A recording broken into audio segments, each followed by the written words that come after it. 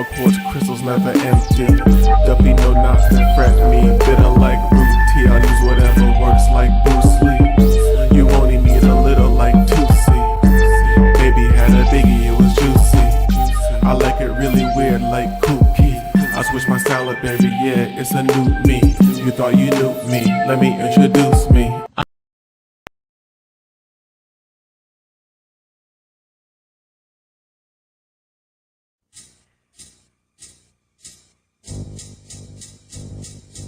White girl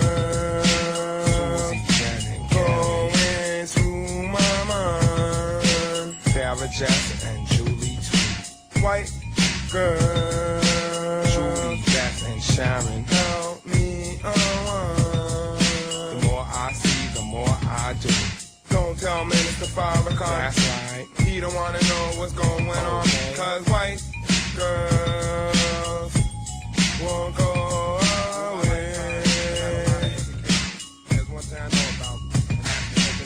To ride, white girl highway. Tell all the white girls they can swing my way. What up, baby girl? How you doing? Is you single? Have you ever messed with a light-skinned mandingo? And I could give a damn what all my friends say to me. You and me, baby, to start making up for slavery. Girl, I'm just playing. I got a white mom. You got any black in ya? Would you like some? Or would you like my songs that be playing on the radio? Well, you know this in serious form of flattery's fellatio. I ain't a picky guy, so I really don't care if you a hippie white chick who got underarm hair, or a ghetto white chick who be trying to act black with your name on your chain and your hair slicked back.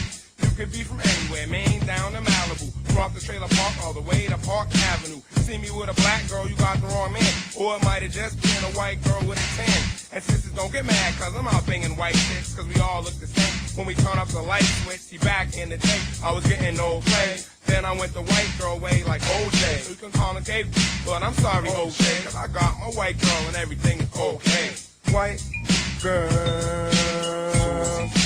going through my mind. Sarah Jackson and Julie too. White girl, Julie Jackson and Sharon, help me unwind. The more I see, the more I do. Don't tell Minister Farrakhan, that's right, he don't wanna know what's going on. Cause white girls won't go away. Rich ones, poor ones, I even have some famous ones like Tracy Lords, Houston, and Janet Jameson. Right about now I'm on probation for 3 years, cause I caught a stack case, violent sex with Britney Spears. Get a head in the dressing room, I bust on the chain. Oops, I did it again. When his couch was always saying I be making her laugh. She gave me head cause if I hit it, I break her in half. She ain't even the only white actress on my mattress. I'd even had sex with that Patrick from the practice. And Katie Holmes always trying to take me home, calling me on the phone saying, Casey, make me roll. Smoking weed on a jet to get on a higher plane. I hate country music on a bank, Shania Twain. Whether short or tall, whether blonde or brunette, I ain't met a white girl who I wouldn't do yet. And I got Alyssa Milano hitting high notes like sopranos when we all up in my bedroom making some mulattoes. I really don't think there's a girl that I miss. I used to like Mariah till I learned she was mixed. For those that's getting furious, please don't take me serious. I'm just wildin' out like Eddie Murphy and Delirious. But if you took offense and you're black or you're white, I'm glad you did, sucker, cause you way too uptight. White girl going through my mind. Sarah Jackson and Julie too. White girl, Julie Jackson and Sharon, help me unwind. The more I see, the more I do. Don't tell Minister Farrakhan, that's right, he don't wanna know what's going on. Cause white girls won't go away.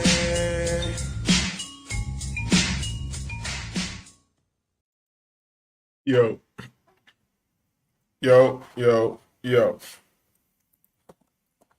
Welcome to Disagreeable. This is Disagreeable. I'm disagreeable. We are disagreeable. And, don't tell Minister Farrakhan. He don't want to know what's going on. Because white girls, let's go.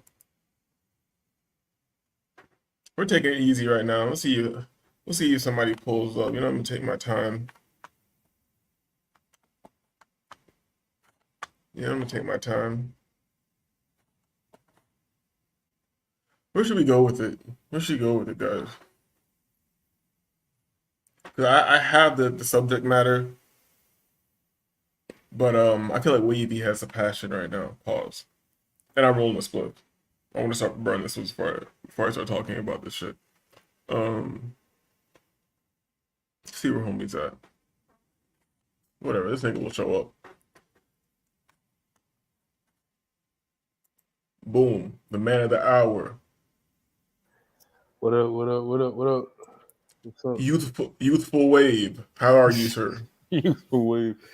Now I'm 30, bro. I turned 30 this year, bro. I'm not youthful anymore. My back hurts. I'm just getting sore. I gotta start eating right, exercising, getting all responsible and shit. Well, you need to work out or do whatever. Eat some fucking vegetables. Because when I was 30, I was still lit as fuck, dog. I was like, damn. I was kind of like, damn. I was kind of moving around in this motherfucker. Feel me? You was moving and shaking still? Feel me? Some money, bitches. Still struggling, still in hell, still on earth. You feel me? Right. But, I had some bitches, I didn't have to wait in line at the club, you feel me? Like we were just automatic section, you feel me? We were living different, you feel me? Shit. Damn, all right, flex, nigga, flex. You know what I'm saying? Like we were moving around, you feel me? Woulda, coulda, shoulda, coulda house, whatever the Juicy shit, but if I would have just went ahead and did the rituals, nigga, I wouldn't be talking to you niggas right now. I can promise you that. you be having your fingers painted right now, rapping about drugs and shit. My fingernails be painted, and I be trying to fuck every bitch to fuck the pain away. I'm trying to like you trying to pray the gay away, dog. You can't do it. You feel me? It don't matter. After you go funny style, pussy don't mean nothing no more, dog. You can't even get any joy in life. You just empty, dog. Bro, I could imagine your face tattooed and shit. You seen too much when you party with Puff. You feel me? So it's like. These niggas be just I'm about to just fuck every bitch like in the world just to reclaim my manhood back or some shit. It's like and here's some real shit. That's how you know the whole earth is fucking pathetic. Because I don't know, I didn't even listen to this nigga, but I use this for example because I saw him get a crazy tattoo. Like somebody like Lil Durk. You're a huge ass artist, you're popular as fuck, you're already cemented. But you're still doing little things to be cool for hoes. It's weird as fuck. You know what I'm saying? Like, I don't know. Maybe I'll shoot him some bail. Maybe it's like all the pain and death in your life. You feel better by honoring these people, putting them on your body or whatever. Like pause. But maybe I'm gonna shoot you that bail. But other than that, nigga, if I'm a grown nigga, I'm rich as shit. I ain't getting sitting under any pain of a tattoo for what? Because you want it to look cool. It ain't for you. You feel me? You wanted to look cool. You wanted to look cool. Smarkio, man, what? I don't care who she fucks, bro. I never got the appeal of Lil Durk. I mean, I like some of his shit, but like he just sounded like a nigga. He was like a nigga from Chicago who was trying to sound like Future. Like I don't see like there's nothing he says. It's not his sound. It's not like okay, he raps about that gangster Chicago shit. Yeah. Like all the other niggas from there, but like it's just not like Chief Keef to me out of those two was like the one. Like Chief Keef had original sounding shit. He changed the way niggas was, he had his own creativity shit. Like he wasn't trying to do like what everyone was doing at the time when he was hot. You feel me? Yeah. Niggas copy that nigga. Chief Keef is a high level artist. You feel me? He's a high level artist. I don't care what niggas think of him and all that shit. He's a low key genius because there's a different. Here's how you know a nigga's really and this is not necessary to be an artist, but it shows that you're next level with your art. When you're a rapper and you want to produce your own beats and you take the time to learn to make your own shit, you feel me? He don't never gotta make no music again. He produced Finito. You feel me? He produced that shit. That shit's still getting spins to this day. That nigga getting huge checks. You feel me? Right. And guess what? The checks that he is getting is bullshit. He should be way richer. Except we're being robbed by fucking small hats and giving us bullshit digital numbers. Oh, you got 1 billion players. Here's $10,000. Nigga, what the $10,000, pussy nigga? Yo. Bro, motherfuckers is streaming my shit. Motherfuckers been streaming my shit for the past like 13 years, bro. And niggas is copying his style. All Uzi, Trippy, X, Juice, all those niggas. Those are the babies of Chief Keef and some other niggas, but. Yeah, Keef that's why I always had respect for Keef because he was original, he was unique, and he wasn't with the. I mean, I always felt like the autism of his kind of helped because that nigga is not, he's on the spectrum. If you watch his interviews, he doesn't want to hang out with motherfuckers. You feel me? But that too, though. That too, though. Yeah, you got like. I mean, but he has like Cracker 22 begging him to fucking go over there. He won't do an interview with that nigga. He won't do anything. You feel me? Respect. Chief Keef not with the. I mean, he did get a little bit more industry as time went on. He was just on Drake's last album. Speaking of that, we can go into some of that shit. But wait a second. Before we get away from the Dirk subject, I want to say like people need to realize I was never into him, but I'm good at reading the social temperature and shit. And when he came out, when they he was already popular, but when they put him to the next level, was when on that track with Drake, and everybody was like, "Oh, did you hear that verse he did? And it's all this and all that." I'm like, I heard this shit. I was like, "Yo, this is straight propaganda. This shit ain't nothing." Like I'm like, this is straight propaganda. Like, what am I supposed to do? I don't even know one bar from it. I'm telling you, it's real. I mean, yeah. I mean, with Dirk, he took the oath.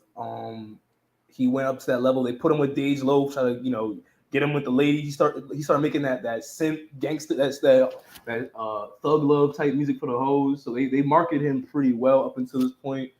I mean, as far as like his image and his aesthetic, I mean, I just see just a demonic nigga, like that. All those tattoos of people, his dead homies, like those are niggas he sacrificed. I mean, not all of them. I'm not gonna say all of them, but like that nigga's surrounded by a lot of death, like too much death, and I feel like that's because of that. You feel me? I feel like everybody out there is surrounded by death. You feel me? But there's shit that we can't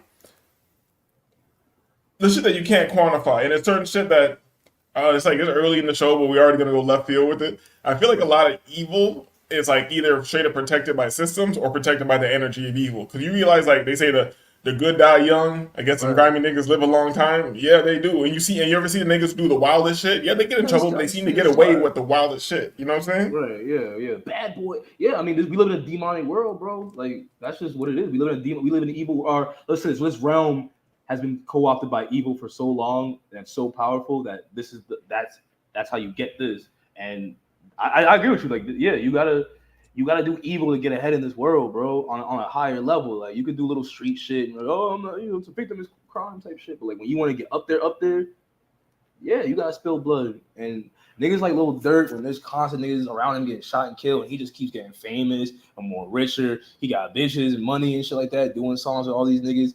I mean, shit, it's no wonder, you feel me? But, baby, I mean, that's just yeah, right. Like when I saw that, I was like, okay, he went up a level. Like he dropped the body, because I feel like with some niggas, it's like, okay, they have this decision. It's like, okay, get drop my pants or drop to my knees or bend over or whatever the fuck, or let me go sacrifice a homie. Well, I didn't really like this nigga the whole time, so I'll just get rid of that nigga. Okay, now I get this much money. Now I'm getting this level of opportunity. But for me, I feel like, I mean, the way I think of it is like, you can only sacrifice so many homies. So you gotta, if you want to keep going, you feel me? If you want to keep all that shit, you can only sacrifice so many homies. Now go see your family, your close family, or you gotta go sleep with Mr. Steinberg or whatever the fuck. So it's like, okay, you either gonna pick to have your butthole stretch or grieve, have your asshole bleed or grieve. You feel me? Well, this is just a theory, but I feel like put it this way, something like we're going far with the conspiracy theories. It is what it is. But I feel like when put it this way, like you got a motherfucker like Dirk or something, I feel like he might be the one who's down for the rituals and shit, but his niggas are too gangster. You can't even bring it to them like that. So he knows he could use them to get money, but you can't bring them to the altar. You can't bring them to the fucking to the temple and shit like that. So he's like, he got to give them niggas up slow because they won't give it up slow. You understand what I'm saying? Right. Yeah, I can see that. Because you got like Nori said, there's a duel. I don't know if it's satanic or if it's homo, but I went straight. Meanwhile, now this nigga hosts drink champs that's made by the nigga that's getting chased around the world, getting Me Too'd and house raided, mansions raided, niggas coming out with tapes and shit. So I mean, this whole thing is collapsing. I mean, this whole rap black nigga sphere shit it's on its way. That's why they have to have Kendrick and Drake and Kanye, all these niggas start beefing and shit like that, because it's like, yo, like we need one last hurrah before this shit is over. Niggas control everything. They're trying to distract you from what's really going on in the world and everybody turning up. And here's the thing, and the small hat turning up, the small hat's plan is working and not working at the same time, which is a paradox. You know what I'm saying? At the same damn time. Yeah, it's working and it's not. It's working and it's not working. Like the weird. This victim state that I don't. Let me not get into that. Fuck that. Because people can't even understand that fucking conversation right now. But yeah. Fuck these rap niggas. Cause all that shit's weak as fuck. That Kendrick shit was weak. It's sad. It's sad how shitty the environment and the climate of music is that is good. Right. You know what I'm saying? That oh yeah, he did that. That was good. I'm like.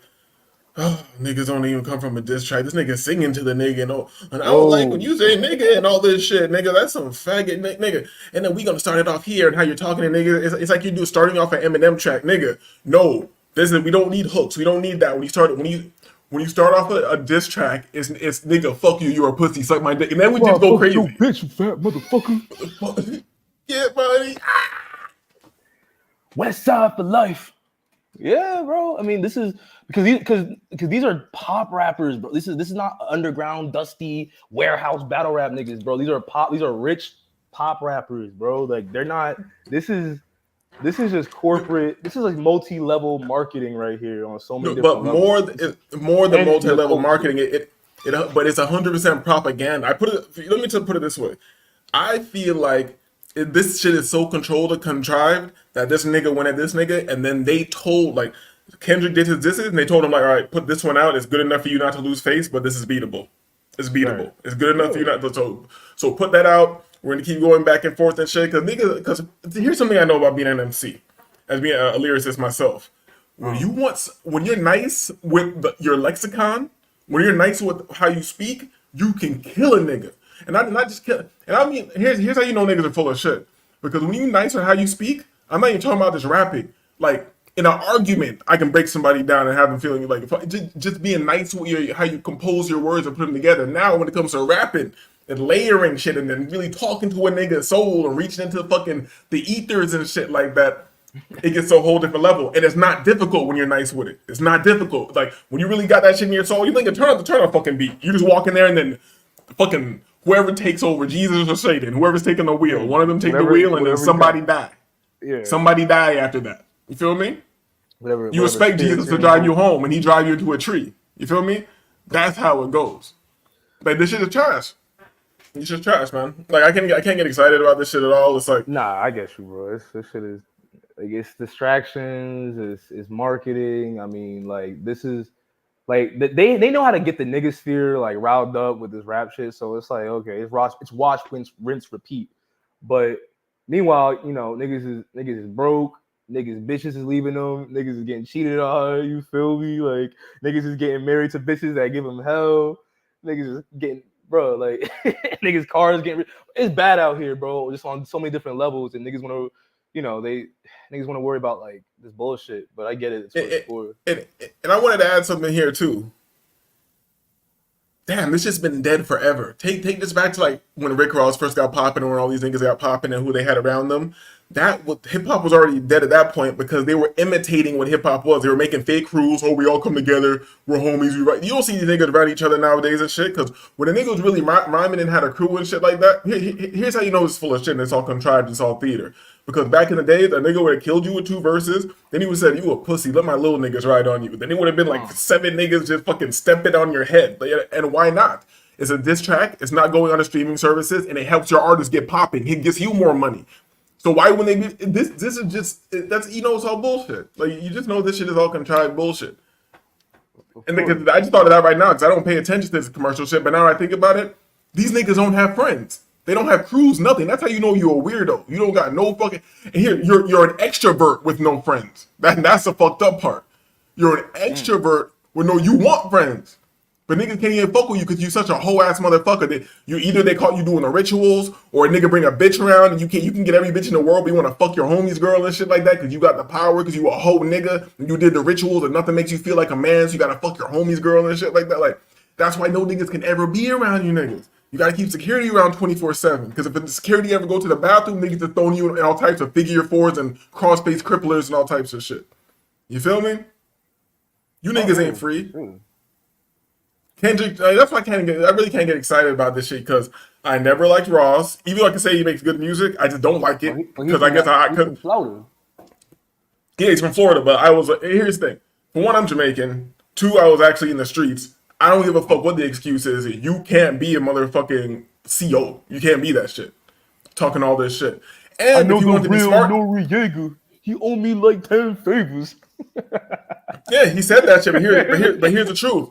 Here's the truth. That's how you know the shit. It could be real. It could be real, but guess what? It's too late. It's too late for that. Because when you came out and you were talking all that shit, and then you didn't just come out and be like, "Oh yeah, I had to do what I had to do." You feel me? I was in there. I was in there for specific reasons.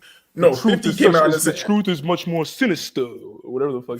50 came out and said like, "Yo, why didn't you just say? Why you come out and lie and lie for so? Why didn't you just say like, how the fuck you thought I met the Brick Man or whatever? How the fuck do you think I got my plugs up or whatever?" Like he didn't say that. He said that shit after 50 said it. So I'm like, yo, this is just weird. This is just weird. Here's one thing. I feel like every celebrity is compromised, every single one, but 50's a different beast. Nigga had to get on the stand in front of him and admit to himself, one person trying to kill him 6 times. He had to admit on the stand in court while 50 sat there and smiled at him like you're a snitch, you're a ratty, you going down forever, and you still didn't win. I won, nigga. You feel me? So that's a different type of nigga to me. This is not what the rest of the game is. Like 50 wasn't supposed to make it. He wasn't supposed to beat the streets. He wasn't supposed to beat Supreme Team. He wasn't supposed to beat fucking Haitian Jack. He wasn't supposed to beat fucking the other nigga, the nigga who tried to kill him that time. His name is escaping me right now. He wasn't supposed to beat all that shit and then get in the game and beat the music niggas too. Like that's amazing to me. Even if that nigga is satanic like the rest of them, that's one person's story who I respect.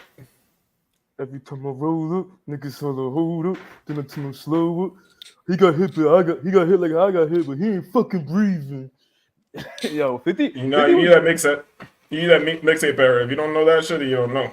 Yeah, I mean, you know, look, man, all these niggas are compromised. I mean, it is what it is. You got a Canadian dude, Canadian half Jew Zionist, versus like, I don't know, like a gangster midget, like a blood leprechaun. I don't like even the characters. Like when you look back, like when you take a step back from like just what's going on, you got these two characters who essentially are the children of like most Def in Talib Kweli. It's just Drake had a little bit of LL Cool J, a little bit of Ja Rule, a little bit of all this shit, right? Jay-Z and shit. But like, this is all Ja Rule way better than Drake. Get the fuck out of here. Ja Rule way better than Drake. Though. See, that's way. All right, we're not gonna go there with that shit. Listen to this. No, his reputation was destroyed by 50. All that shit. But when you think about when everybody that be living it up, like don't listen, don't respond. Think about this in your head. When everybody just be living it up, now hear that song, and now hear any Drake kid.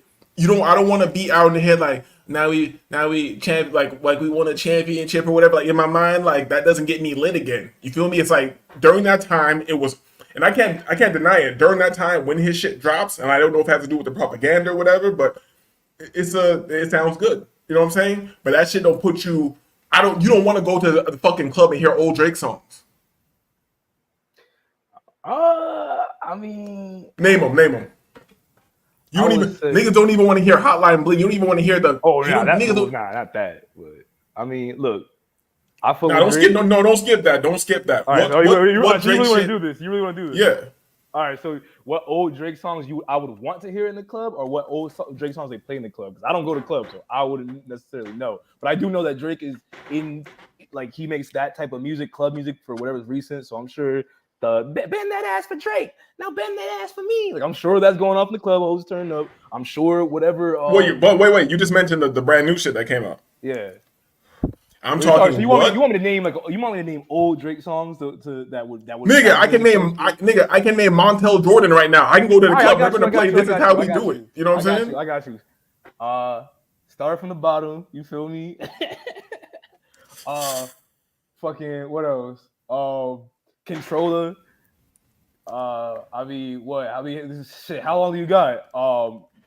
Controller, that's a cheat. That's a cheat, dog. Because I don't want to give you any. I don't want to give you an inch. Pause. But Controller's a cheat. All right, let me go to my phone. No. Listen. Hear me out. Afro beats and dancehall beats are cheating. They're Okay, cheating. so you want like so, all right. Hold on, because if you really want to do this, because you can really do this.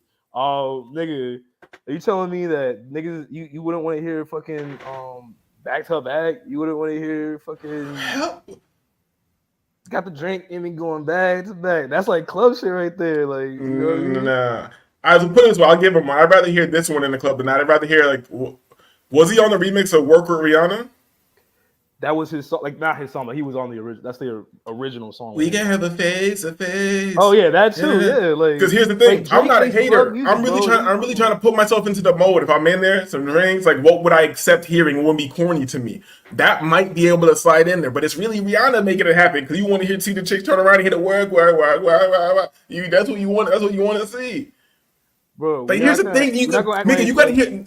You don't hear what I'm saying. Like something like Rihanna, like that old shit, like that track "Cake" or some shit like that. I'd hear that shit in the club right now with bitches around, and it would sound like okay. I wouldn't even care. But I'm trying to hear some Drake shit in my mind that I could hear it, and it's just like, no, I don't want to hear back to back. Hear you rhyme about fucking Meek Mill, but another nigga wrote for you to fucking battle Meek Mill. I don't want to hear that shit. You feel me? Especially in the club, back to back. Oh no, yeah, just back to back. Nigga, shut up, dog. Waffle color nigga. Like, Damn, but aren't you light skinned too? Like, ain't you Jamaican? So like, you just saw a whole video of me the other day. Pause. I'm talking about this. You just saw the video, and I'm black. Shit, bro. Listen, look. I don't have a horse in this. I'm just saying that as far as singles, they're gonna be playing whether we want to or not. They're gonna be playing Drake singles from the past 20 years from now. I mean, not 20 years. For the next 5, 10, 15 years from now. I doubt it. As soon as he's it's not in because the the people are demanding it. It's because they've set Drake up to be that. This isn't like, oh yeah, I'm sure that the Drake fans and the hoes, yeah, they might like that shit. But the way they have put Drake in this position, they're gonna make sure that his music is played for the rest of eternity. Oh yeah, they're probably gonna try to make him Elvis, but Elvis you won't hear Elvis fucking music, even though they try to say he's a godfather. You don't hear this. You don't hear no fucking Elvis. You know what I'm saying? Yeah, so they can try to put it this way. You gotta hear what I'm saying. It don't even gotta be a good song to have that song. Drake don't got it. Drake don't gotta. When you're in there, no matter how corny or how old the song is, you in there with some drinks and you with some bitches, and you hear go, go, go, go. Go, shorty. Right. Look, you may be right. Like, that's not even a good song. But like I hear what you're saying. To me, I can't really say whether or not that's gonna happen or not. I mean, I can't say that it doesn't happen or it wouldn't happen. I'm just saying what I think was gonna probably happen is that with Drake and who he's connected to, Small Hat Zionist, they put him in this position. They ran his singles up to the ground. They're gonna be keeping his name in hip hop. See, they had to colonize hip hop with a non-black face. So they tried with a bunch of people until they got Eminem, right? Eminem was the most successful colonizer in the game as far as what they wanted to do with hip hop, where they wanted to see it go. The trick only worked so long. Right. So then they decided, okay, this is still black culture, quote unquote. And not all the niggas fuck with this white boy. And we need to push new agendas onto these black people. We need something better. Oh, a half black, light skinned, quote unquote, no homo, pretty boy from Canada. Yeah, of course, that's perfect. He has the face of the people we're trying to indoctrinate, but he could also relate to the other faces of people that we're trying to indoctrinate that don't look like the other people we're trying to indoctrinate. He was the perfect candidate for that shit because they knew they couldn't have a white Eminem. They couldn't keep Eminem there forever. They know niggas don't really fuck with Eminem. They know Eminem he's suspect and questionable. Niggas like apart from like the cringy white boy, like the Mountain Dew beef jerky eating white boys and like the dusty lyrical niggas. Eminem's not gonna be appealing to the club and to all these different spaces the way Drake can, because Drake is a musical chameleon because he had ghostwriters, he got rep, all that shit. They couldn't do that with Eminem. Eminem really lost his appeal when he stopped doing drugs, and the music scene moved away from appreciating lyricism. And I don't think he's the best. I don't think he's the best lyricist. Eminem is a high level version of what I call like these TikTok dances. He understands how to rap, but he ain't wavy. You feel Nah, me? he definitely not wavy. You nigga, and you need to change your name because the wavy is an adjective. You feel me? I know, But I know, I know. I'm playing, bro. he Wavy, definitely, young wavy, he wavy. definitely, but he's definitely not wavy. Here's the thing, and I've liked Eminem shit back in the days because I was a lyricist. And when it comes to techno, how we used to put some shit together, you're like, okay, okay. And it wasn't to me when I got to Eminem, it was straight lyrics. I wasn't when he first came out. I didn't understand this whole shock. Hi, man. I was like, what the fuck? I don't give a fuck Hey, about kid. this. You know, or maybe I was too young. I don't know. I remember being a jit, but I was like, I don't even. Nah, I was deep in the rap and shit. I was like, yeah, I don't really fuck with this shit. But then I got into other shit, the underground shit. And I'm like, okay, but it's just like you can't ride in your car to that if you unless it's that era of lyricism shit. Niggas don't want to get in their car with a bitch and put on there's 7 different levels of devils. You Right. know me? That's scaring hoes. Eminem was making scaring the hoes music before Ian way back then type shit. I never fought with Eminem. I mean, I'm not gonna say that. I like some of his songs, but I've never was just I couldn't get into him as an artist. Like, okay, this crazy white boy want to kill his mom. All the cliche stereotypes that they use against Eminem. I agree with most of them, right? I don't want to hear lyrical, spiritual shit all the time. I don't want to listen to some white boy rap about killing his mom and taking drugs and doing all this weird shit.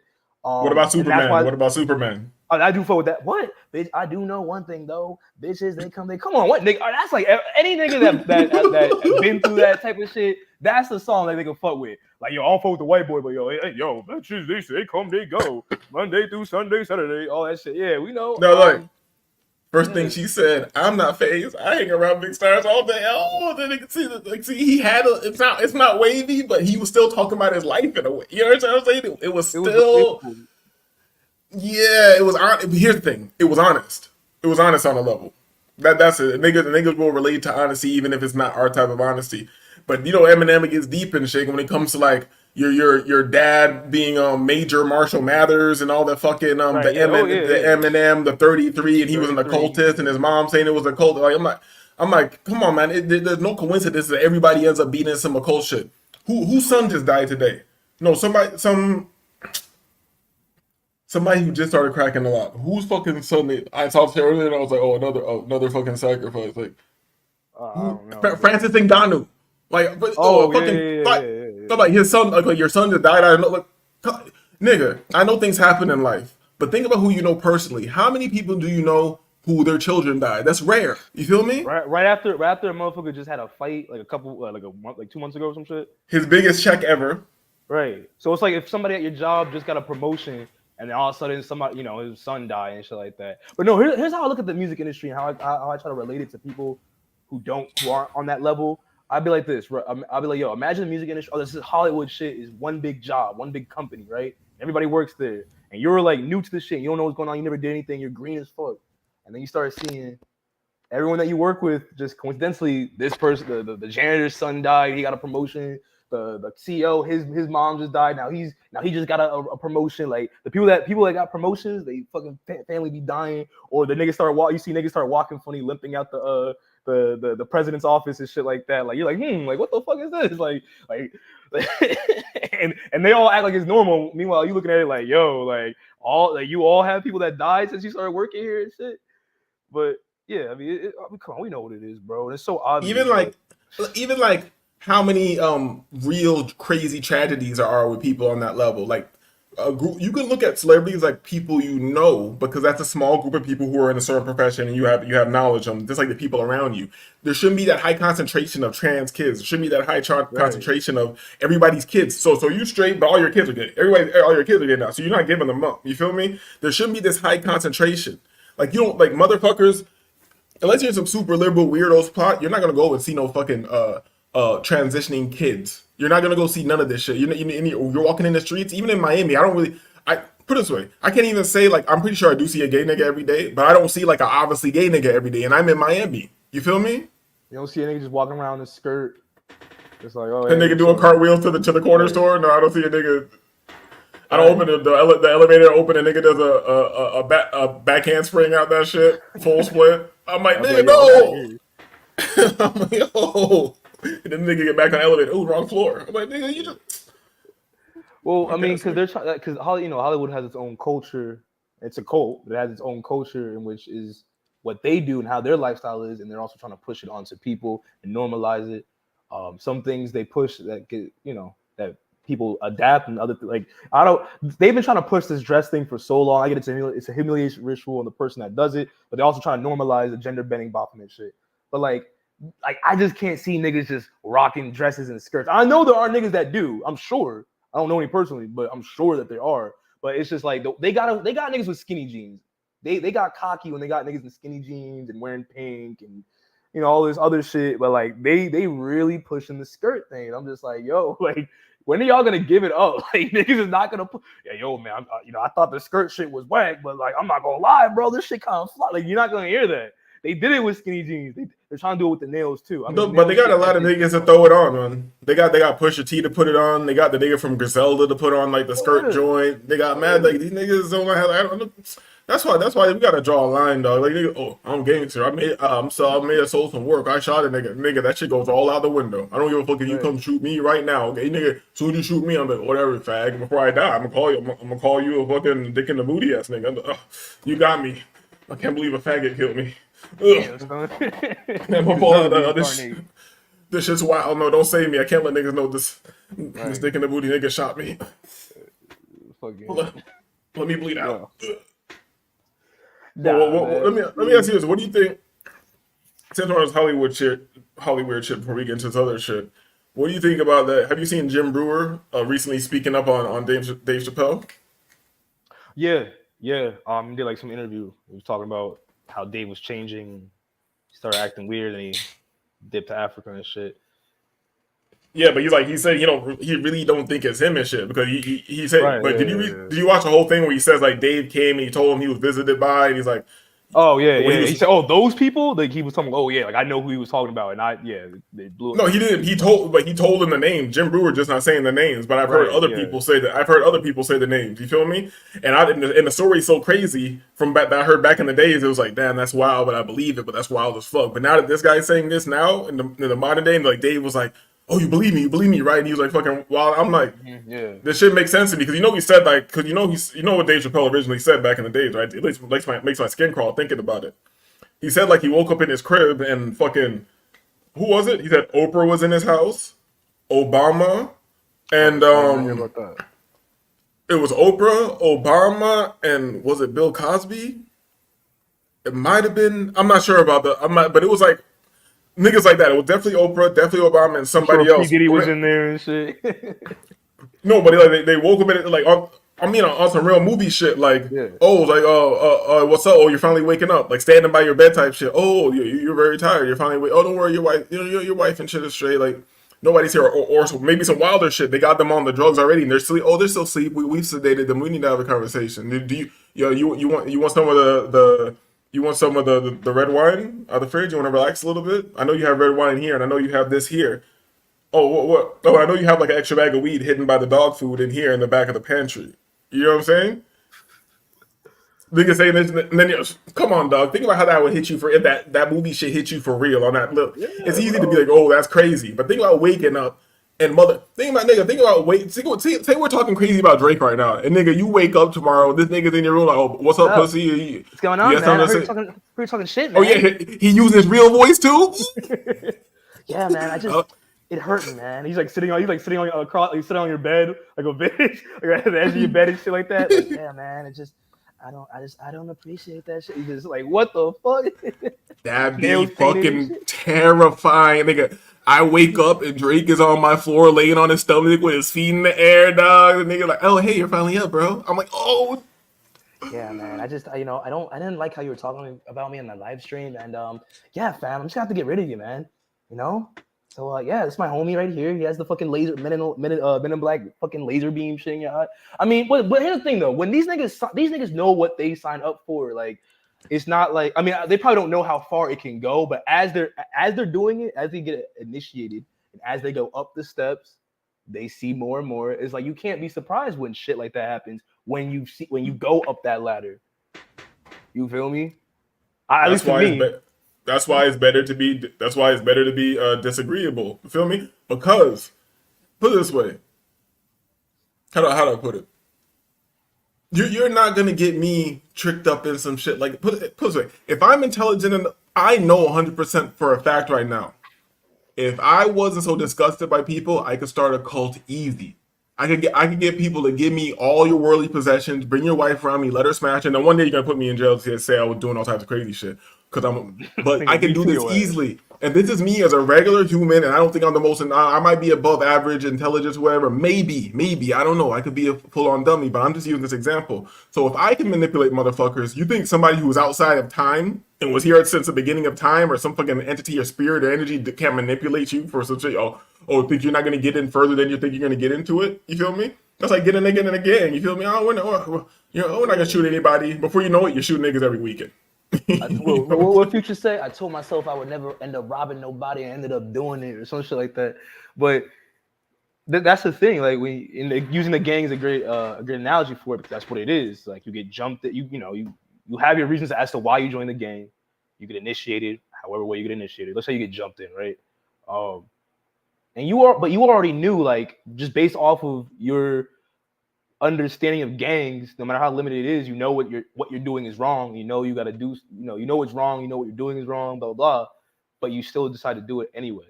So I don't feel sorry for niggas that sell their souls, knowing what the fuck, bro. The information's out, especially now. The information's out there. So, like, I mean, obviously when Dave Chappelle was getting famous, there was no internet and shit like that. But I don't know, man. I feel like Dave Chappelle, I don't say he's an industry plant, but I question his origins for some reason. I don't know. I have no proof of nothing, but I just question, like, who, Chappelle? Yeah. Well, you should, because put it this way, his original stand-up, the one that really got lit, I'm sure you've seen it, Killing Them Softly, the old school one. Yeah. If you look at people like that, you see how he was talking about, yeah, we're in the hood, there was a baby selling this, and he's saying nigga, nigga, nigga, nigga, nigga, this, and all this, and it's normal to black people, you know? But he didn't come from that. That's not how he speaks or his aesthetic. You know what I'm saying? Like, your parents are professionals, like fucking teachers and shit. Just like niggas like Jadakiss and shit. Nigga went to college. Your dad's a professional. You feel me? Like niggas who you wouldn't think. So I believe he could have been just planted in a game. You feel me? And then he could be a bit rebellious from the plan or whatever. You know? I don't know. Well, there was this one joke that he made. I forgot where it was, like what special, what it made. I saw a clip of the joke that, like, of him telling this joke. But he was saying something to the effect of, like, you hang around these Hollywood people, blah blah blah. They start offering you money, and you think you're having a good deal, like you're having a good business meeting, and the deal is about to go through. And then he said something and then you see the CEO whip out his dick and say, "Hey, so what? It's not gonna suck itself," or some shit. I'm loosely trying to, it's a loose. I'm not saying verbatim, obviously, but, like, yeah, that's as far as I remember it. But I do remember him saying that. And comedians tell their truth, or tell the truth. They tell the truth. They tell their experiences through jokes. What, if that didn't happen, why would he? He wouldn't joke like that. Just like with the Cat Williams thing. You know what I mean? Where you said the nigga was sniffing coke right at the business meeting and shit like that. Yeah, Cat Williams, he went a different way, but he still was in the system. But he went, like, he didn't go the same direction as Dave. But they're both like a similar type of thing. You know what I mean? I just gotta say, I don't trust any of these niggas. You feel me? I don't trust any of these niggas. Even Cat Williams, he's like, yeah, they offered me $50 million 3 times, and I went to these meetings, and then this guy, I'm like, nigga, so they just let you go to the party. You just get to rock. You don't got to do nothing. You just get to go rock and chill at the party. What were you doing at that party? I remember I was watching it's gonna be crazy, but of all people, but I remember I was watching a Bad Baby interview from, like, a DJ Smalls clip. So I used to watch DJ Smalls, the white boy, interviewing up and coming underground people, entertainers or whatever. And she was talking about when was it her or Woah Vicky? I think it was Woah Vicky, not Bad Baby. Same white bitch, whatever. I think I know who you're talking about. Yeah, whatever. Anyway, so this white girl rapper, Woah Vicky, whatever it is, she was talking about how, like, she got invited to her first Hollywood party, and, like, at the entrance, she was saying that, like, you had to sign an NDA and prick your finger and let blood spill out on it. Yeah. And she said she said she left or whatever the fuck. Now, whatever whether or not she did it or whatever. I believe her. That's how you know she black.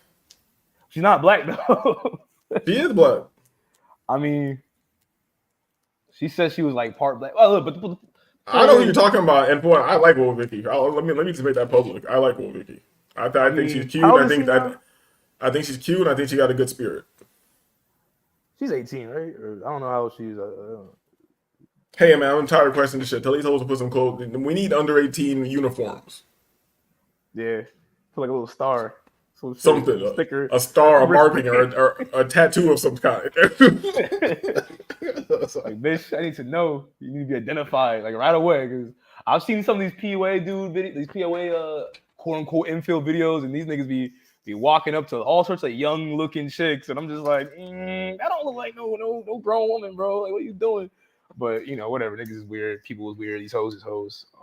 But yeah, I mean, at the end of the day, yeah, this entertainment world, I feel like it's falling apart. There's so many secrets that have been coming out. So many people are getting taken down. At least the story is that they're being taken down. I'm seeing a noticeable shift in that space and the people that used to indulge in it. I myself am not, I'm not really entertained by this shit either anymore. Like the magic been all over for me. And I think that we're living the times where we're seeing the collapse of so many different things at once, and Hollywood and entertainment is just one of them. And that's where this rap beef, the Drake and Kendrick rap beef come in. That's where all this niggas out, like they're turning up the niggaism so much because they're on their last strength, their last thing, their last whatever straw or whatever. Yeah. Yeah. They're possibly like in the death throes of the system. Yeah, I'm bullshit. I'm fucking rolling spliff. But yeah, we're probably like in the last days, the death throes of the system and shit like that. It is what it is, and the system's gonna do what it want to do. This is just fun to talk about, to be mindless, but concentrating on other. Should always have your concentration on other things, and I got other things going on. We also have other things going on. Feel me? This is what the disagreeables about this channel. Feel me? You come over here. I don't even hit the like. That's good for the algorithm, but I don't even want you talking to me like if you're not progressive. You feel me? I don't even. And that doesn't mean, and I don't give a fuck. Your own risk equals your own reward. And if it goes wrong, your consequence is your consequence. That's how I feel about it. So I invite street niggas over here too. I don't need to know what you're doing. As long as you are progressing in life. Feel me? Right. If you in the streets, you should be getting bigger packs. You know what I'm saying? You should be with more drugs. Nigga, you should be pimping more hoes. You should be shooting more niggas, man. Get that money. Level up. You could. Well, why not? Well, why not? Here's the thing. It's dangerous, but I don't respect the law. I got to be honest. I don't respect the law, so it's dangerous. Right. It's not smart. It's not smart because you might end up in the dungeon. I've been very close to being very, very deep in the dungeon. I got homies in the dungeon. You know what I'm saying? So, yeah, you can end up in the dungeon. But when it comes to right or wrong, it might not be smart. But right or wrong, I don't give a fuck about right or wrong. You feel me? You get some money, that's on you. And then here's the thing. I was gonna do a whole show about this, but I'll mention this right now. We'll do a show about it later. Maybe you can't do this show with me. But I wanted to do a whole show about street niggas, people pretending they hate street activities, people indulging in adjacent street activities or in street activity themselves and pretending that they're not. I wanted to talk to all the street niggas out there and let them know that all your custos, everybody who you're cool with, and I'm not talking about super street niggas. I never been in the hood serving out a little slit in the project block and kids running around and shit. No, I was dealing with high-end clientele, rich motherfuckers, So it seems nice, it seems friendly, but you need to realize something, street motherfuckers. People who you serve, they hate you. They hate you. Not because of what you do, because he's killing me. No, they're gonna get the shit they want regardless. But they hate you. They see what you're doing, and they don't respect the risk you're taking at all. They don't appreciate you. You're fucked. That's why I say you should be taxing and stepping on all the work as much as possible, because a motherfucker is not gonna come help you out. And no matter how much you let them hold, like you let them run off with a couple racks, boom, boom, boom, even work. Nobody's gonna come put nothing on your books. Nobody. So fuck them all. And you need to realize that they hate you because they think that what you're doing is easy. He's doing, even though they're consuming it and they want it and shit. They think because they think they work harder than you when they don't realize they don't work anywhere near as hard as you do. You feel me? You have to put something together. You have to keep track of your inventory. You have to keep your relationships intact. You have to make sure you move around and work on a schedule almost like a fucking job. If you get workers, you have to have a worker. You have to carry manage that the workers. If you're in a dangerous environment, you need to carry the peace on you. You need to be careful. There's a lot of things going on in this. But the person who you're serving, everybody around you, even though they're putting coke in their nose every fucking weekend, they hate you. They don't like you, dog. Just like the bitches. Feel me? Just like that's how your customers are. They're just like bitches. They're acting nice around you and all this shit to keep the relationship good. Maybe you'll hook them up. Maybe you'll, they're playing with you. Feel me? But we'll do it a whole nother show about that one Well, day. I'm not no street nigga. I knew some street niggas, grew up with some street niggas. I just sold some weed and some pills, and that was it.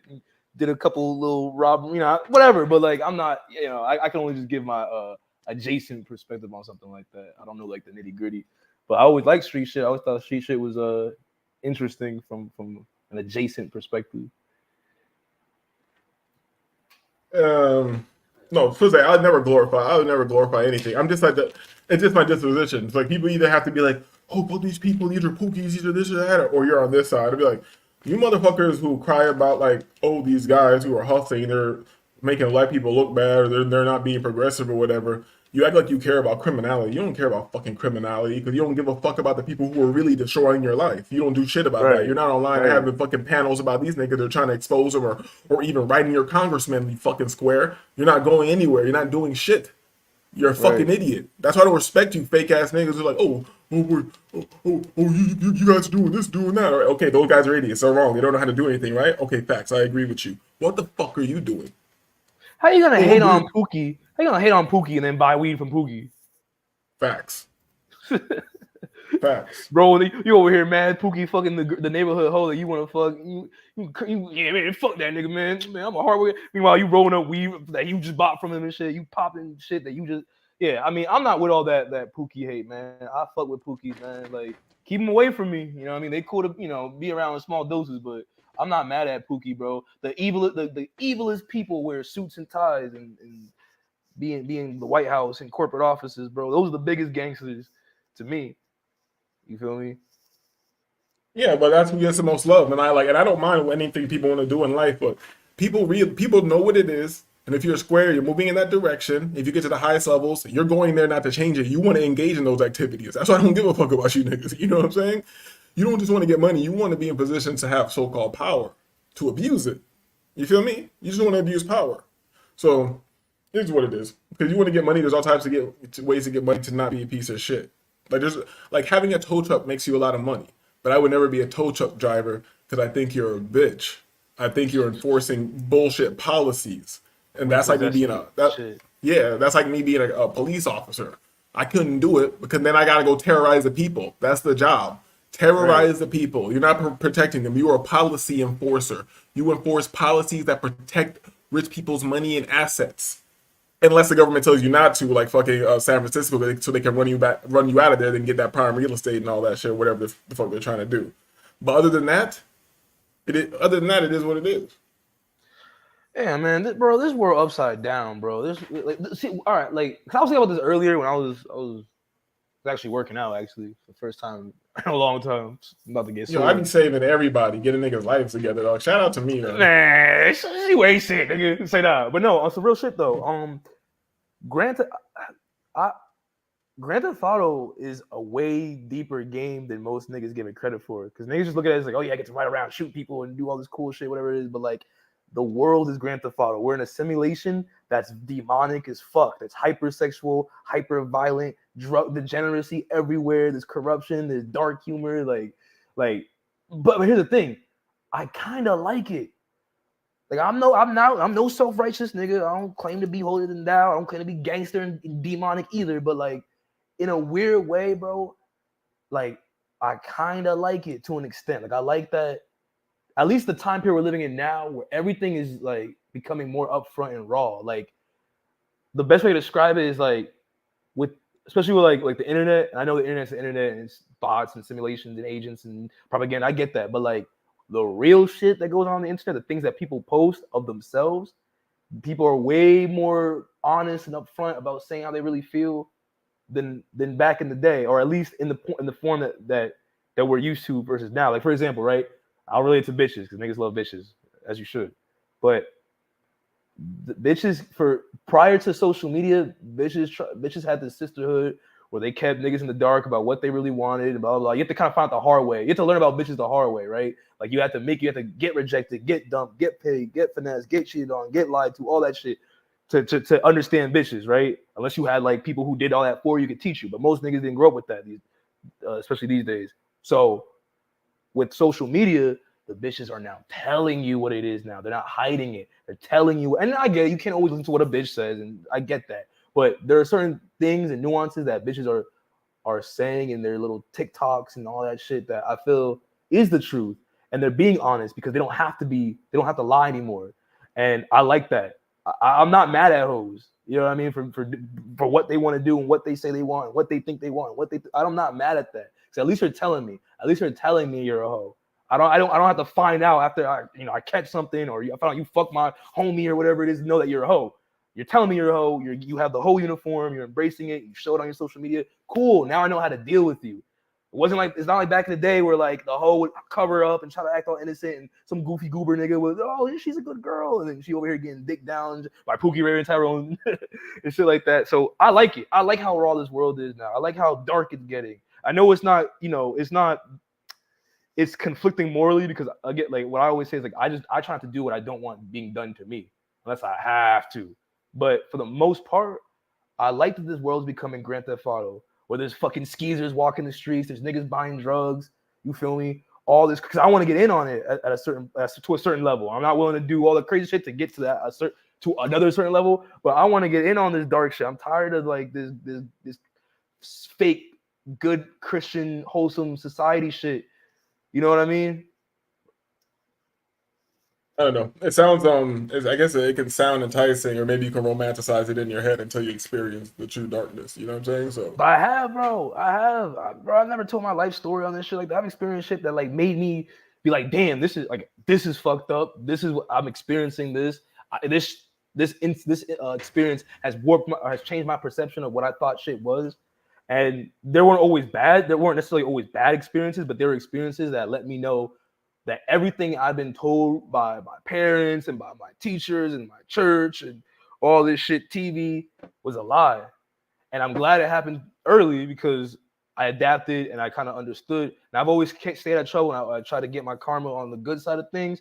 But yeah, bro, like I know what it is now, bro. I'm not like a suburbanite kid that like really, all clean and proper. Like I grew up fucked up. Not as fucked up as most niggas, but I grew up fucked up enough to see that I've been lied to my entire life. Let me ask you. You had both your parents? Up until a certain point. Kind of in and out, not really, but yes. You know your dad, you have a relationship with him.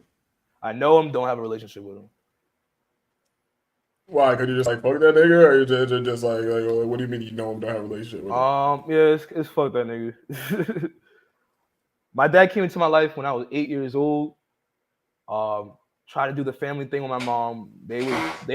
My parents were polar opposites. I got an African nigga, Caribbean woman. She's Catholic. He's Muslim. He's from the military. She had whatever her shit was going on. It was different culture, different religion, different everything. So it wasn't even meant to work out. But they tried to make it work out. But there were things about my dad I didn't like, things that me and him had interacted with or experienced together that I just wasn't, you know what I mean? I just don't fuck with him, basically. So you came up a lower middle class? Yeah. Most part, yeah. I mean, I grew up, it's funny because the neighborhood that I lived in now, on and off, I've been living in for the past 24 years. And I see it change and develop and shit. Has anybody close to you in your family been murdered? No. Do you have any family members that are fucking on Kensington level right now? Kensington? What's Kensington again? Like strung the fuck out, like on some, and just fucked up in the streets. Not family, no. Yeah, so you haven't really experienced like even the edge of the darkness. You feel me? Maybe I haven't. But I've experienced enough to let me know that I've been lied to, and like shit just wasn't. By who? Everybody's been fucking lied to. I know. What I'm trying to say is that like the more. How do I put this?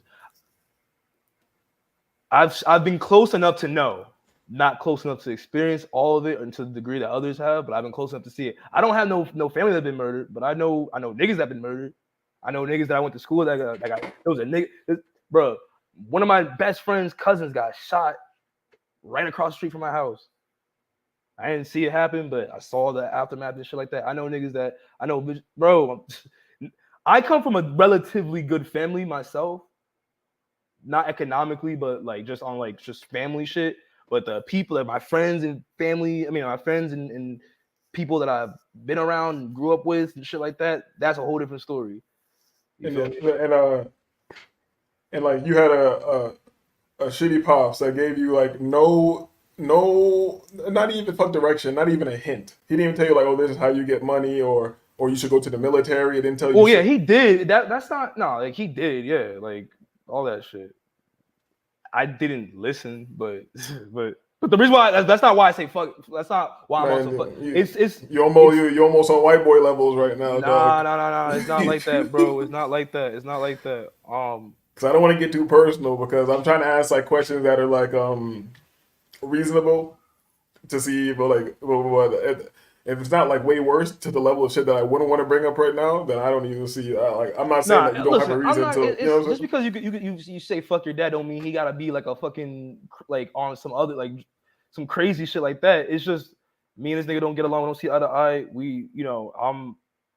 I've seen him and my mom, seeing the shit that he said to me, my mom, the shit he's done to my mom, the shit he's done to me, like it's shit that I just don't respect. It's not like my dad wouldn't let me. Wait, hold on, but it's all verbal or like beat the shit out of you, beat the shit out of your mom, like what? Shit like that type of shit.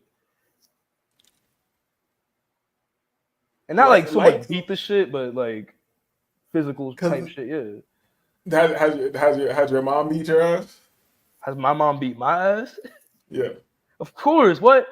Boy, okay, so keep acting on me, I bring a broom shit to your backside. What? And you told me before that your mom hasn't said the same shit as Austin's mom, but you've had wild conversations. So what makes you have more disdain for your father than your mother? Damn. Not trying to make this a whole fucking therapy session, but I'll just say this, right? That's just around. I didn't think I was therapy session. I thought. Go ahead. Go ahead. I mean, I'm just gonna say this, right? As a man with children, you have to move a certain way and you have to do certain things, and you gotta okay, I'll put it this way. My dad didn't prepare me for enough, and he wanted me to be something that he wanted me to be, and he didn't show me the things that he should have told me or should have taught me as a man. He was too busy trying to do his own thing, he wasn't a father. He was a dad, but he wasn't a father. But he thinks he's a father, and he doesn't take accountability for his fuck ups and what he did and the wrongs that he did. Consider like in my man, you better not be mad at your pops for having bitches, dog. No, it's not that, man, bro. Come on, bro. Every nigga's gonna have bitches. I mean, every nigga should have bitches when he's married. That's not the problem. Is I grew up with an African dad in the military, African military. Oh, Muslim. African military. So he was never in the U.S. military. Nah. And okay. He, instead of like, hey, like teach me what you learned about this shit. Prepare me for like war, prepare me for life, he gave me some information and some wisdom, but it wasn't like I had to learn. Like he didn't help me become a man, I guess is what I'm trying to say. And he doesn't take responsibility for. I can understand what you're saying. It's just kind of ambiguous. You know what I'm saying? Because I'm not trying to go into a whole detail like on the internet, shit like that. This could be another conversation. This could be a private conversation type shit. But like, it's just he didn't help me become a man, and he was very selfish when he should have been being a father. He should have been a father, and he should have made better decisions. If you're gonna decide to have a family, you gotta make certain decisions that benefit your family, not just you, type shit. Was your pops a crackhead? No. Was he close to a crackhead in any way? I mean, not that I know of, but that doesn't. Okay. But just because he's not a crackhead doesn't mean he's not a person who I can. But doesn't mean that I can't not respect him or I can't look at him a certain way. You know what I mean? I'm just Look, saying this, right? I can't really argue. I can't really argue with you because like I don't really have a relationship with my father like that. But my father is a true fuck up. You feel me? A true fuck up. You feel me? Like you probably don't feel. I don't know. I don't know if you been like. I have a winter. I don't care what happened to this nigga. I don't care about that shit. There were times in my life like I probably. I like to say that I let it go and shit like that, but there were times in my life I was gonna do something to this motherfucker. You feel me? Like So, my hands or further but than like, that. well, whatever. You feel All me? right, wait. But so when I hear other people who like have somebody around, like I'm not arguing with you. I just try to get into the psyche because I'm leaving I know out. what I'm it's being like very to vague. like, I know, but yeah, I know what it's like to like not have shit in that department. You understand what I'm saying? yeah, bro. It's like I look at. Okay, I'll say it like this, right? If I'm gonna have a family, right? I gotta prepare for that. I gotta prepare for what it's like to raise children as a man, as a father. What you think he was Um, supposed to prepare you for that? well, no, but if you're not gonna, if I had, I just feel like he just everything that I've gotten, that I've learned, that I've like, I had to get it on my own, and I had to learn the hard way. And I get it, that's life. But when you have a father, your father's supposed to at least be like, hey, look, this is. Let me tell you about this. Let me tell you about that. Let me tell you about this. He didn't really do that to me like that. I had to figure it out on my own. Some He's too busy people that fighting. Yeah, good. see, because and that's what I'm asking you because I'm like I'm shit out of luck in that department. So I'm at like that's what I'm asking you. If he was around, he'd be like, if he even if he's not like a fly motherfucker with ideas and shit like that, like yo, this is how you get money, this is how I run businesses or shit like that. Even if it's something simple, it's just saying like he just saying you generic shit. Oh, go to college and take and do this type of courses, or you should go to the U.S. military. Even if fucking bare bones like that, you didn't get any level of fucking like direction. No. My dad was too busy being selfish, doing like what he wanted to do that had nothing to do with fatherhood, that didn't really benefit me apart from him working in whatever the fuck. No, And but if like, you're not with your family and you don't got a whole bunch of bitches that you rolling with, then where's your time going? Like, what the fuck? bruh, this nigga was trying to get money on his own type shit. Didn't even like put me on anything, bro. Like mind you, my dad's a boomer and he's from fucking Africa. So like there's already a generational disconnect and there's a cultural disconnect. Like So I'm not gonna ask you what he does. So is he an entrepreneur? Is he a fucking corporate motherfucker? Like, is he like what? well, he's retired now, but he was in the military in Africa. He had like a bunch of stuff going on. Africa don't count. We talking about over Africa don't count. Okay, if Africa don't count, then I mean, now he was trying to do some shit over there that was entrepreneurial, but it was to benefit him and what he wanted to do with what he was doing in his life. And it had nothing to do with no like, oh, let me, I got a family here. I got my sons. So he's saying he only took care of you financially. That was it. It's not even financially, like not like that, not even financial, bro. It's a complicated story, bro. I don't even want to get into it. But nah, he was just he was doing his own thing, being selfish with what he could have done and what you know what I mean. Like I don't know, bro. It's a long story, bro. And I don't want to get into details, so it sounds like I'm like complaining about nothing, but it's way deeper than not deeper, like deep. It's not like tragic. I mean, yeah, I saw my parents put hands on each other, blah blah, fight, put knives towards each other, shit like that. Okay, let me ask you this: what was damn? Now we got to get personal. I got to know this.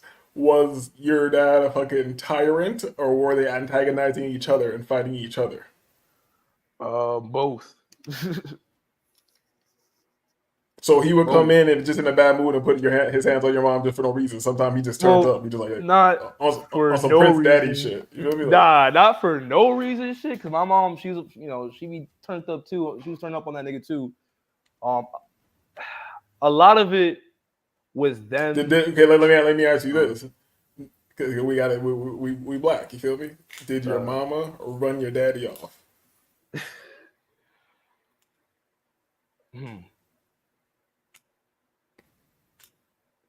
I would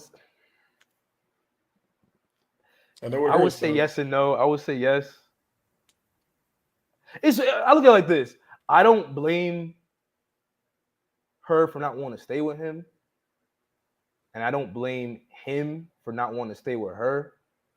But what I'm mad about is he was too busy fighting and doing what he was doing to be like, yo, I like, it's my son.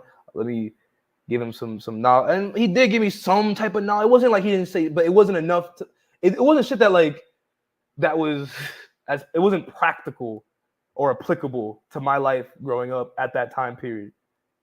You get what I'm saying? Like he taught me like some like Muslim shit, spiritual shit, and African shit, and blah blah blah. But it wasn't like shit that like could help me in America and this physical plane type shit. Maybe it would if you look at it the right. Maybe it would. Maybe he hit you with the sauce. And he's like, he's good. He hit you with the sauce, and he's like, yeah, it's gonna click when he you know what I'm saying? You just keep it moving. Popping with a Rolling Stone. He hit you. Nah, with, but get this though.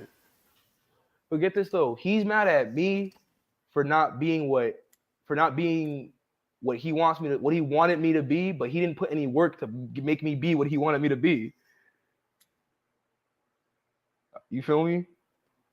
Yeah, like people don't realize you have to make your kids do shit. You have to put them in direction. You have to make them do shit. Like these people who are fucking successful, like Asians and shit, they don't have no fucking choice. Their parents are like, you are going to be a doctor. This is how it's gonna go.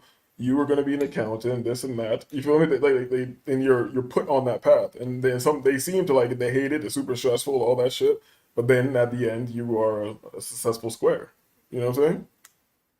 Yeah, I mean, my and dad... let me add this because I can relate to you in a way, because with how stressful the world is and having to figure out things yourself, sometimes you just reflect like, why didn't somebody just give me a fucking path? You feel me? Right. Like, Exactly. Absolutely. Exactly. That's what your father's supposed to do. That's what a father's supposed to do. But he thinks he's all great and high and mighty, but he didn't do shit he didn't do shit except do shit he didn't do shit that would help anyone. But he's just a selfish ass nigga, bro. He takes no accountability for his fuck ups, but he blames me and my mom for everything. Like, oh yeah, that's why your son's our son. Because like, okay, I'm not gonna lie, I was fucking up, bro. I was fucking up when I was a teenager, bro. I was doing drugs. I was selling drugs. I was with some ain't shit bitches. And I was skipping school, doing just like small rebellious black nigga shit. It wasn't like as bad. Like I didn't join no gangs or get locked up or no shit like that. But it's like he blames my mom and me for me being the way I am, but he takes no responsibility as to why I am the way I am. You know what I mean? Like, damn, I got this son, he's fucking up. I got, maybe I should have, been there a little bit more. Whatever. You feel me?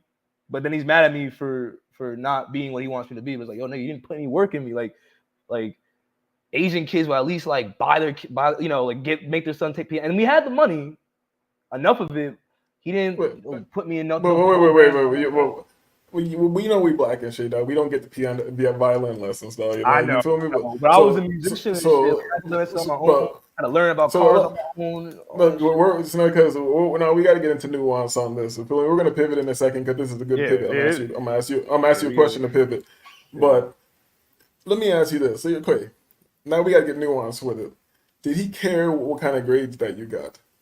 Yes. But it wasn't because, I want you to be successful. I mean, well, it was kind of that, but it wasn't like on some adding all this conjecture, dog. I asked you if he's concerned with the grades that you got. You said yes.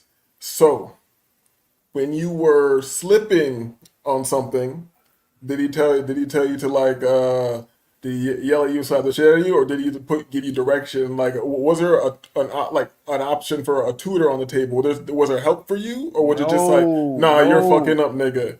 You're fucking up, nigga. Go you and your mom go figure that shit out.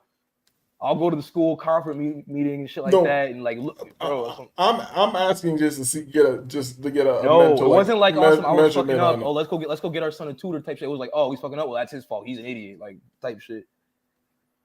But was it because you're obviously not stupid? You're obviously not stupid as fuck. So were you being an idiot at an age that you knew better?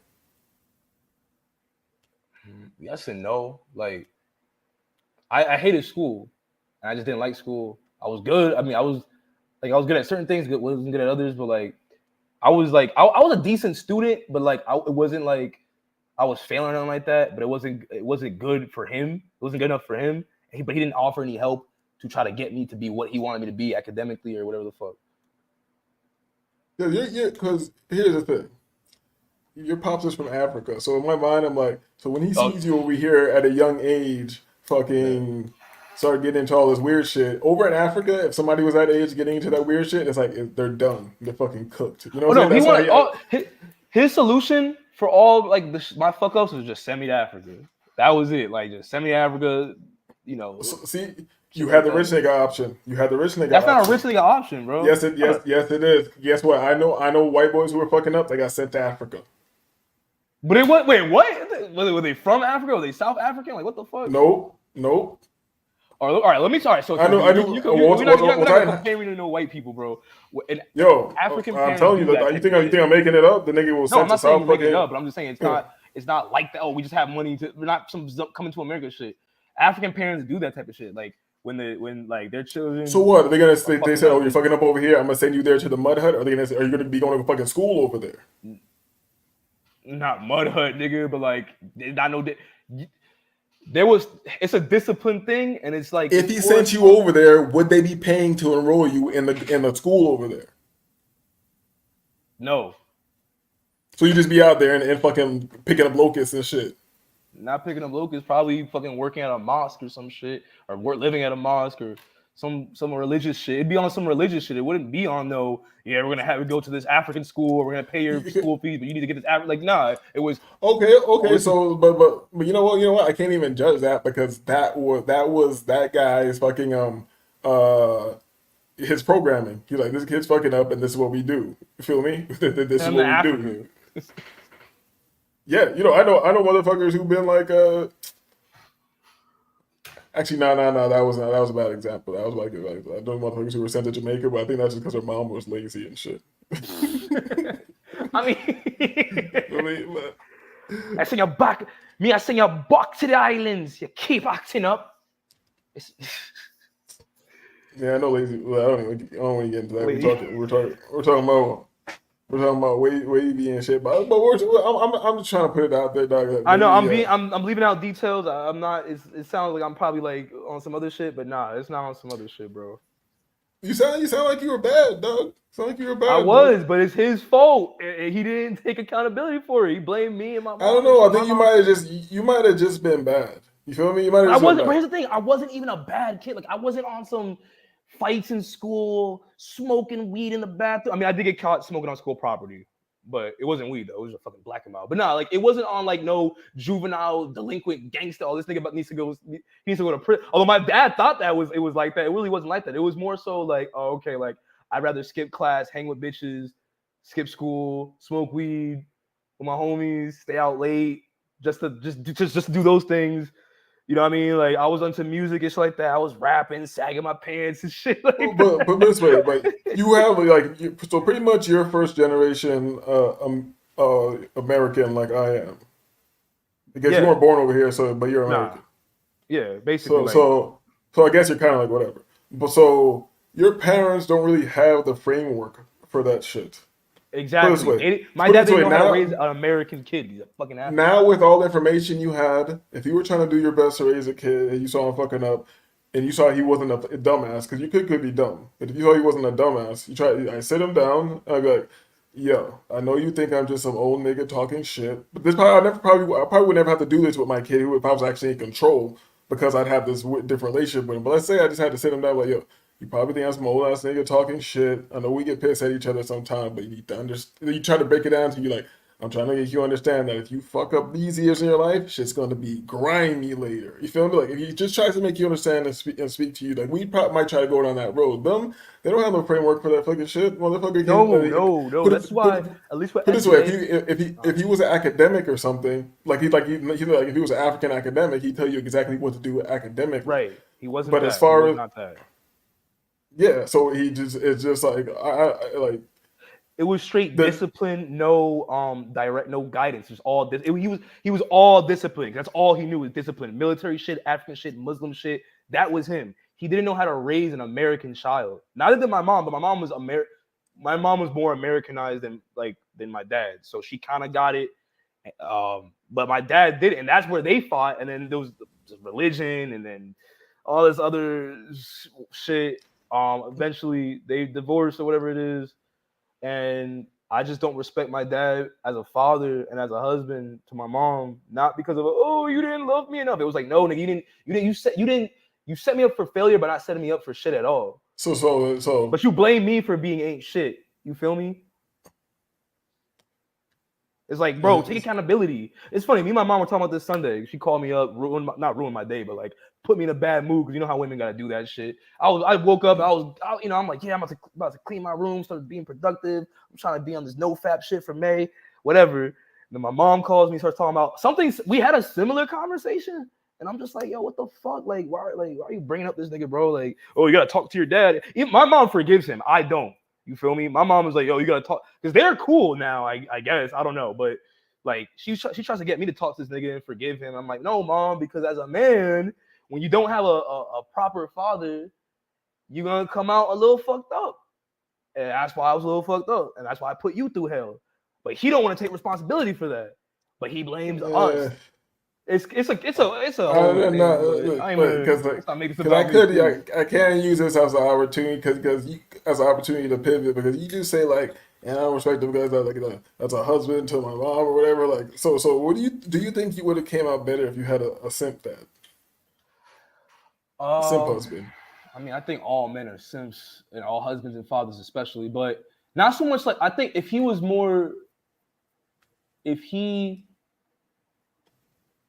no, I don't think it would have been better if I was a simp. I think there's balance. I think there needs to be a father can't be too much of a simp, and he can't be too much. And I see, I like how we're gonna get into the topic, but I feel like a father has to be balanced. He can't be a tyrant, but he can't be a bitch. He gotta be a balance. My dad was all tyrant, no bitch. He wasn't a simp at all to my mom.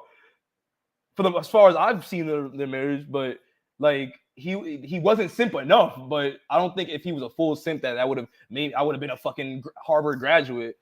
You know what I mean? I'm not saying all that, but I think there's a balance. Like, to be a good father, you need a healthy balance of stern but fair. You feel me? My dad was all stern, no fair. He did have his moments, but it was mostly just like, damn, I gotta deal with this nigga type shit. But let me mute up real quick, and I'll be back. Well, how long you gonna be gone? Probably no more than like 10 minutes. All right, for sure. I guess I'll get to this shit. All right, for sure. Yeah, probably less than that, but I'll be back. I'll be quick. I'll be right. Yeah. All right. Damn, I don't want to get in this clip. Let me pull up.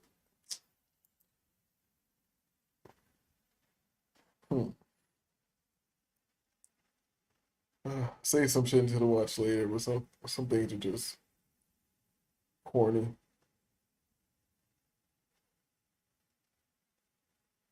Oh yeah, why did I saved this in my watch later? I didn't even watch it. Like, the title just looks ridiculous. Wait, let me pull this up.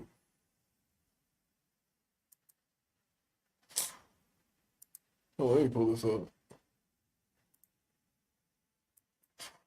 And one thing, like, the algorithm is getting crazy these days. You know, like, why is this shit popping up? So, let's see what they're talking about.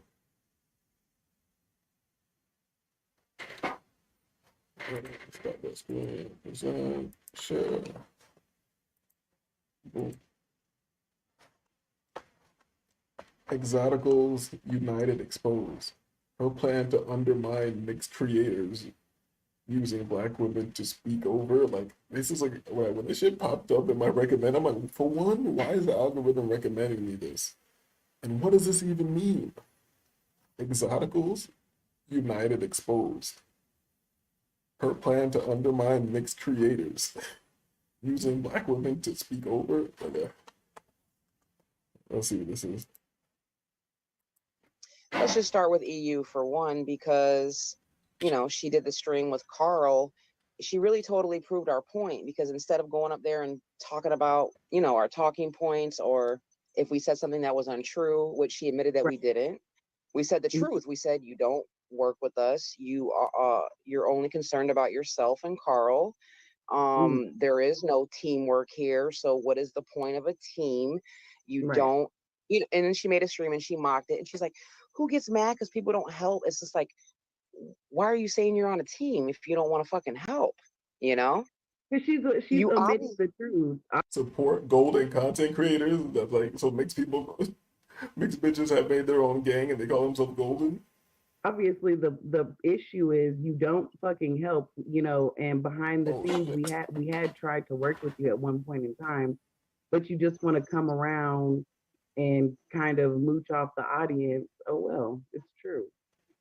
and then she knows it. proved our point because the first thing that she does is run over there and say that we're white.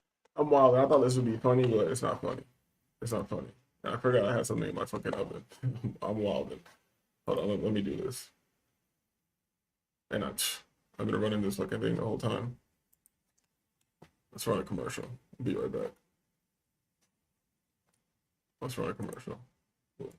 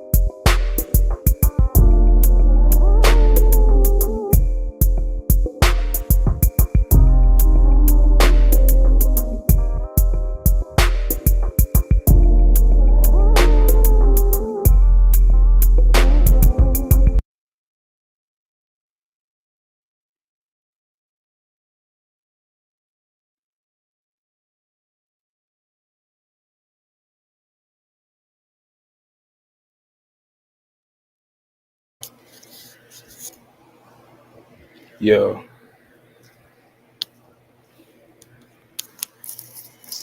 Yo, we still live? What's going on?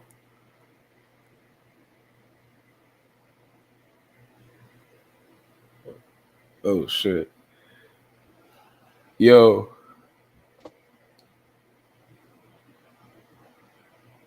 Yo, Yo, what's good? It's good. You can hear me? Yeah, I can hear you. All right, we're. No, I just had to go check some shit I forgot was in my oven.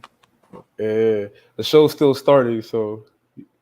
Man, it is what it is. I'm sorry. It's not a professional. You feel me? I usually got. We start getting some money, dog. Let's start really doing these shows. You be my producer, dog. Fuck Bro. I mean, I can do some shit, bro. If you really want to get into some shit, I can really do some shit. But also like pertaining to that. Also talking to my business partner and shit on this new product that I'm putting out, and I'm like, I don't know, we have like a lot of confidence in this shit. It's kind of groundbreaking. So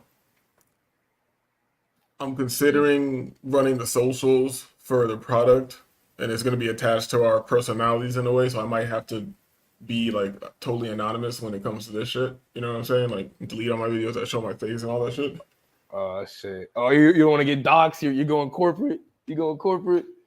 No, because it's kind of like with my personal shit. I can still talk crazy, but we talk beyond anybody's perception here. Feel me? Yeah.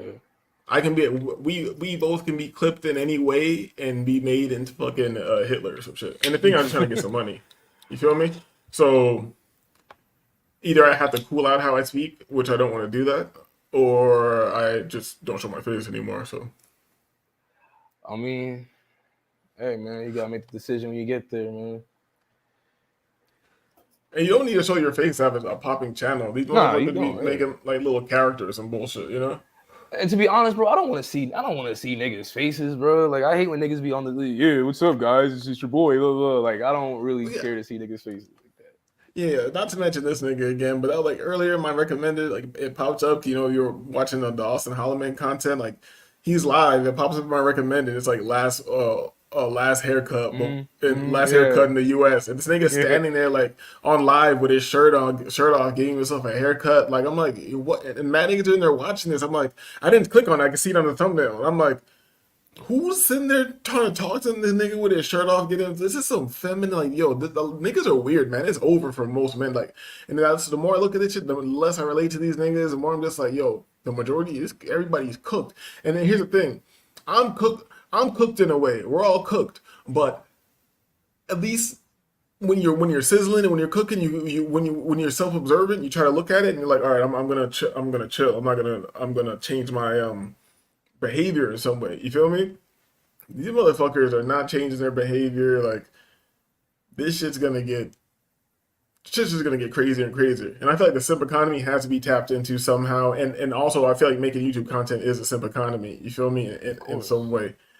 But it needs to be tapped into because niggas are just getting more pathetic by the day, and bitches are gonna keep getting more money. That's how it's gonna go. So you trying to make a product that relates to all that shit? No, I already have a product. I'm saying people, when it comes to expanding and having money to play around with, unless I'm kicking in the market so hard, I only want to invest in the market. I probably do other things. No, I probably will invest in other things. Like you have a major business that's getting you your major money. I'll still be indulging in trading, but then you can have your pleasure products. You feel me?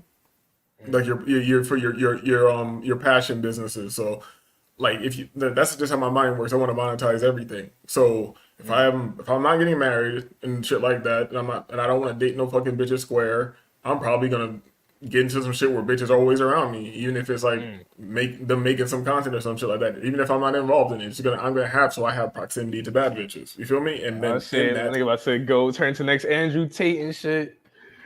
No, but that's how people fuck up. They fuck up by fucking the bitches who work for them and shit like that. You get money and you get clout from these bitches being around you, and you mess with other chicks. Right. But I mean, there's just like many ways to. And that's a good and a bad thing. Always thinking of new things to do and how to do them when you truly concentrate on one thing. Like I'm saying, the product I got going right now, I'm very excited about it. It's just gonna be very interesting. I'll send you some samples once I have that shit, the prototype together. So is it something like I could use? Like, is it useful? Like, what like I need to know like if I'm really getting the hook up for this shit. It's a fermented adaptogenic product, which yields to higher absorption rates. So What the fuck you just said? Must be you don't know good. what a adaptogen is? Hold up, bro. You know, black people don't know what adaptogens is. That's why I guess I'm in the right business. Feel me? Because as soon as I'm tapped in, I'm getting white people's money. You feel me? Wavy don't know what's going on. But yeah, I guess we're just talking shit this show. There's no thumbnail or anything. And like I'm looking at some of these videos I watch later, I can pull up, and I'm just not interested. Just not interested. No, it's not as interesting as the deep conversation pause that we were having. And nobody's passing through the show right now, and I realize that everybody and their mom is live, like everybody, especially people in like the little sector that passes through here. So or maybe I have a bad title. I didn't think I put anything bad in this title this time. So maybe they just don't like this title. I don't know. This algorithm's so weird. Maybe I should take it. Maybe I'll take a day and a little time to, not even a day. Maybe I'll take a little 30 minutes to do some research about what words to use, what words to not use. I feel like this is kind of facts. When I make the thumbnails, I feel like I get better, a little better traction sometimes, but it's not consistent. You can't really judge that shit. I'm not sure.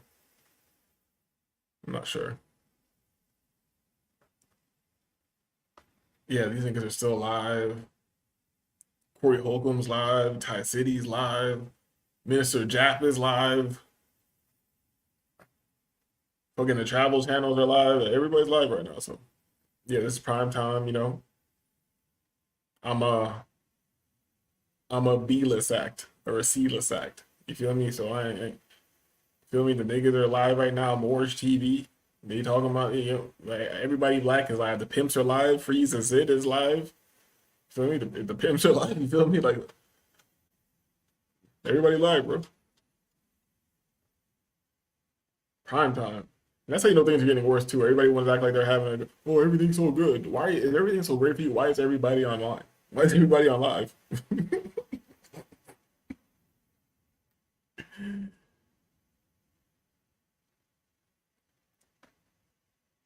Let's listen to a little bit of this. Now, this was a part of what I was gonna put. Maybe wait. Maybe wait. You can still hear what's going on. But we'll see. Stop screen. Yeah. Let me share this. Let me share this. Let's let that play a little bit. See what they're talking about. Let's play a little bit. That's what I'm talking about. We're not going to find longevity online, man. Well, It's hold just on. Let not me gonna ask you a happen. question. Have you ever paid a dating website to have access to meet women? No, you pay I've never had to. $50 a month or $40 a month or something. Nope. I've never You've been on never a date. have. I've never been on a dating app, period. I've never had to be on a dating app. I think you should try it. I found Well, great I'm sure success. I'd be extremely successful. I know I'd be extremely successful. Well, then why? But the bottom line is, what type of woman is on that dating app? What type of I don't woman know. is on there? I can tell you, I was meeting great women. I was meeting phenomenal women online. It was like, That's the thing. it was way easier than dating women in real life. It wasn't even close. The online thing helps to facilitate those in-person interactions. So I don't know why it's like a either or thing here. Right. Nothing worse than like old married niggas talking about the beginnings of dating apps when they were on it and shit like yes, I was on dating. Nigga, I got bitches off of Twitter when that shit was first popping. Twitter, multiple bitches off of Twitter. Damn, Twitter was the shit when it first came out. I got multiple bitches off of fucking Twitter. And I got a bitch off MySpace, dog. When the shit was new, it wasn't as weird as it is now. When bitches could just monetize themselves like that, and it was accepted to monetize yourself. You feel me? Like, I don't know. I met some great women. What is a great? I just have to be honest with you. I don't have any experience, and that's how come I don't have any opinion, because I just don't have any experience with that added to the actual experience. I don't. I'm more of a social circle type thing, you know.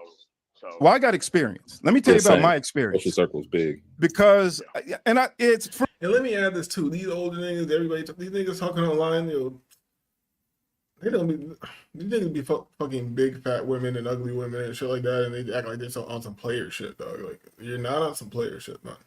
You're simping. For me, it's about social circle. I like to go out and meet women and meet women out in the environment. That's my preference. But what I found was that if it was like a non-paid dating website, it was a sea of garbage. But the paid dating websites, for me, I was meeting professional women that wanted to be married. I wouldn't doubt that you were getting some traction on a paid site back in the days, because I wasn't paying for anything back in the days, and I still had some traction on there.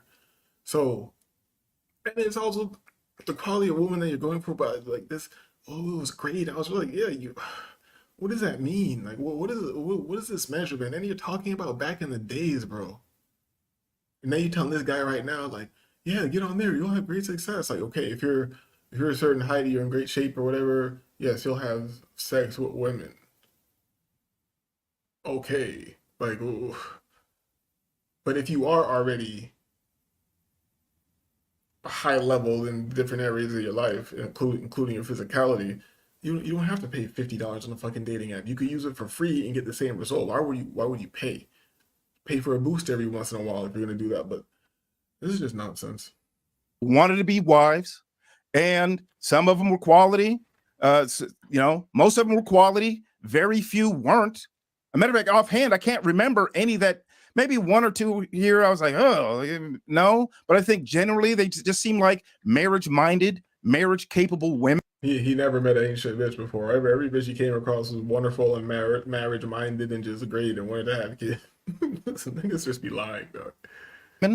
And that's why I hate these nigga spaces, because niggas just be lying to make their point. You feel me?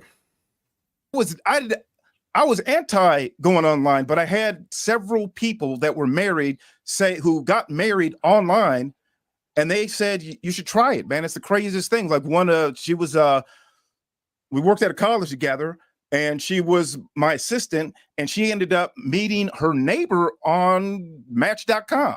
And I go, what? And I started laughing, thinking it was giggling. Then I met one of my friends. He tried. He said, man, you got to try this. This is crazy. It's a bunch of quality women online. Try it out. Yeah, my friend told me to check it out. He said it was crazy. There's a bunch of quality women online. Try it out. Who the fuck talks like that? Lying, dog. And I tried it, and I had a very similar experience. So, real talk, maybe that's not your thing, but I would say if you're struggling meeting women in the environment, which makes a lot of sense, I would say try online, because then at least you can read what they have to say, and they got these pictures, and you can talk to them beforehand. And so you can kind of get to know who they are to a certain degree before you even meet them. I think you should give that a chance. Yeah, I mean, the bottom line is I'm not even going to have to talk to him. I'm not going to have to fill him out. I'm not going to have to do any of that, because when I say and I'm confident in myself, meaning I take care of myself, I know if a bitch is into me or if she's not. If she's into me, I don't have to lift fingers. It's pretty effortless. Yeah, you got to spend a little bit of money. But if I get on the dating apps, yeah, have all the fun in the world. But am I going to be wasting my time where I could be actually building? In all ways, financially, of course, number one. How much time am I going to spend on the dating apps, right? To find that right one that I can rock with. But how am I screening the bitch? How much time am I going to give her to prove herself? Some men say 4 years. Some men say 6 years. Guys are talking about 10 years. I don't think there's any point in treating anything online with any seriousness at all. Because a guy like me is going to run through shit like water. And I'll even post it online as an experiment. I'll dox myself so you guys can see what I'm talking about. And I'll even start a fucking what would be the receipts that I would have to prove? Listen, you don't got nothing to prove here. No, it's not proving. This isn't a proving thing. Why not just try it? This is about, I'm trying to explain to you guys. When you're technically Chad, the bitches look at you as an animated dildo. Damn. Chad, that fucking language. And you're saying the first thing I heard when I tuned in was Chad. I'm like, shit. And you're saying Chad with niggas, dog. It's just right. Like, well, let's go. I'm not gonna expect these bitches to look at me as Clark Kent, the family building warrior. They're gonna look at me as in slay me. That's it. I'm gonna be an animated dildo on the dating apps. So you're saying that you have some type of advantage in the dating market. Good for you. Right now we're talking about ideas. I don't know why it turned into this. Let's put it to the test of put you online and see what your success rate is. Online dating for a man who's actually worth a shit, who isn't an animated dildo, who has services to offer the fucking world.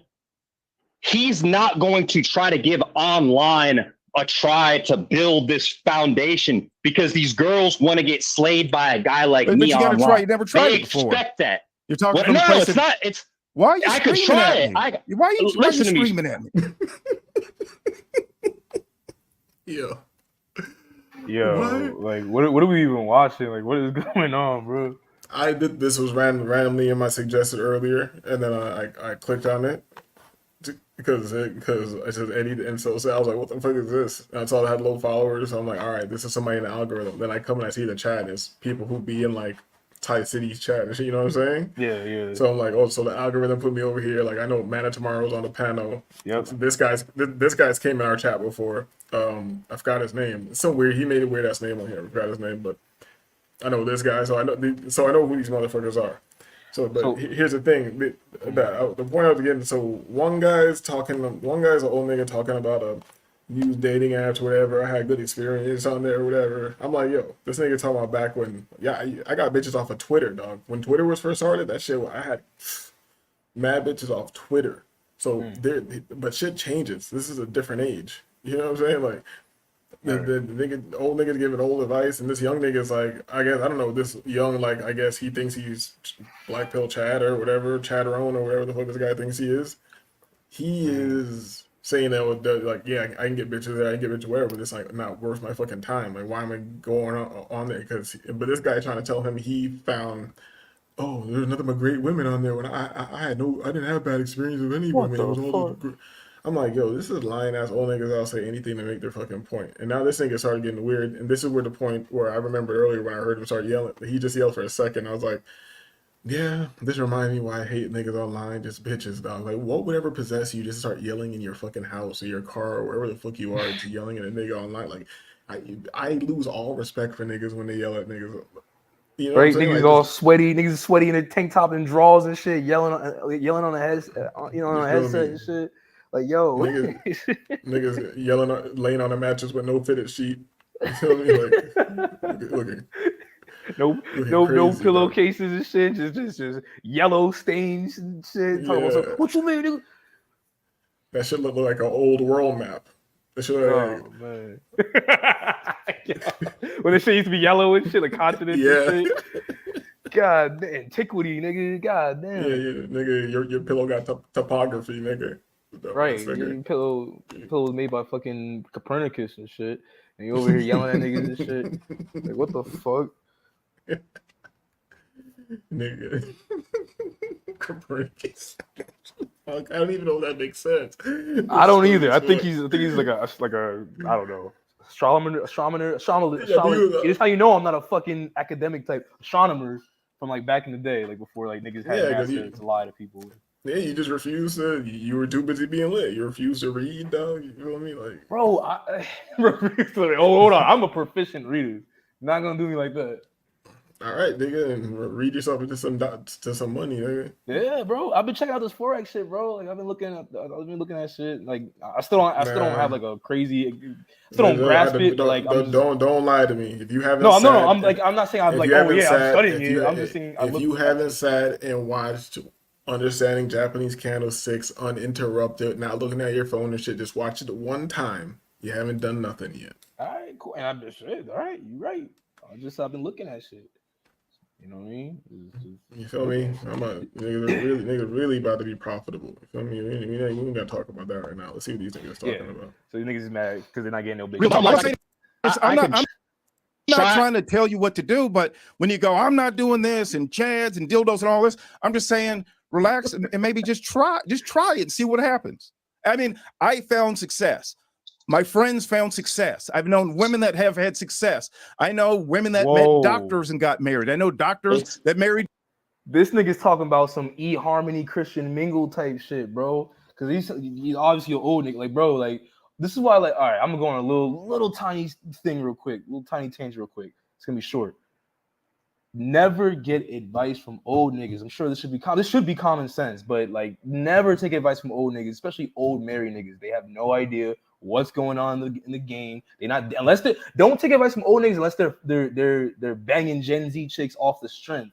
No pay for play, junior college, CGA, none of that. Like, unless that old nigga is hitting up Tinder and fucking baddies, young baddies, do not take his advice because they're gonna tell you some shit like what he just said. Yeah, I know doctors and lawyers. Most young niggas is not doctors and lawyers. What the fuck are you talking about?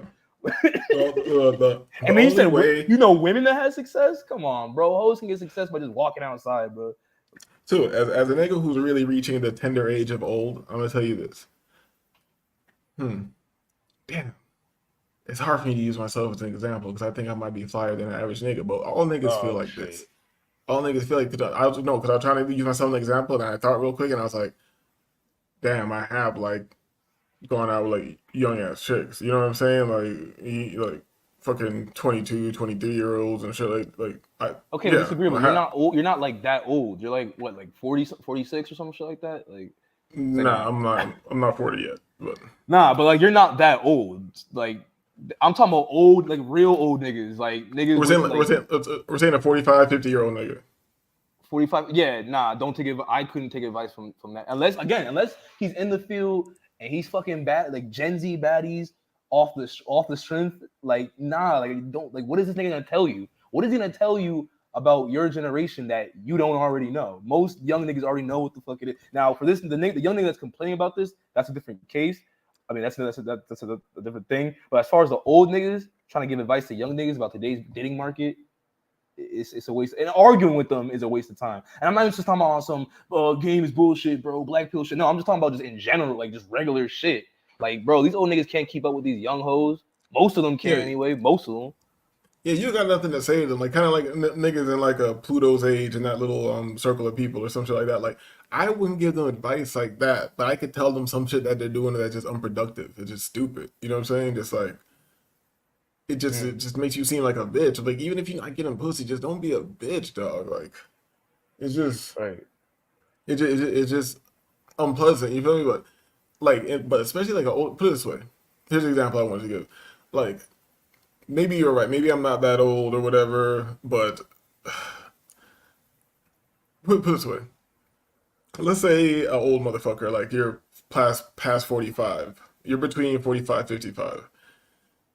The only way you're going to be smashing young baddies off the strength, I mean, like without really dropping like $1 that could be considered tricking, is you're going to have to be in the tip toppest of shapes.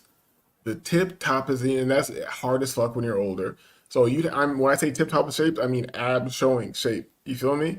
And you'd have to be in proximity to young baddies, meaning you'd have to make your life around fitness and shit, like going to classes, being here, being there. And on top of that, you still gotta be a little wavy. You still gotta be wavy so people think you're like you're still kind of cool. You know what I'm saying? And that's still not gonna guarantee shit. All right. But I think it's possible because I know people who I've seen guys who were like 50 years old smashing super young chicks, but they had other things in line, meaning they were the top. Well, the main example that pops in my mind, I guess, doesn't really count because he was the teacher of the capoeira school, but he was like in the tip toppest shape and just had young chicks. He was like 50 plus, but he was like 50 plus with abs, like doing backflips and shit like that. So, like Eddie Gordo and shit from Tekken. And on top of that, he's a leader of the school. So you also have like that status of being that, like, you feel me? So he definitely had, and he's Brazilian too. He's capoeira. So it's getting. Yeah, I get what you're trying to say. Like but here's my thing, right? Like when these old niggas give advice to young niggas, they're referencing a time where shit was obviously different, and they're frozen in that time period. So they're giving these niggas outdated advice. It's like if you talk to a nigga, oh, how do I get bitches? Oh, well, you gotta walk up to a girl and be like, hey, I want to be your best man. I want you to be my best gal. You know what I mean? Go buy her some roses and shit like that. If a nigga told me that advice in 2024, I'd laugh at him. But again, right? What works for every generation? That was always that. Well, let me say this. That was always laughable. Well, a lot of old niggas still think that like that's like there's some old niggas that like that was an extreme example, but like okay, like if all right, I'll put it this way actually, if an old nigga told me or told a young nigga like, yo, just cold approach a bunch of chicks, don't use no dating app, I look at him crazy. But if an old nigga also told me, oh, just use dating apps, I'd also laugh at him because this whole, and you know why I would laugh at both, because the whole dating itself is retarded. You shouldn't be giving any dating advice. Get money advice. Give the young niggas get money advice, health and fitness advice, spiritual advice. Here's the difference. Let me Bible make skills, it clear. and then that will, you know what I mean? Then that nigga can take that information and do something with himself. Whether the bitches will come, where the bitches. No, I don't like drawing these hard lines that and I can't speak for everybody, but like normal motherfucker, I can't draw the line at date. Okay, put it this way: dating is useless. Going on a date to me is okay, but before that, it should be clear that this person is attracted to you sexually. Clearly, you're not going to audition yourself to this person. You know what I'm saying? Like, you don't have to have fucked them or even kissed them before, but motherfuckers who aren't told squares, those fucking black pill motherfuckers are gonna know when a bitch is really giving you that energy. Like, oh, cool, she wants to link with you. She's being perceptive. She wants to go out with you and shit. Like, she's not even talking about you spending or doing this or that. You know what I'm saying? And she gives you the googly eyes and shit like that. You know that there's an energy there. And to be 100% sure, you probably should have had dropped some innuendo. There should have been some like a little bit of innuendo that lets you already know, like, all right, so we're on that sexual level with each other. Then going on that one date and smashing after that, most likely you are, because you're already on that level. But I feel like there's nothing wrong with that. You go vibe, have something nice to drink, get a little lit from some drinks, and then go do the grown up. You feel me? I mean, I see what you're saying, but what I've experienced and what I see going on is that like it's not even on that like okay, the choosing sign phase. Okay, yeah, that's like when you first meet the bitch, get the number, and then you would want to go from there. But what this nigga is talking about, I guess, is how to even get to where you're meeting the bitches in the first place. If I'm, I only heard like I'm having a conversation now. I'm not still talking about this guy. We're telling. I thought we're like kind of adjacent to. You know, okay. So I mean, but to me, it's all right. Well, because I'm not a cold. I don't believe. I'm not a cold approacher, dude. I don't believe in that. I don't like that. Wouldn't recommend it to anybody. But if you're in the vicinity of bitches, like at work or at school or social circle, and you get the bitch's number, I just say, and what's worked for me is just invite her to the crib. First off rip. If she says no, okay, well, you know she don't like you like that.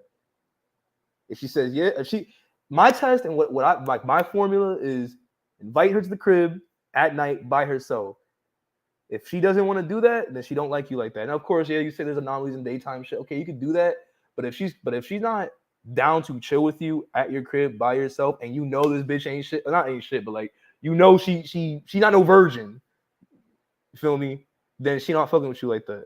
Because I guarantee you, there's niggas that didn't have to take her out on date shit. What counts as a date? What if you're not eating dinner? What if she is like, all right, cool, we'll meet up at this bar or whatever, and then you go smash after that? That's still okay. Too Well, much of a date. like that, you can do that, but like you don't have to do that if the bitch like you. Like I never had to. Let's go meet at upper bar. Oh, I did that once. I'm not saying you have to, but I'm even saying some bitches who are not like total.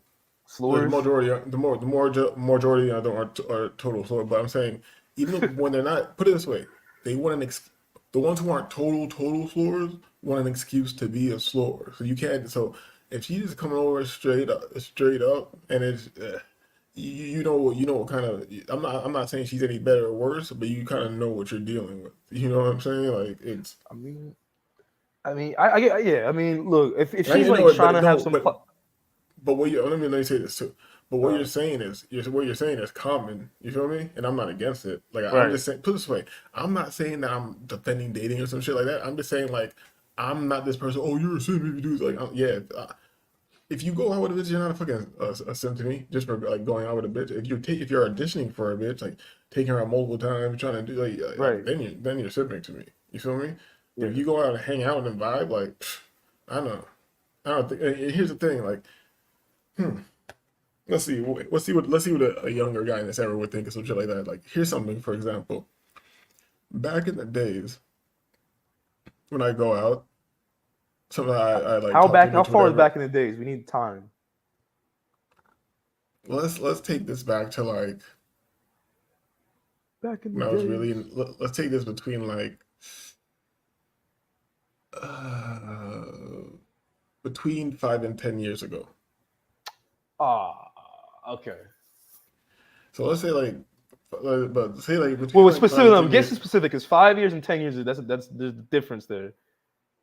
I'm saying between that time. I'm saying you can go back to 10 and then to 5, and I'm saying like that block of time. You know. Okay.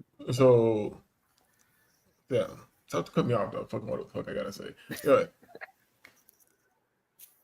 All right, so put it this way, I talked to a bitch who I've never, like, most likely I never met before. So I don't, and say we haven't had a conversation that's gone full innuendo. I just know they fuck with me from attention, being a cool date. If a bitch wants to hang out with you, she fucks you on the level. You know what I'm saying?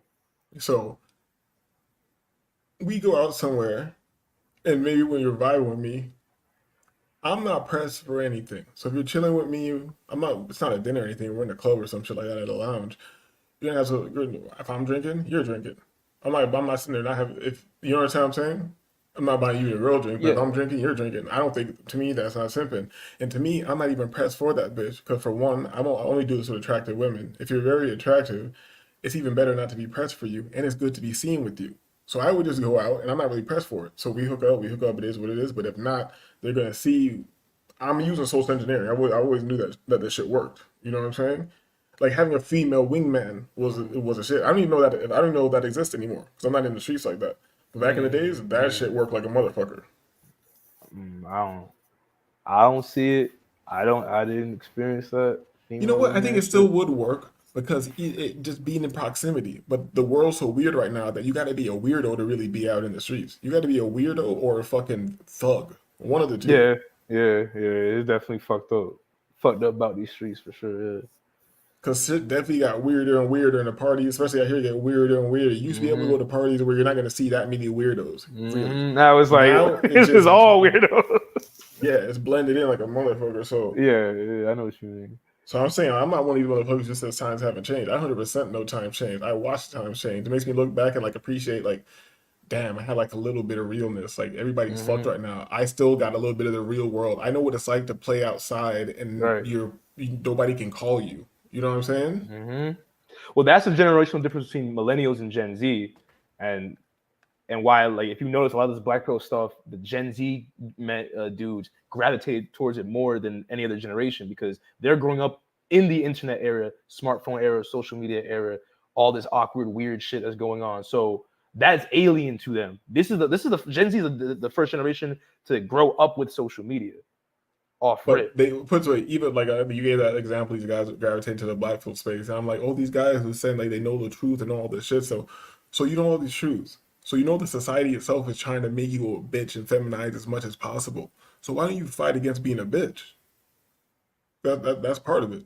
So fight against being a bitch. Fight against complaining like a bitch. Fight against just giving up and being dramatic and having these fucking hypothetical, nonsensical, non-philosophical conversations. They're not even philosophical. You're not even gonna come to epiphany. You're just gonna agree. Oh yeah, she's gonna do this, and then you know what you're probably gonna do, and then there's no epiphany.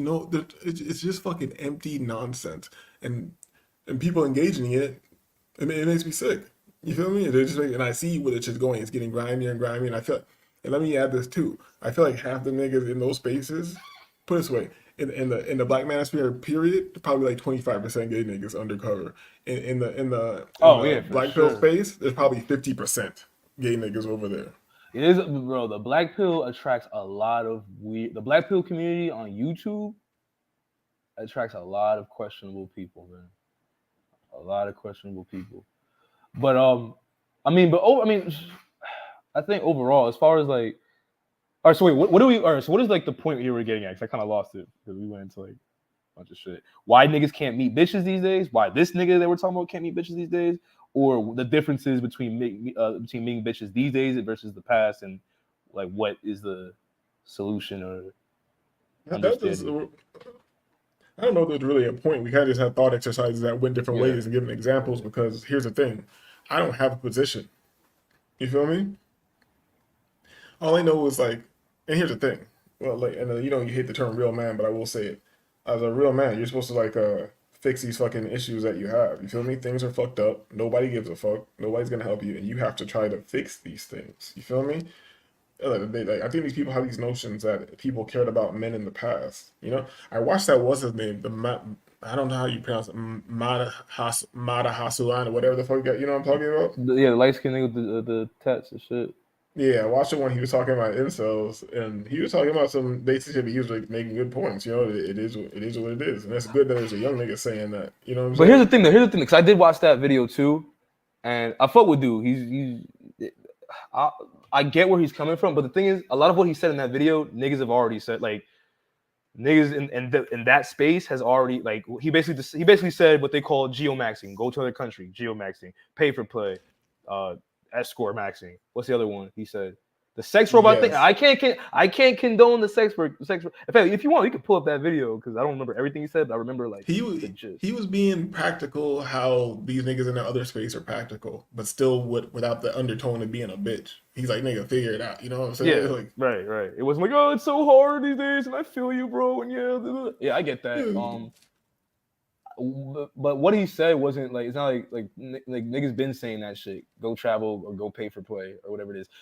The other shit, with the sex robot thing, I don't know if he was trying to be funny, but like I don't condone that. I don't think that's a real solution, but I'm sure there's niggas that will think of that as a real solution, think that's a real solution, and that comes with like a whole bunch of agendas and crazy shit. But apart from that, I mean, he didn't really say anything that was like that niggas didn't already think about.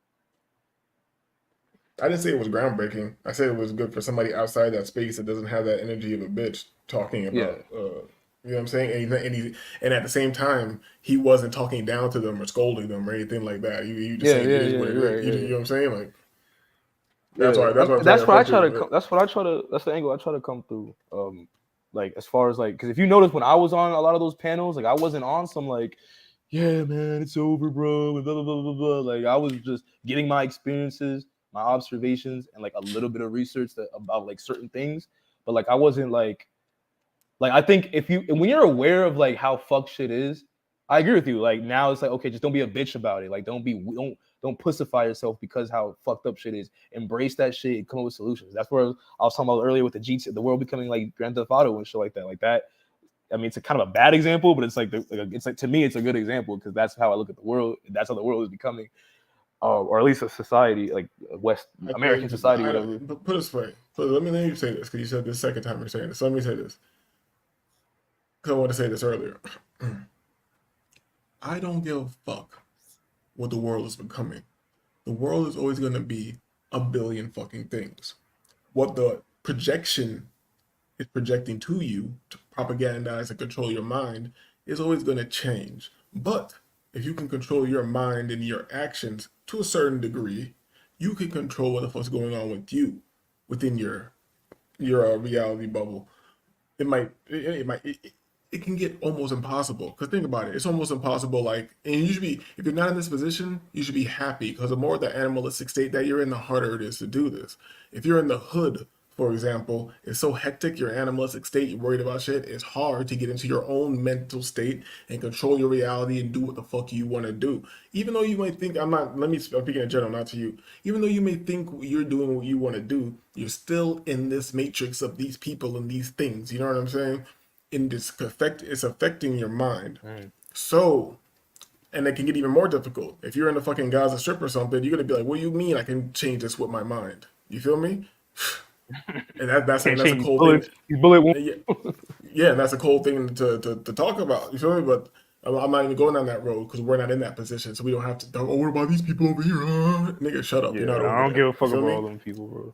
Yeah, we're over here. So, in times like these, people get really fucked up or they make a whole lot of money. So which one are you gonna be? Now you're gonna say, okay, which one do I want? And this goes along with the question that I asked you the other day. Do you feel closer to the homeless shelter or to $1 million? You feel me? And if you use your regular logical mind, you'll be like, well, look at my bank account, and if I miss this and miss this, I'm back in the streets or whatever.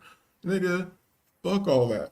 When I walk down the street and I look at the homeless person, the tweaker, I don't feel very close to him. Even though monetarily, I could be a couple of hop skips and a jump away from there. But in my matrix, in my mind, I feel closer to getting money. I feel closer to doing better. I don't feel closer to doing worse. That's what I'm saying about this mental state. You feel me? Even when I always had a good time. Even when I was broke as fuck, I think back like, damn, how the fuck were you chilling and having bitches and shit, Right. being all fuck Yeah. like, how did you do this? You know what I'm saying? Yeah. Like it was your mind, but you Right. also, Yeah, you're right. but because you weren't consciously controlling it, you were still being affected by outside motherfuckers. So it was chaotic. You can fall off. It's not just gonna stay lit. You feel me? You gotta consciously try to make this shit lit, and that's why I want to keep this channel going. I don't give a fuck about showing my face. We're gonna keep it going because I think the sector people need to hear this fucking message. If you feel like this, if you feel like you're fucked, you feel like you're this position or down and out or this or that, there's possibility. There is possibility. You feel me? And if you don't think there is, maybe that's not the show for you. Maybe it's not the place to be. If you're fucked, you're probably fucked. You're probably bad luck. I mean, you need to get away from me. You feel me? Again, this is not about how many times you failed. I failed countless times. I don't give a fuck about any of that shit because that means I was trying shit. If you're not failing a lot and you're just doing the same shit, you ain't shit. I'm gonna say it just like that. To everybody who comes to the show, you hear this shit later, you ain't shit. I don't give a fuck about you succeeding. If you ain't even failed, you have failed in that shit, you haven't tried shit, nigga. So you don't complain about nothing if you don't have mad failures lined up. Real failures. Cause then you gotta think about, did I fail? Did I not really try as hard as I could? That's a hard thing to look at yourself with, you feel me? And let me say this too. In case somebody thinks I'm speaking down to them. This show was mainly me speaking down to me. You feel me? I'm speaking to myself, giving myself these speeches because you need to be giving. And sometimes when you're alone around the wrong people, you'll get into the wrong self-talk. You feel me? You get into the wrong self-talk. That's why I like coming on these shows and getting away and getting out of your fucking head. Because when I'm in my head, it can get fucked up. Once I'm out here speaking and reminding myself, I'm like, oh shit, you're that nigga. You're fucking nigga. You can comprehend anything. Some people out here saying they're really dumb, and maybe you don't believe it because you ain't really dumb. So stop trying to fucking believe whatever reality they're living and be like, all right, I'm living something different. I have opportunity. I know I can comprehend things, and as long as I can comprehend things, and maybe I can comprehend things at a higher rate than most people, that means I have a lot of fucking opportunity that I should be going towards. You know what I'm saying? And not be thinking about my fucking lack of opportunity, because I can think about a lot of lack of shit. You feel me? I was really the golden child. If motherfuckers didn't fuck up and put me in turmoil, I would have saved the whole family, saved the whole bloodline, being square, easy. Can I never? And the older I get, the more I think about it. Because I never think about it. I just went along and lived my life and all this shit. No, everybody wasn't accepted to college in 6th grade. It's not normal. You know what I'm saying? It's not normal. And all you needed to be was nurtured. All you needed was nurturing. But I could sit around and wallow in that. That's what I was saying before, like with the dad shit. Yes, but I can sit around and wallow in that shit, which I have. You feel me? I'm not easy to go, nah, nigga. I have wallowed in it, but speak confident, bro. You have to not. Yeah. No, that's facts. That's facts. Be confident is facts. And I'm not going with any internet tropes. Because if confidence equals visualize, because to be confident, I guess you have to visualize the win. And to visualize the win, you're engaging in mentalism. So yeah, and that's my shit. So I can't go against be confident, because we can't just say, oh yeah, I just feel no. What is confidence? How do you become confident? How do you become proficient? To me, they all come from the mind. Everything comes from the mind. So then you're engaging in visualization. Once you're engaged in visualization, in the reality I'd rather stay in, once you can engage in proper visualization and concentration, you can attain anything. And it sounds, you motherfuckers don't believe what they want. I don't want anybody to believe what I'm saying. But if this sounds crazy to you, it should sound crazy to you. But from my research, I'm not saying it's easy. You're in fucking this prison. You're in a propaganda prison. You don't even know what your fucking thoughts are. You don't even know what your name is. Somebody else gave you. You don't know shit. You feel me? But you can observe. You can observe how things work. You can observe how things people tend to not want you to look into. You can observe how other people are moving. You feel me? It gets really deep. It gets really deep. But you know, this show's gone left. I just want to bring it back and say that boyfriends and fathers and husbands are simps. Nah, but you spitting. And that's the fucked up part about having a mind like this, because you can make a title for a show, and then you start talking, and then I'm disagreeable to myself. I'll talk myself out the title of the show. Hell yeah, nigga. You visualize it properly, you can have a family and a good wife and all that shit, nigga. You feel me? Everything's against you. You got to realize that the person that you want to have the family with is being bombarded with their own propaganda, why they shouldn't be being what you need them to be. So it's even harder, but it's still possible, because I fuck with infinite possibility. So is it possible to be a husband and a father and not be a simp or a boyfriend? It's possible, but most likely no. Most likely you're a simp. Most likely it ain't fucking worth it. I don't know if I should even say that, but let's say if you're not engaging in some type of like street level relationship, then yeah, it's not worth it. And then now in this day and age, yeah, it's not fucking worth it. And it's crazy. Let's even talk about how. Let's talk. This is strange. Let's get into this. Back in the days, you could say women are always moving, and here's something that what's his name, the Ahmad Hussein or whatever, that he mentioned in his video. How like back in the days, how it was always like women were choosing love for money. It was always the same shit. And then he got to the point where it came down to like the only genuine relationship is between like a pimp and a hoe and shit like that, because it's honest. They know they see the world for what it is, and they're not living within moralism, blah blah blah blah blah. But he also said like they made these laws specifically we know this, so they made certain like pimping laws and shit, so niggas couldn't engage in that, because all the white hoes who didn't care about being shamed, they just all would go to niggas. You know what I'm saying? And when you have that many people bringing you currency, you're gonna get rich as fuck. You can do something with that money. You feel me? So it makes me think about like pimping is really like the only real relationship you can have these days, but you can't engage in it because how the law was changed. And it made me think about that law being changed would still be it makes you question hypergamy in a way. Because these white women and everything, they could still go get with white men. They could do whatever. They could still go get with white men and be with somebody who has more power, more money, and all this shit. But they choose to just be with cool niggas who you know what I'm saying? Like, what the fuck is true hypergamy then? Something to think about. I don't know. it's Being no- a pimp. I know that- Yeah, go ahead. No, I'm saying like I know us know now would be like, that's the trash of our community and shit like that. I mean, that's all your bitches. Like, it is what it is. But Hey man, I don't see nothing wrong with pimping in its essence. You feel me? Like, I see something like- wrong. I see something wrong with it. Not in morality as a good and bad. I think it's just fucking bullshit. Like, that's what I meant. Like as far as I've kind of engaged in that lifestyle, and I've known people who were full on in that lifestyle. And no matter how fly you look, at the end of the day, you are a butler for a hoe. right. Like I'm not talking about like you gotta be responsible. Basically, you gotta be responsible for a bitch. Like what? Fuck that shit. What I meant by is like there's a nigga that wants to fuck. There's a bitch that needs money. They need to connect. They need a middleman. They need a plug to like link them together. Everybody's happy. Like you feel me? Pimp gets his cut. Bitch get her bills paid. Nigga get his nut. Boom. Nobody gets hurt. You feel me? Nobody gets hurt. Everybody gets what they want. Boom. Why is that illegal? I don't fucking. Oh, I know why, but like you know what I mean? Like that shouldn't be illegal. Because niggas would get power, and it's also not taxable money. Right. I mean, yeah, we know that. I'm just kind of. It was kind of a rhetorical question. But yeah, I mean, that's why I meant like what's wrong with that? Like, why is that so evil? Like, I mean, why do people paint that as evil? I get it. It has a bad image, and like, what you just said, government and shit like that about a white man trying to get the cut. Don't want white bitches running off and shit. But shit, pimping makes a whole lot of sense to me from that perspective. Now, the pimp to me is really the worst nigga off because he got to be responsible for all that shit. Like, that's why I always said like people say like pimp. I always say pimps are underpaid, dog. They're definitely underpaid, no matter what, because you have to be the bitch's boyfriend, her father, her therapist, her driver, bodyguard, coordinator, advice giver, fucking. So what's the difference between a pimp and a husband? He at least he gets some benefit out of giving everything up.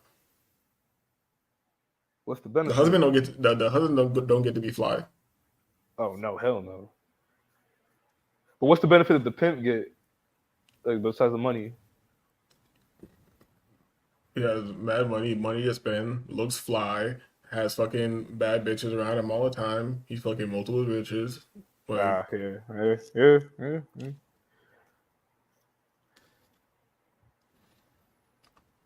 Well, right. I've never really been around pimps, so I don't really know. Like, I don't know that Jersey's not really known for pimping so much as for like drug dealing and shit like that. But that pimping shit, I never understood like why niggas was hating on it so much. I'm talking like square niggas, not like the government or the law or anything like that. Yeah, just like the hustler, because a motherfucker will be tricking and hate pimps. You know what I'm saying? That's like hate. That's like buying weed off of Tyrone and then complain about him. Yeah, because you feel like you're never getting enough. You feel me? You rather deal with a renegade bitch who you can take advantage of and get her to do all types of wild shit for lower prices and all types of shit. Like if a bitch has structure from like a real piece, she's gonna be in pocket. She's always gonna be extra safe and clean. You know what I'm saying? She's always gonna do shit on a certain level because she's gamed up. They rather deal with renegades and shit who are just gonna stay overtime. You know, a bitch starts doing some drugs with the trick because she start doing. You know, feel me? She chilling over there now. It's just fucking. It's out of pocket. It's fucking stupid. You know what I'm saying? And then some shit goes left, and the nigga wilds out on her and shit, and then now she gotta put no AA on her advertisement with like the rest of these bitches and shit. The niggas want to do some stupid shit. You know they like people. Like, I don't know exactly because I'm only myself and I don't know about other guys, but I don't think that's really on there because for one, when nigga from. And here I can't know 100%, but from an adjacent view, and using myself in there also. Niggas just always want to go have a good experience and smash some hoes. Like I don't like as in getting aggressive or crazy. I don't see that. I think they might be just fucking the bitches too much. You feel me? Like they don't want to get smashed like that. Well, I mean, from what I don't know from experience. Like pause, but why would you want somebody who's like, let's say blessed? Why would you want somebody who's like blessed to be coming through, gnashing your shit out? You feel me? The whole time they just, you feel me? When you can, The bitch gotta work still, man. Come on, the bitch got the clients lined up. But she has enough that she can say no AA and still mess with a motherfucker who don't got nothing, and they're texting and shit, not even still getting the same money. You know what I'm saying? Like, Bruh. I mean, from what I understand, it's because like a lot of niggas be trying to like recruit these bitches from other, and they be wilding out on them, trying to gyp them. Oh, that's another thing. You reminded me. My bad. But you reminded me. I need to say this. A lot of that shit's there too, because that's the ones that have P's. And P's tell them don't see black guys because they know some black guys are cool and they'll go fuck with the black guys. Mm-hmm. It's not even about they're gonna get by and do this and that. Really, like black P's tell them don't see any black guys. You feel me? Because they're gonna try to be cool with you and they might be cool. Because here's the thing, even with a fucking a hoe with a pimp, it's just like a square bitch. The nigga only got to be cooler than you for 30 seconds. Oh yeah. Yeah. That makes sense. That makes sense. Because you know what? Since we're here getting private things about our lives, let me give you this example. The bitch I dated for a long time, I didn't even know that I took her from a nigga because I wasn't fucking. This girl like got me that mind state, like the first one I met with. And here's the thing, and here's a lot of things that they don't want. They always want to say the guys are the worst guys in the world, but a lot of time guys who got in the game were turned out by hoes, so hoes like them. And the hoes will turn you into a P. You understand what I'm saying? Yeah. So that's what it kind of like with me, because I was kind of like, I was hustling, I was like going to strip clubs and shit like that, and I knew some hoes who worked in the strip clubs who like, I wasn't fucking them. They were like, oh, come pass through, oh, my girl wants to meet you, or this and that, whatever. So I wasn't. What was I gonna say? Oh yeah, so I wasn't. I was in the mode. I was listening to West Coast. I was listening to Mac Dre and shit. I was listening to Sugar Free. So I was like in that mode. It's weird. That's how you know. That's how you know music is magical and shit. Because I was like, I wouldn't say I was like pimpish or nothing, but I was like chilling. I had my own style. I no jewelry and shit like that. I usually had on like some beads or some wood shit, but I had like a weird style. You know what I'm saying? And I remember the girl I met being at the club talking to her, and then now thinking back, like.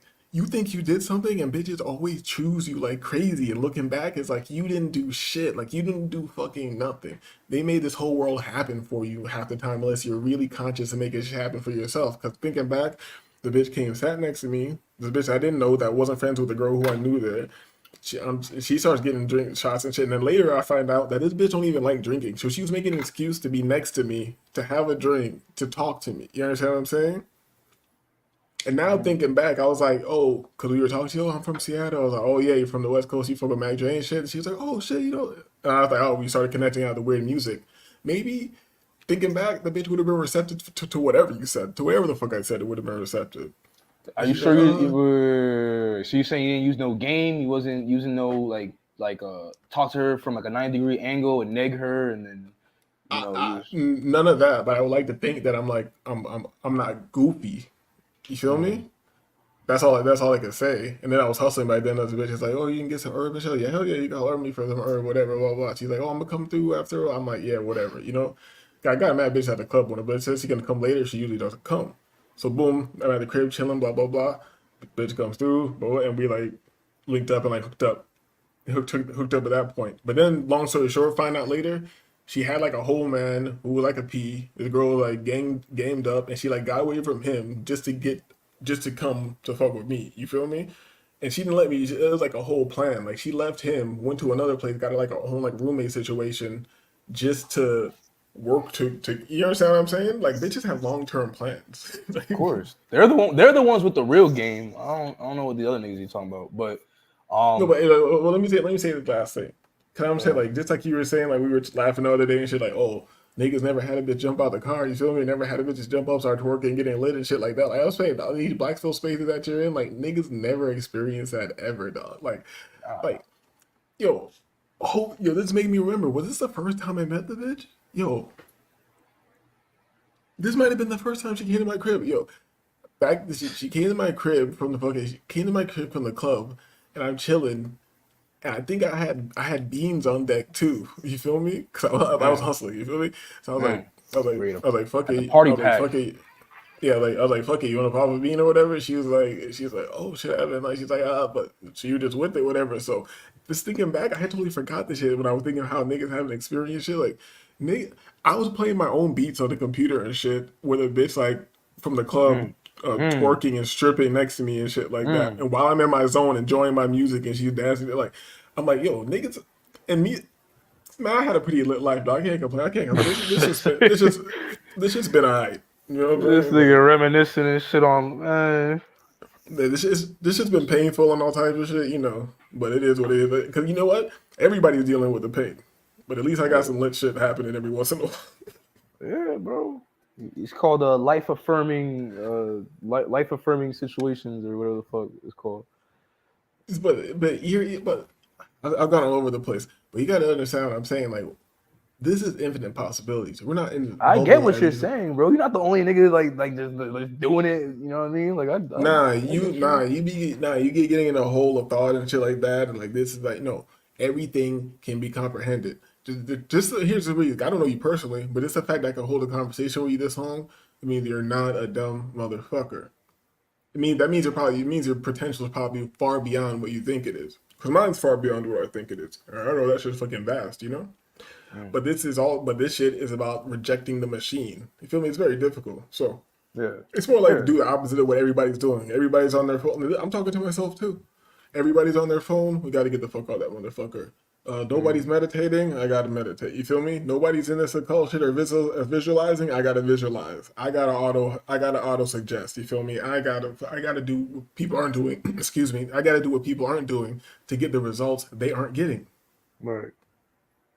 And some people tell you some simple shit. If you want to say mundane reality about just like, yeah, you do it, you got to work out and do this and do that. Like, I feel like all that shit comes naturally when you come to living. Put this way, you don't have to do all that, but change is going to happen naturally when you break the pattern.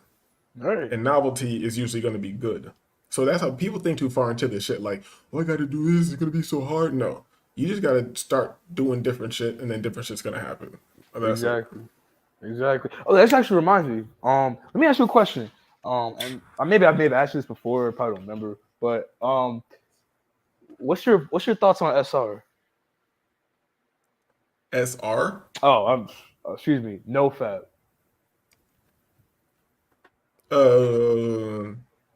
It's very good, but it has its where it stops having benefits. But some people try to say like the benefits just even out or bell curve after 7 days. I don't believe that. I feel like there's long-term benefit, but there is a part where it becomes like because I've done it like a very long time. I wish I could know what blocks it was because I wasn't doing it like put it this way, I just wasn't watching any porno and shit, period. And I would only be able to get off if I was with a bitch. Like there was no other way. And if I was too busy working and wasn't able to get on, it just wasn't happening. So there was stretches of time where that happened, and things get interesting. I feel like I definitely feel like more savage. Dreams were interesting. Weird shit happened. Mojo was bad. Yeah, you definitely, and especially if you do it when you're not smoking weed. If you don't, 'cause Yeah. if you're not smoking weed on top of that, then it gets very interesting. You get like more savage and shit, and also more spiritual at the same time. It's like savage and spiritual. So yeah, it has its benefits, but if you don't know what to do with it, then it's not really gonna do shit except baseline shit like make you more of a man, possibly. You feel me? I mean, yeah, I feel with all that shit. I've been practicing that shit on and on for like 10 years and shit. So no, I feel like either you gotta either be either end of the spectrum. Either you gotta be practicing that shit, or you gotta be smashing very often. They both give you the same effect. Yeah, because like sexual energy and shit, and then like the chemicals. And when I say smashing very often, I mean like no watching porn, none of that shit. I mean like you have to have access to bitches very often, even if you're paying for it. But you gotta be able to have it very often, and or not do it at all. Because when you're doing it very often and you're working out, I feel like that should boost your testosterone. If you're like actually smashing and you're lifting weights and shit, that should like boost your testosterone like a motherfucker, in my opinion. It makes you look savage. Oh yeah. Because I would notice every time after I would smash, I would feel like more like savage. Like I thought the savage would leave after the nut, and then after I was smashing, I'm just like, damn, I want to just go fuck up some shit now. I want to smash again. Like I feel like my shit was like peaked up and shit. So, but yeah, I know what you're talking. Yeah. Like, bro, that's just real. I haven't done this in a while, but I had a thing like here. How do I explain this? What is it? If I hooked up with a bitch, if I smashed a bitch, and then you just laid up with her, it felt like it just drained all your energy. Like you're just stuck there. Like you don't have much motivation and shit like that. But if I smashed a bitch and got up immediately and went to go do something, it was like a different zone. It was like I was doing that shit like in a different zone, but you couldn't chill at all. You had to fucking just boom. I had to go straight to doing something. You know what I'm saying? That's hard to do when you're in like a relationship type of shit. Bitches wanna use more of your emotional energy and shit like that. But if you want some shit where you can either kick the bitch out or you pay for play or she understands, yeah, that sexual energy is still on you. You could go fucking do some crazy shit. Yeah, she should understand. If you really, but here's the thing: if she fucks with you, she'd be like, "Yeah, I'm on my spiritual shit right now, and I want to use this energy to get you cracking."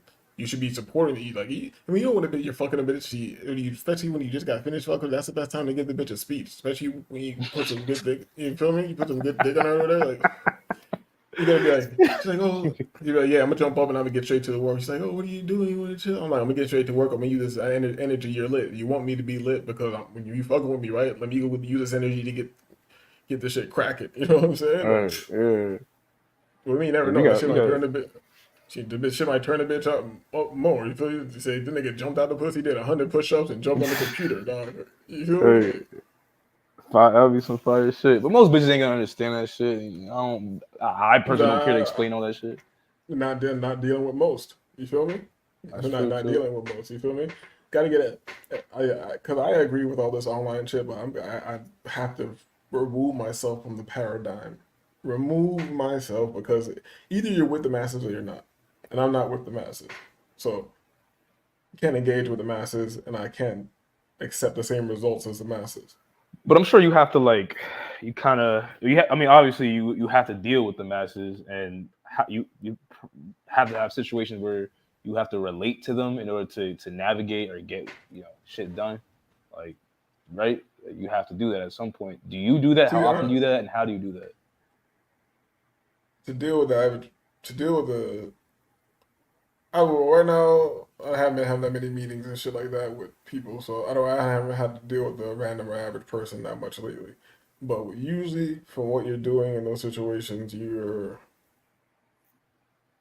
especially with business. But I don't even gotta say business. Just in life in general, I feel like motherfuckers are just like manipulating each other. So if you're dealing with the zombies, it's better just to like either talk to them on a genuine level where you don't need anything, or if you need something, to be working towards what you need. You know what I'm saying? And I'm not saying that in some satanic evil way. Mastermind, like, puppeteer these motherfuckers.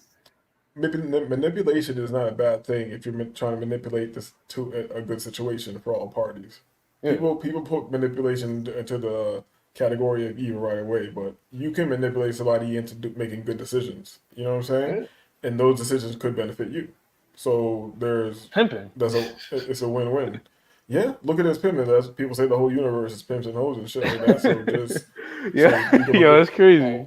All situations like that. It is what it is. Right. If you're not pimping, you're trying to be the hoe. Just be the pimp at all times, not the hoe. If you're not the pimp, you are the hoe. If there's no other option. I meant church. You feel me? Say that. No, that's facts. I can see that. I never. Well, because like for me, it's like I don't say I try to be personable, but like I know how to be personable. But I know like, okay, let me show them the normie representative of me, the normie version of me, so I can relate to them and navigate and handle shit, get shit done, without having to really get into shit. like You other have the deeper shit. you have the type of voice and personality that you could do something goofy and probably blow the fuck up. Like fucking like eating at the worst restaurants or some shit like that. You know what I mean? Nah, I'm not with all that goofball internet shit, bro. Like, what do you mean? Like, nah, hell no, bro. No, I'm not talking about acting. I'm not talking about playing it up. I'm saying like doing like just choosing something random and to do that and just be normal about it. Because I know if I did some shit like that, it'd probably work for me. I'm still considering that. But I really believe in this product that I'm doing. That's why I haven't jumped out the window and did something else. You feel me? But I'm saying I really can do to just go review my Emmy shit and just be myself. And that shit would get cracking. Oh, I see what you mean. Like, just like, yeah, I get what you mean. And also the level of honesty. You feel me? But when you decide to be that type of person, then it is what it is. Like certain shit comes with that. But who cares? Who cares? This is more I look at. Who cares about these people? Who cares about what they think? I need what I need out of this. You feel me? Right. And then I'm good. Like I don't care about the perception of any of these motherfuckers. That's why these little internet tribes and shit is so weird to me. Like, man, I wish I would care what one of these niggas on a panel thinks or that's insane to me, dog. Like, Yeah, like I don't get why people are so they have to align themselves with a group and shit like that. yeah, Because to me, at the end of the day, it's about you. Yeah, go ahead. What you saying? It's like because motherfucker just I can't even take any advice from like a weak motherfucker either. You feel me? Like, tell them to get a Camel and nigga, let's run these push-ups right now. Look. If you can do more push-ups than me, you just shut up. Like, unless you're teaching me a specific skill that I know you can do. You feel me? Like, but other than that, some general advice for life and shit, just shut the fuck up, dog. You can't even do goddamn 30 push-ups, nigga. Like, Yeah, fucking. That's why like it's the first of the month. You feel me? I'm trying to get my mind right, get my grind right, so I can shine bright with the motherfucking time right. I've been slacking, but I'm you know what I mean. I'm trying to get my alignment right, so I've been putting things in order. You know what I mean? Spiritually, mentally, physically. when you understand there is no time, you don't. There have to plan isn't, time but like, I need like when I say like the time rate, that's just some stupid rhyme shit. But as far as like the starting of the first of the month to wait, I'm not like waiting for the first of the month, but like I figure okay, it's the first of the month. It'll keep me like I'll have something to follow on, so it's just like I don't have to count the days in my head. I can just go by the day, and then you know what I mean. there's only action and inertia. That's it. If being if being more scientific and charting shit and doing this and that and definitely planning, writing shit down, putting into existence, it works and shit like that. But beyond all that shit, action. You feel me? Yeah, I was doing my push-ups earlier and shit. Like I feel, you know what I mean? I feel good. Like, my energy's up and shit. No, you need to, I'm gonna give you prescription, dog, right here. You feel me? Prescription. You need to eat only fruit for a week. Then you need to go chop it up with your pops.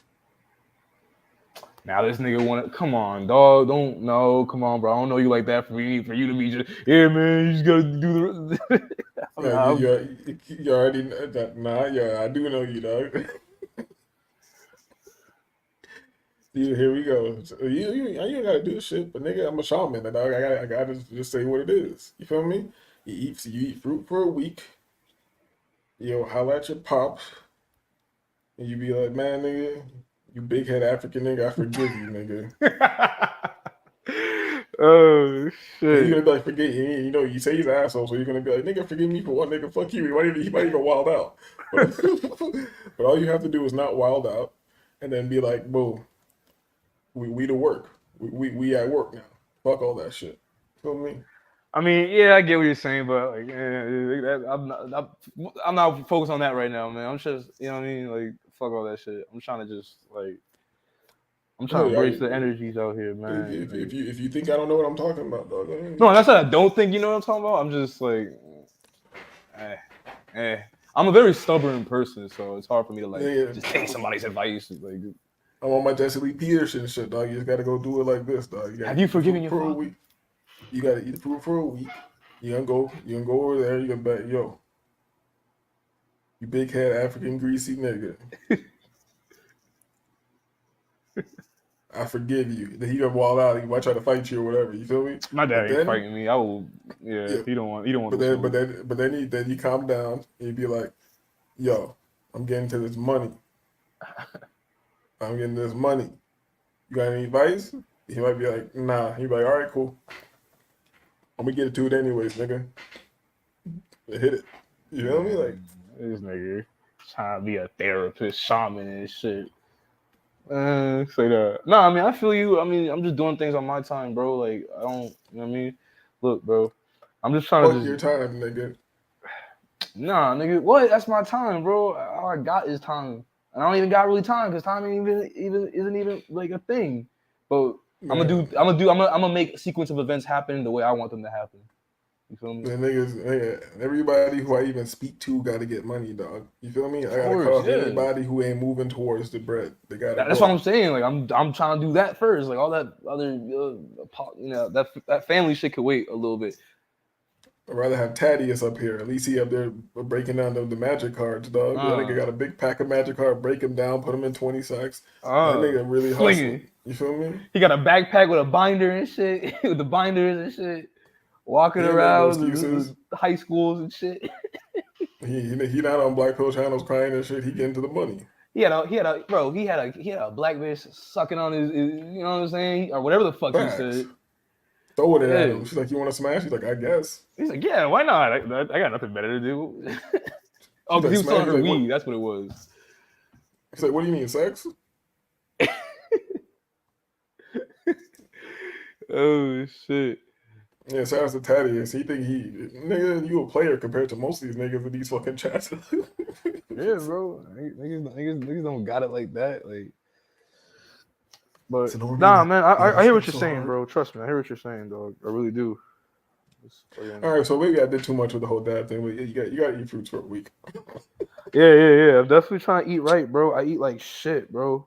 I'm not even gonna lie to you, bro. I gotta. That's why I gotta get my. You know what I mean? I can tell you look like shit, nigga. Nigga, because my face puffed up. I be, you know, I got put down the burgers and the beer. I'm still like a pretty nigga. Like at the end of the day, like you know what I mean. Pause, but nigga, there's no excuse for a nigga to just be 30, dog, looking like time and the fucking you. Chronos beating the shit out of you, nigga. You shouldn't. Also, I got cause like nigga, like I just gotta get back to it. Once I get back to it, bro, I'm back because my mojo's been off. You know, I was simping for a little bit, smoking a lot of weed, drinking, eating a bunch of shit because my mind wasn't right. Now, like I'm back on my, you know what I mean? I'm back on my bullshit. So I just gotta stay consistent. You know what I mean?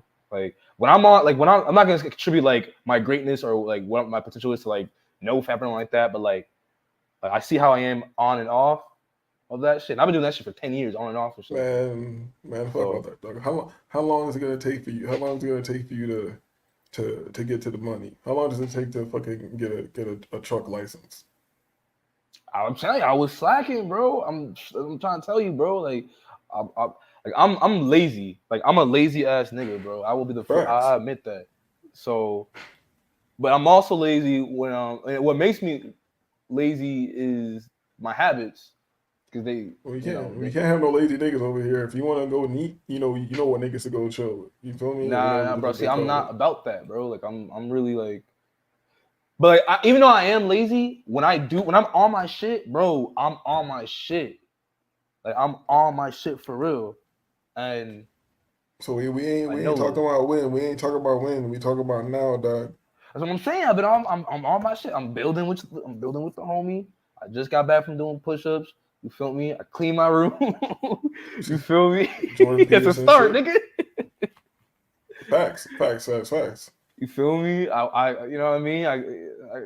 I'm getting to it, bro. It's just not just because I don't think it's an excuse, but before this point in my life, like this specific, not like this moment, but like before, yeah, like. I was in a very like fucked up mindset because a lot of other shit was going on, and I lost who I was. You feel me? For a little bit, I lost who I was for a little bit, and I had to remember why I'm great. You feel me? Because I forgot why I was great. I forgot that I did fly shit in my life that like I don't know too many niggas that like in my personal life that could say that they've been on my shit. You feel me? And I forgot that. And when I forgot that, I lost the essence. I lost myself, and I forgot who I was. You feel me? So now I'm reintroducing myself and trying to get to, you know what I mean? So Yeah, it's gonna that's what happen, the world bro. wants you to do. That's what the internet wants you to do, dog. You feel me? Yeah. You feel me? Yeah. The thing is, like, people don't even try shit anymore. Like, by the time people are in their mid-30s or getting towards 40, even before that, motherfuckers are locked in the point where they don't even think they can learn a new skill. Fuck it. They don't even think they can pay to go to school to learn a new skill, much less teach yourself a new skill. Give yourself Right. the own discipline to do some shit. You know what I'm saying? Right. Because there's mad shit out there. And if you look online, you're going to see some fucking 12-year-old motherfucker who's got mad red doing some random shit just because they were nurtured. Somebody showed them how to do it. But you see that it's possible. So why not fucking do it? You know? It's like that Cat Williams skit where he was talking about the tiger in the zoo. Tiger was so caged up, he forgot he was a tiger and shit like that. He's like, "Are you sure I'm a tiger? I look like a tiger, but I don't feel like a tiger." And the tiger's trying to change his shit, kept trying shit, won't work. Trying shit, didn't work. Trying shit, switch it up. And then he just remembered he was a tiger, and then he ate the motherfucking zookeeper. That's something how the other joke works. Well, the internet will make you forget who you are because you listen to all this propaganda, listen to a bunch of idiots that don't know what the fuck they're talking about. They're all capping, they all full of shit. You feel me? And then you on top of that, you got all the other chemicals and all the shit that they spray in the air and put in the water. So it's easy to forget yourself these days. But if you really are a great motherfucker, bro, I feel as if you'll never really lose that. Despite all that, you just kind of like you gotta connect again. Like I was in that mindset for a long time, listening to people who didn't know what they're talking, who were liars or didn't know what they're talking about. You feel me? And I fell into it, and then I got to, you know what I mean? That's what they want. Like that's what they want. The general man is. That's what the general man in society is. Like the tiger in the zoo. Right. You're the tiger in the zoo, and the married man and the boyfriend is the tiger in the circus or in the magic show. You know what I'm saying? Mm-hmm. Like at least the tiger in the zoo, you're just in your little enclosure. You know what I'm saying? It's fucked up. But the tiger in the magic show or in the circus, they're making that motherfucker wear little hats, ride tricycles, fucking beating the shit out of them. Nigga, put your paw, nigga, hit him with the whip. You know what I'm saying? They don't do that to us in the zoo. They just keep us in the enclosure. Yeah. You feel me? Yeah, So, yeah, so you have to.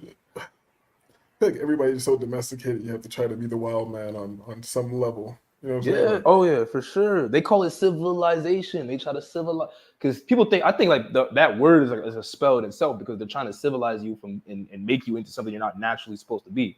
Because they tell you like, oh, act natural, but like, how do you act natural? You shouldn't. Acting natural is like two different. That's an oxymoron. You can't act natural.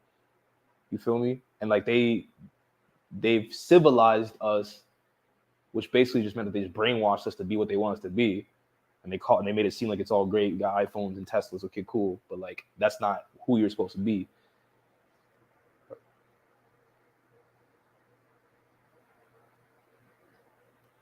You dig? So yeah, niggas are in the fucking cage. It is what it is. Yeah, bro. I'm gonna break my rusty cage and run. You feel me? Like that fucking song from Grand Theft Auto. Fucking yeah, bro. That's what I was feeling for a while. Like I wasn't making no music. I wasn't like I was simping for bitches. I wasn't working out. I wasn't eating right. I was just doom scrolling and shit, bed rotting and shit. I was in the cage, and now you know what I mean. I'm breaking out the cage and shit. You feel me? And being on your live streams and you talking to you and shit. Paul's no homo. You ain't shit, nigga. But you know it helped. You feel me? I'm not gonna lie. I will give you that. You feel me? Yeah, I told you about here saving the world and all that, but you just don't want to give me the props. But I don't need it. I get it after I die. But that's gonna be. I don't want my name on my gravestone. I just wanted to say, don't remember me. Damn. I mean, you don't want to be remembered. You don't want to leave a legacy, man. A couple seeds. Leave a couple seeds. You know what I mean? Pass it down to your seeds and your earth, whatever the fuck. I remember like way back in the day. This is back like almost like just out of high school days. And these bars always stuck in my head that I wrote at the end of the song. It said like, I'm sick of this shit. When I die, don't remember me. You probably talk bad about a nigga more than anything. You feel me? Damn, son, emo ass lyrics. Just let it go. You feel me? So no, that's facts. Yeah, because I'm just trying to save niggas, dog. But I'm already going to heaven. If I saved, if Thaddeus isn't an agent and I stopped him from being weird at any point in his life, then I'm good. I'm locked in. If I don't go to heaven, then shit, nobody's going. Ah man, I mean, you ain't saved me or nothing like that. You know what I'm saying? Like, I just had to. You know what I mean? Like Lloyd Banks said, I was trapped in my way of thinking. Now my cuffs are gone. You feel me? I was locked in my way of thinking. Now my cuffs are gone. You know what I mean? Like, I was trapped in a certain way of thinking. This information isn't mine. That's why I'll never be popular on the internet, because I'll never be just pretending like I'm making all this shit. Yo, these niggas are so funny where everybody who's just saying the same shit, like kind of, you know what I'm saying? But they keep it service. They all just like act like, oh, this guy's stealing my information. I'm like, nigga, you're not saying nothing that's not in the fucking book. Like, what are you talking? What are you talking about? Yeah, niggas think yeah. But maybe somebody you can give a perspective on things, and that's why most niggas are liars and being contrived. Have like, so you're not gonna get a real perspective because they're lying. They're not really thinking. They're just trying to present something to you. You know what I'm saying? Like, so you're not gonna get any real. You're not gonna get any real shit from that. That's why it's a waste of time speaking to most people. Like, you're not gonna come to any epiphany. I get why you don't jump on panels when you put it like that. I get, like, because it's not really gonna help you in any way. Type shit. The motherfuckers just want to help cage themselves in their animal farm. You know what I'm saying? Like, yeah, this so you're saying this? Oh, so you're saying you can just do this or that? Like, okay, you know what? Maybe my experiences in life are uncommon, and I'm glad because I am uncommon then, and I don't want to be like the common person if that's what it is. You feel me? Right. Like, that shit is fucking pathetic. Like, I don't know. Like, you know, that's what I'm saying. That's why I feel like bad for niggas on that side, because they just sound pathetic, and then you subservient to the white nigga over there. It's just fucking crazy, dog. Yeah, I mean that shit. Yeah, bro. Like, if I'm ever back in any of those spaces, because I'm talking to I'm talking to specific people who I fuck with who are not like that, who are just, I mean, they're there for whatever reason they're there, but I fuck with them on some other shit. I'm like, yo, which, like, you know, how's this subject that is not related to like this panel? How you doing with that shit? Oh, we're like on some like shit, like not on some like, yeah, man, just got rejected, bro. Yeah, it's over, bro. This is why I fuck with. This is why like I see why they don't like QB, because QB be really like he talks it, but he lives it. You feel me? And I can respect, and he's showing his lifestyle. And that's what I fuck with. Like, he's not just telling, oh, don't, yeah, you can't, like, the country that I'm in, that you're not in, it's different. You can't come over here because you don't know how it works. Like, nigga, bro, you're not living in no different area than any other place in that area.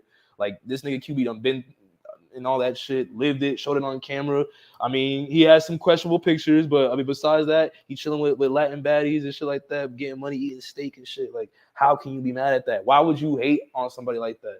You feel me? I can't, because that's shit that I want to do. You feel me? How am I going to hate on someone who's doing what I want to do?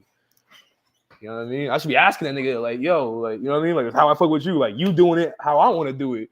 You feel me? Get your money here, go over there, do your thing, have fun, learn some shit, get in touch with the outer world and shit. And you know what I mean? Like, I can't be mad. I can't hate on. I'd be like, if I hated on you, but you doing what I want to do. So what does that make me? It makes me a bum ass nigga, bro.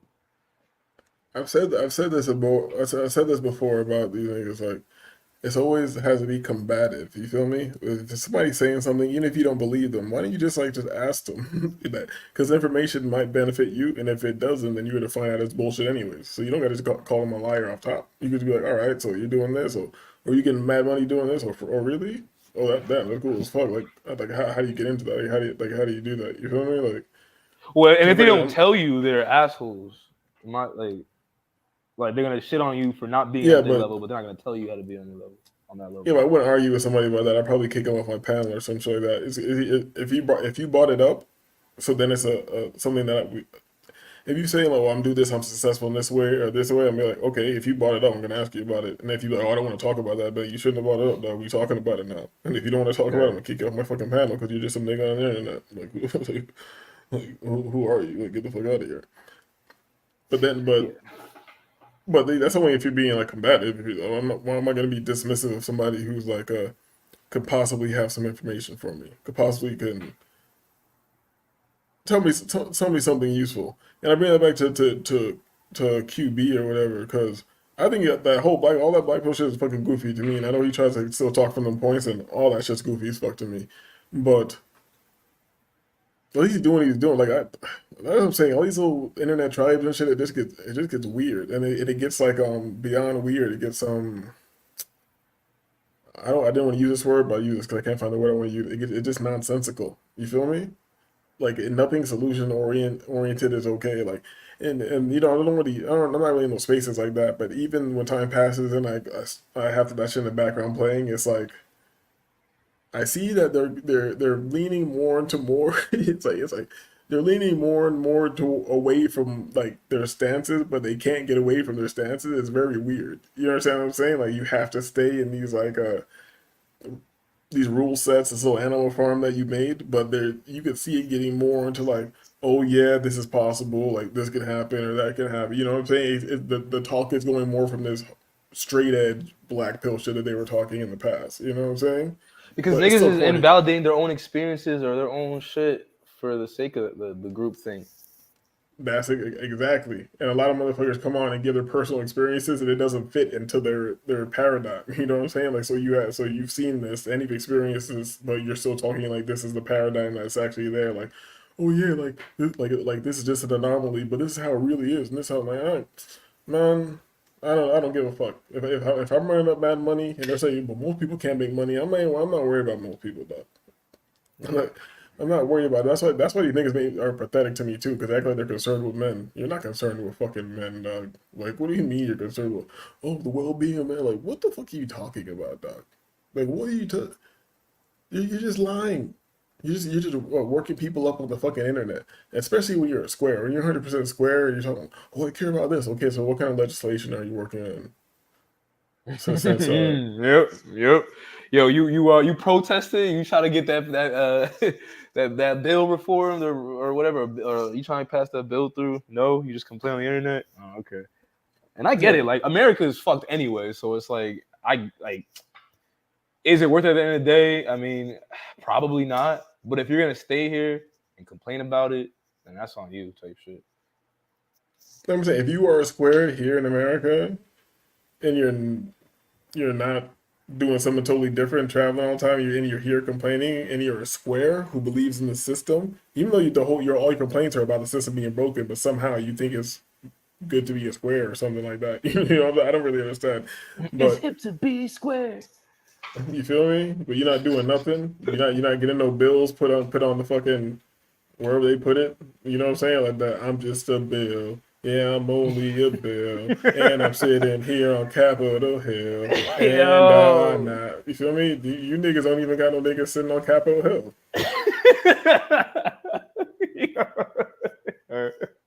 You niggas don't even got no niggas sitting on Capitol Hill.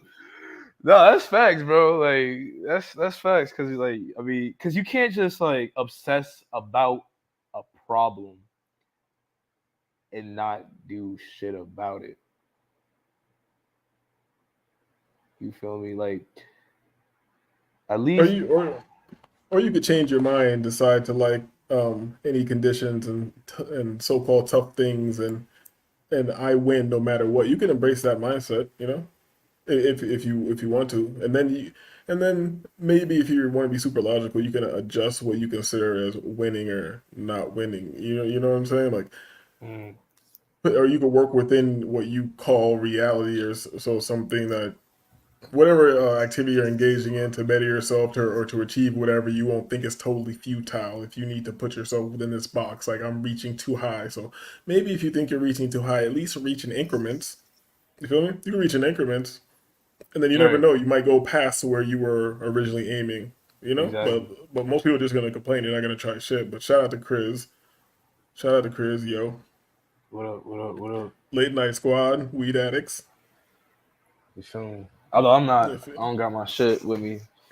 So what's up, I've been everybody? smoking mad joints here right now. I wasn't planning on being here this long, but you know, I'm here. I got some work done earlier. I'm not really tired. I had my last bit of steak earlier, back on the fruit for a week.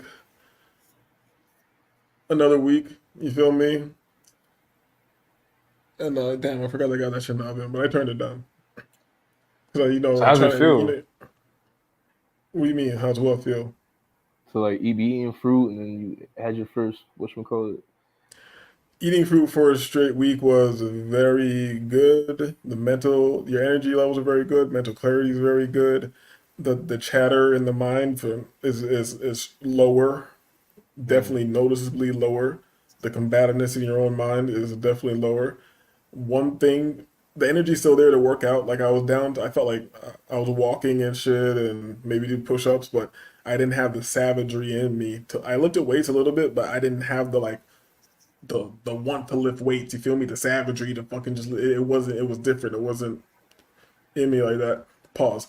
But and when I had some beef again, I definitely felt the savagery, and I felt like the more the mental shit too, like the chatter, the combativeness in your own mind. Just this it's a hard way. It's a weird wavelength to like to describe, you know. But I feel like that's just what comes with it. If you're Yeah. gonna be consuming that all the time and you want to be savage in the gym or whatever, what comes with that savagery, just like listening to negative music in the gym, you feel me? That savagery is gonna help you like that. Some rap that I would never listen to outside the gym is gonna help me like lift in the gym. So it's you gotta say it's like it's like very similar to when you're listening to very negative music. So it has to be that same energy and shit. Yeah, So I'm of not saying course. that you should, because I'm not no fucking vegan. You know, I was vegetarian for a long time, but I'm not that. But I feel like the best. I'm gonna keep experimenting. But to me, right now, the best combination I think might be to eat only fruit Mm, and to only eat beef on days that you are lifting weights intensely. mm, mm. Yeah. Oh, So either you're gonna eat it earlier, wait like 2 hours and lift intensely, or you're gonna eat before you go to sleep and wake up right in the morning and go lift or whatever. Like, but other than that, I don't think you should. I don't know. Everybody's different, but I definitely. I'm just giving my experience. no, I get you because I had a phase where I was a pescatarian. I had this crazy acid trip, and I somehow came to the idea that like, yo, I gotta stop eating animals and shit because I'm inheriting their spiritual karma and pain and shit like that, and the chemicals that they're putting in this shit. So anyway, I bugged myself out, ended up getting like trying to get off meat altogether, like animal meat altogether and shit. But I was still eating like fish and like chicken, like I was eating like fruits and vegetables, and I was doing that for like a good 2 years until I got back with my ex, and then she started feeding me a bunch of fucking bullshit. But in that 2 years, what was it? Yeah, go ahead. Uh, so nah, but in that 2 years, it was like 2.5 years, something like that. I felt different. I definitely felt different. I felt my mind was more at ease. I felt more like I guess you say positive vibrations. I felt like when I was eating a lot of meat, like shit like that, my stomach always felt goopy and like kind of like heavy, and I felt tired, and I had like a lot of like just like I didn't feel right, so I stopped eating beef and like pork, and yeah, I was feeling different. I felt I was on a higher vibration. On top of that, I was doing no fap too, actually, like on and off, because it's hard out here. You feel me? No pun intended. Pause. No diddy. But yeah, it was a different time period in my life. That I remember like that summer of 2019. I was on fire, bro. I was working out, meditating, eating right. I was productive. I had I had a whole different like I was in a whole different zone. And then a bitch came through, and that kind of fucked it. I allowed that to fuck my flow up, but like I'm trying to get back to that because I know what it's like to be like on that type of vibration and shit. So I definitely feel what you're saying. And that's why I feel like it must be done also because just doing the opposite of what the masses are doing for one, or also just breaking your pattern. So you've been doing the same, might as well just do something different. Fuck it. And also it just works well, energy level wise, getting work done wise, mental level wise, and I'm also like work. Yeah, I'm gonna drop a significant amount of weight, so it's an easy way to do that too. There's really no downside to it because I feel like you get like put it this way. I feel like there's level to this like healing cleansing shit.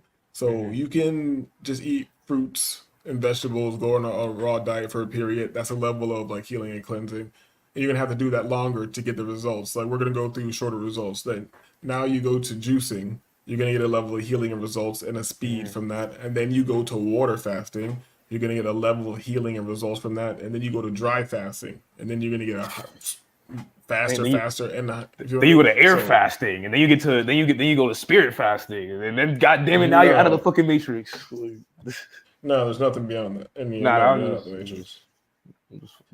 beyond it. But I'm saying like that's the thing about the fruit diet to me. I feel like I kind of feel like how I feel when I'm fasting, like water fasting, without any of the negative effects. Like none of the sometimes you can get like a little sluggish or feel weird or so that like none of that shit. And I didn't eat any, and I didn't take any salts or anything like that the whole week. So I never got a headache, and I stopped coffee cold turkey for like the week too. So I didn't get any headache, none of that shit. So I feel like it's a good thing for cleansing out, breaking a so-called addictions. You know what I'm saying? Yeah, I mean, it makes sense because you kind of like I kind of thought I always kind of question like why is the consumption of animal meat so pushed in this society? And the kind of like what you said earlier, like if something is too prominent in the society, it's probably best to do the opposite. I've always thought like that too, to a large degree.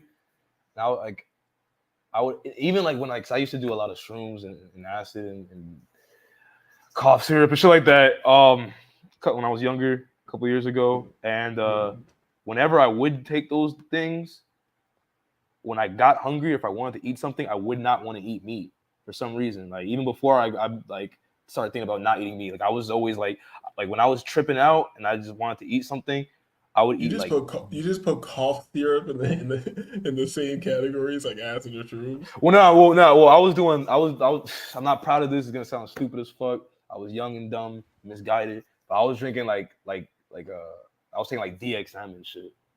Oh, sorry. Yeah. Fucking robo tripping. Yeah, I was robo tripping, not the lean shit. I was robo tripping. And yeah, I never done that shit. Yeah, it's a motherfucker. But anyway, yeah. But I noticed when I was tripping out, especially when I was on acid or shrooms, like I just didn't want to eat nothing animal, like no meat, chicken, fish, whatever. Like I would want to eat fruits, vegetables, and like no homo nuts.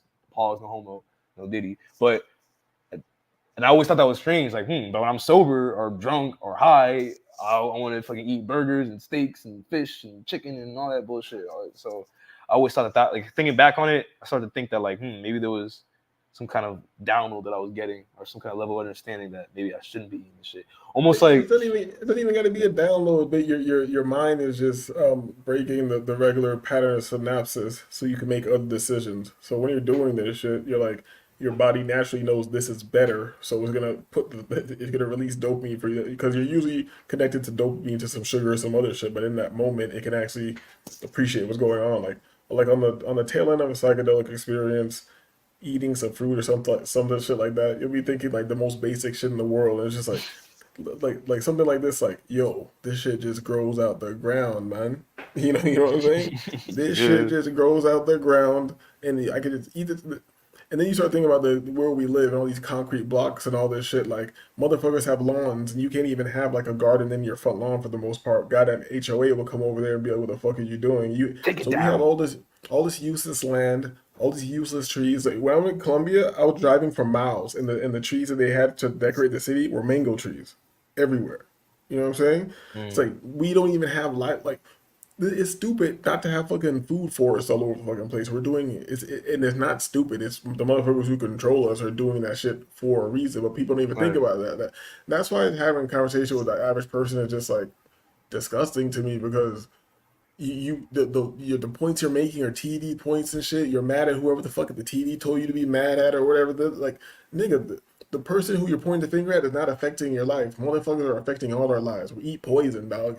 You call other countries third world shitholes, but at least they can go get a plate of food that's not poisonous. Yep. You know what I'm saying? Like, Yep.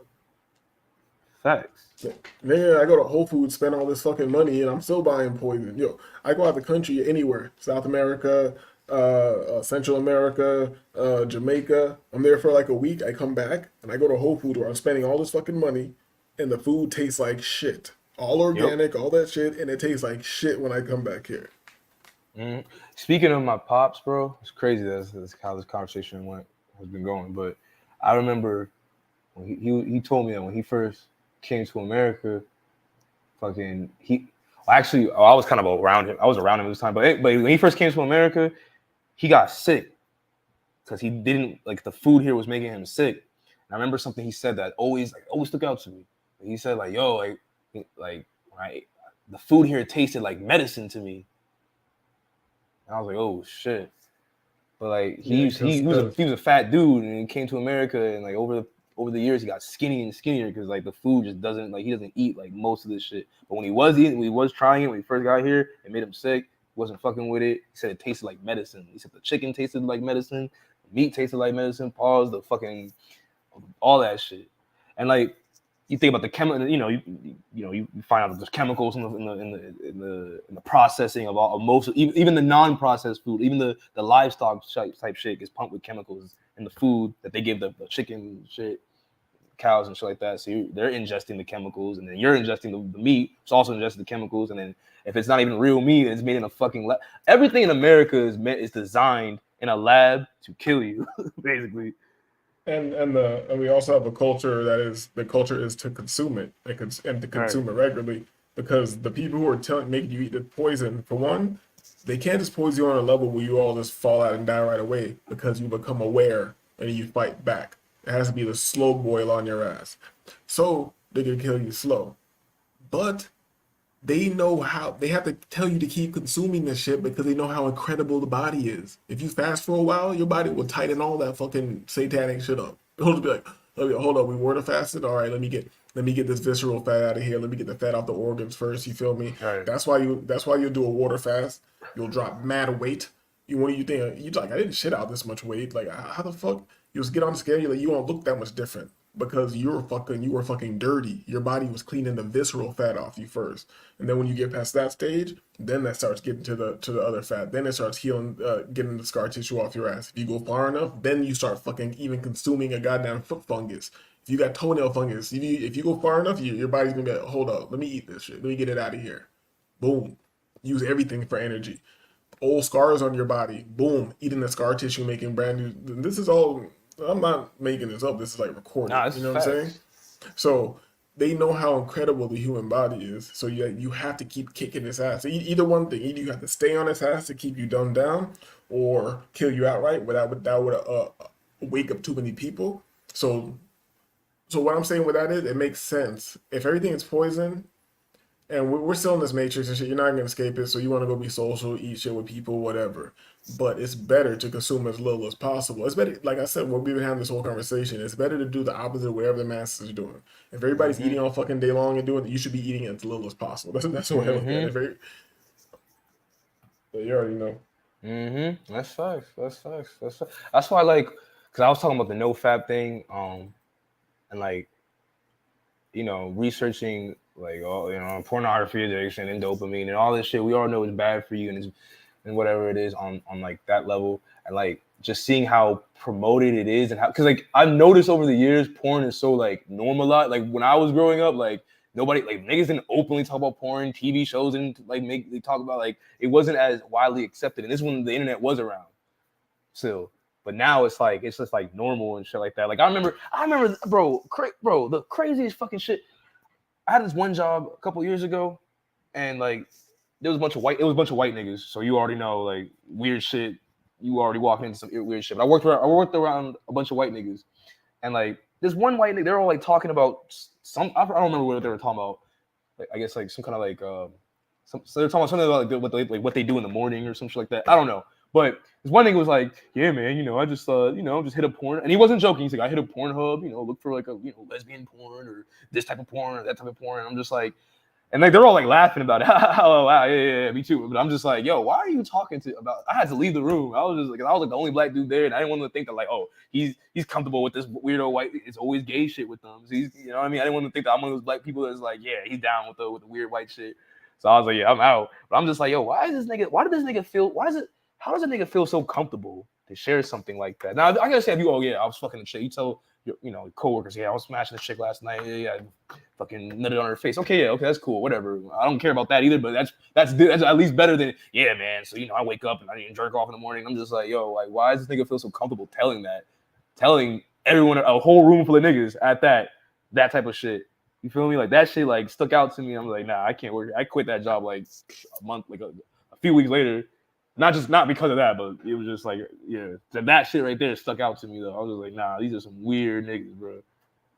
I can't even think about that. They're just kind of like white people shit. The Thaddeus came up here and told us that white people are weird. So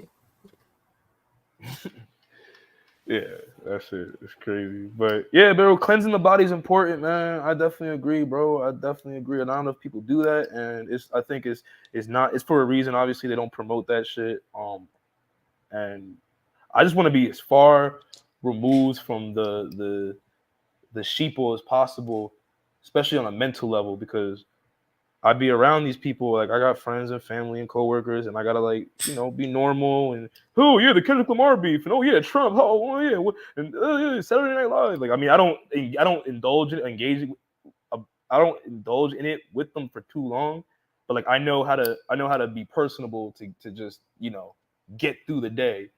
But a lot of people are not up on this type of shit, just as far as like spiritual health, mental health, real mental health, not like I can be therapeutic personal. shit. I can be personal and talk about regular shit, but I don't know. Most of the people bring up, I'm not gonna know what the hell they're talking about. It like they're saying these rappers are dissing each other. I don't know what anybody said to anybody.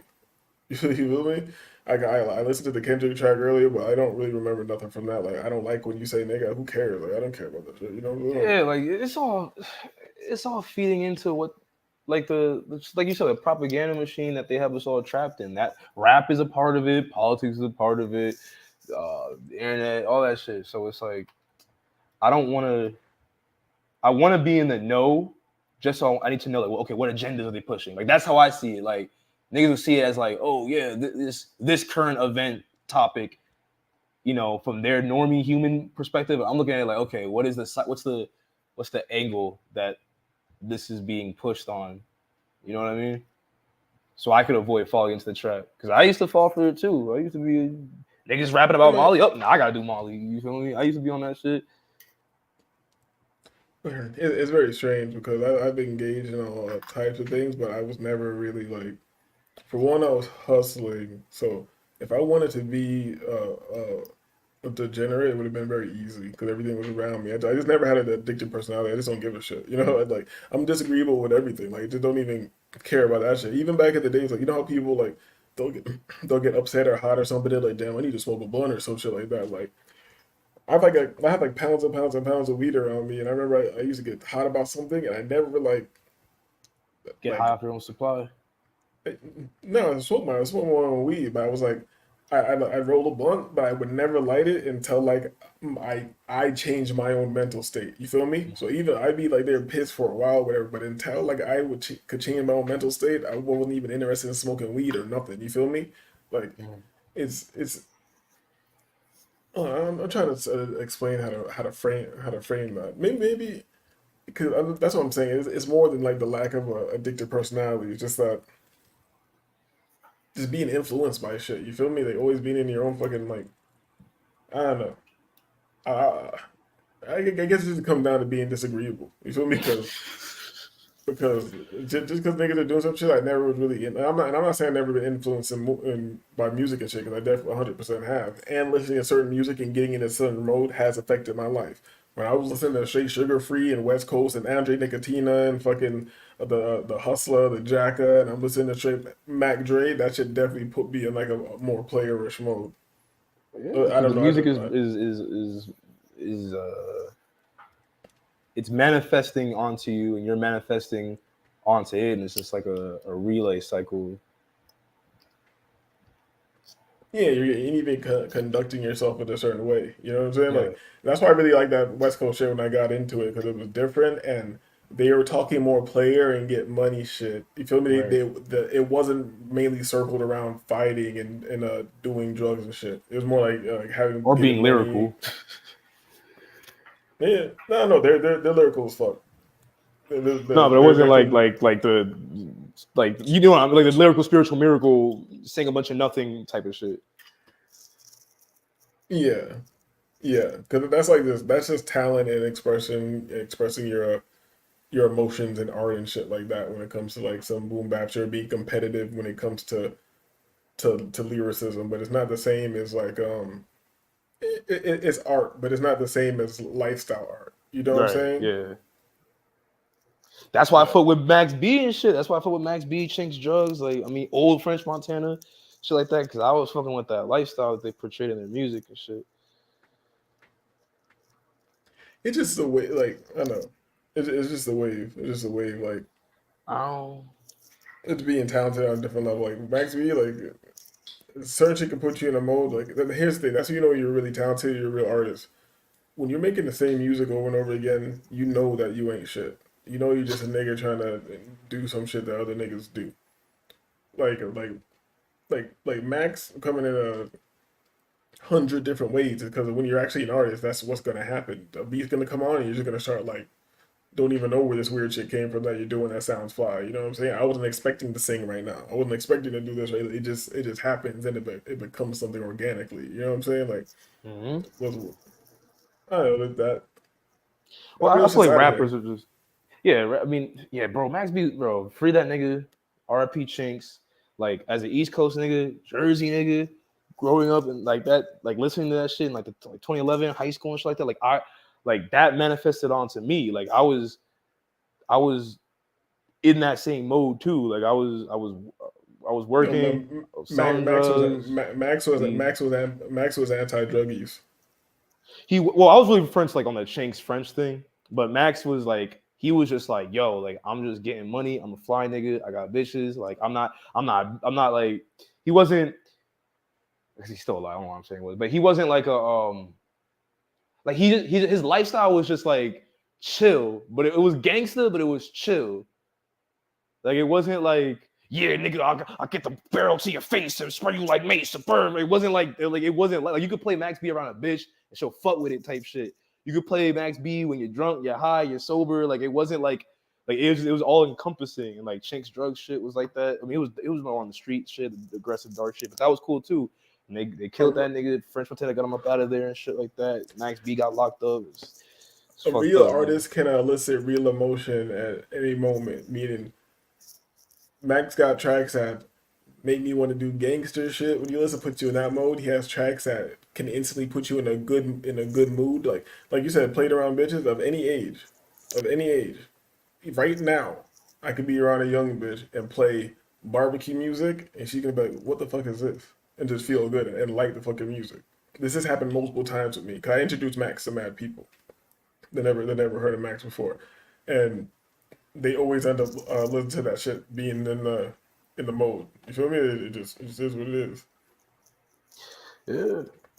You gotta battle if you want my hoes. Y'all can't have none of that. Tell her what you say.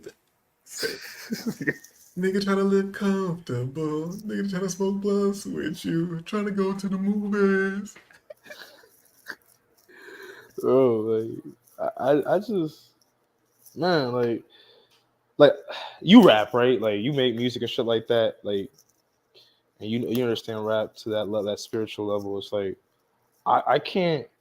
This is why like I can't listen to certain rappers that don't have a certain lifestyle in their lyrics. That like not to say I can't like I gravitate more towards rappers that like I see myself in, but I'm also trying to live a similar lifestyle to. So if it's like, if I can't, like, that's why, like, Lil Durk, like, I'm not no Chicago gangbanging nigga. I don't want to be no Chicago gangbanging nigga. So his music doesn't appeal to me. To a nigga that wants to be that or is living that, then yeah, Lil Durk is probably like, there's probably two niggas talking on a panel and one nigga got a Lil Durk fucking avatar like, yo, like that nigga, he made me want to be a Chirac Savage and shit like that. You feel me? But Like, even when the music was still corny, but before it became full depth, you can still transmute that into whatever you wanted. It's like nowadays it's death music, you can't even transmute it. Like something like DJ Khaled, like all I do is win. Even that's like a mantra that you could use while you're looking at a fucking trading chart. While you're planning your businesses, you could all I do is win, win, win. You can't listen to no fucking what I'm about to say, Little Von or Young Von. Right? Little Von. You can't listen to fucking King Von and be like, you don't know. I used to jump for the low. I ran him down. He spun around. I knocked him down. He is a clown. Like, I don't. This nigga saying all this shit, and I'm like, yo, I'm trying to study the financial markets, sir. You feel me? right. But you can listen to some, like you can even listen to old Future, like. You could be studying some square shit and be listening to Tony Montana talking about you could be you going through these books are like your bricks. You about to get that medical degree. You feel me? Tony Montana. You sitting there studying for your medical degree. I'm about to cut the Porsche. Tony Montana. You turn up with a pencil and shit. You got your glasses on. You feel me? And you got the desk. And it's crazy. I already had this idea, but it's crazy. The homie Lofty, well, he really put that perspective for me back in the days one day because we were chilling. There's a song from a UK artist that I liked a lot, and it was called like Church. But Church is all about jail, you know? I'm like, I don't want to be in that fucking energy and shit. I can't be listening anytime I'm chilling, listen to like Jail Time got me doing hella plan and smoking. I'm like, I don't want to be thinking about going to jail, you feel me? Especially when we doing like semi-street, but not even semi, we doing street shit. Like I don't want to be in that mode. And he's like, nah man, you gotta change it. I don't even think about that. He's like, I was in New York listening to that shit. I was like, New York Time gonna be doing Hello Planet. So he's changing the lyrics in his head to make it apply to what he's doing. Like I'm like, all right, so you can take anything, but I'm not gonna. Why take something more difficult? Why not even already get in that mode? You feel me? Yeah. Why not even remove all that shit and just fucking listen to some classical music when you're studying or whatever, or nothing at all? Because when it comes to learning, singular focus is the hardest thing to do, but that's how you really get the most absorption or whatever. But even if it's too hard for you to get singular focus, just still fucking do something, nigga. Like put the fucking music on and do whatever the fuck you're doing. I'm saying this to the general audience, not to you. No, but I mean, or you can make your own music and program yourself, cast spells on yourself instead of letting some other dumbass rapper nigga program you and cast spells on you to make him more powerful in the egregor, make his egregor more powerful. Make your own shit. That's what I do. Like I make music, and I don't make music I'm not trying to get a record contract. I don't post my music. I don't even show people my music. I just make it for myself because I know I can use this as a spiritual vehicle for different purposes, and I've seen the results of that. That's why that's what I do. I mean, just like an example of the dude Ty with the trade music. You feel me? You're putting yourself totally in that mode, like. Hey, Fork's hitting good every day, payday. You bro. Think about it. You think that you made your own lit song, your own theme music for the movie of your life, and you're waking up and I'm about to get to it. You feel me? Like you stay in the zone regardless. Like, and it's just like I was talking to someone like my business partner the other day, and we were talking about meditation and shit. He's like, he's like, I mainly like guided meditations and stuff. I was like, have you ever guided your own meditation? He was like, oh, well, he's like, record myself. I'm like, yeah, record yourself and then guide yourself through your own fucking meditation. Or especially the type of meditation that you do before you go to sleep. Or if you're going to listen to something in a repetition and try to get some absorption in the dream world, record yourself saying it. Record yourself giving yourself motivation because you know your voice and talk to yourself like a friend. While you're sleeping, you're like, yo, what's up, man? I know you're sleeping right now. You're sleeping right now. You can say, really, yo, you're sleeping right now, but you need to understand, like, you're really that guy. You know what I'm saying? It is what it is. You've been cursed with being that guy. Now it's time for you to perform. You need to we're gonna get to this fucking money, man. It's inevitable. This shit is already written. This is in your spirit. This is what's that. You're just speaking this shit while you're sleeping to yourself, like a friend, in your own voice, of your own self talk. You feel me? Yeah, bro. I want to say something really corny that I used to do, which I don't think is corny now, but I thought it was corny back then, but I still did it. Cause like whenever I would be like, whenever I would be, whenever I'd be like on my way to a party, like if I was driving by myself, nah.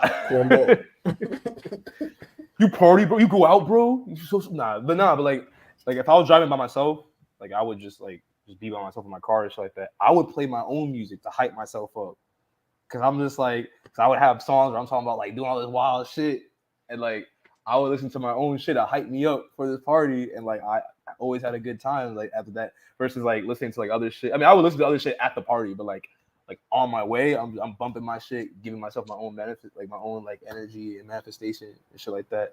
Which is why like I feel like rappers, because a lot of people who hate rap, they like, oh, they just talk about themselves and it's so egotistic and it's narcissistic. But I'm like, yo, like this nigga is manifesting his reality while talking about his lifestyle, while reminiscing on his past, and like you have to.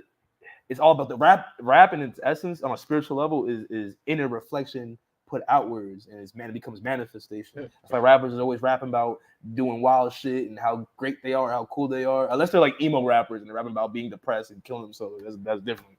But like people, you know what I mean?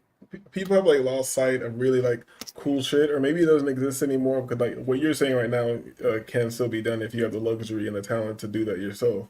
But even if you don't, and I'm thinking like, and this is a fact, I was thinking maybe it's not, but it's definitely not, because the numbers, how they say people don't go out to on dates and bars and all that shit, so clubs aren't really like that anymore or whatever.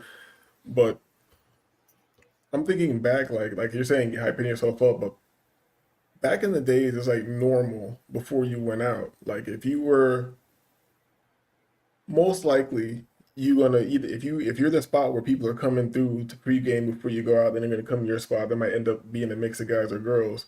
If you're linking up with your homies, you might pull up, you having some pregame drinks and shit, you got music going, or whatever and shit, and you're all getting into a vibe, into a spirit before you even hit the streets. You know what I'm saying? Mm-hmm. And it's like, and if you really had some real niggas, it was probably some mutual like hyping up going. I don't know, I'm trying to think of a good example, but you know, just like, I can't even give a good example right now, but you know, just like all around good energy flowing around and shit like that. Mm-hmm. And especially if you're by yourself, you do that. Like if you're about to go hit the streets or whatever. At least back in the days with me, like you getting dressed, you looking fire, shit in the crib, you get your shit together, you showered up, you looking good, you got the music playing. You might have some like random theme music, some.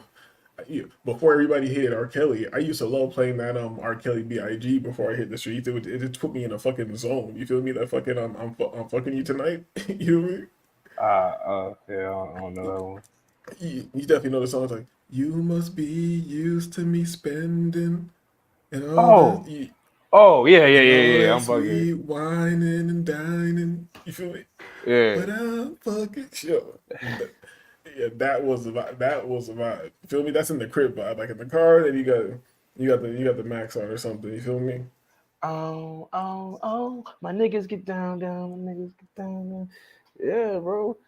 Fucking. But I'm saying, I feel like that's been lost. Like everybody's so logical that there's or maybe this technology's fucked everything, or maybe the world's is different, but the vibe is gone. Because even in my building with younger cats, I don't see them like, and it, I don't know.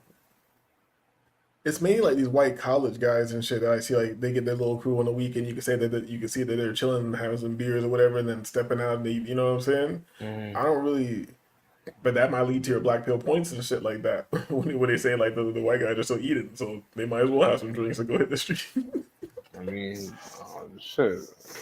Listen, bro, I'm not worried about no white nigga, bro. But yeah, no, but I'm just giving an example because I wasn't thinking like you know my name would be white and shit. Yeah, you know what I'm saying? Like.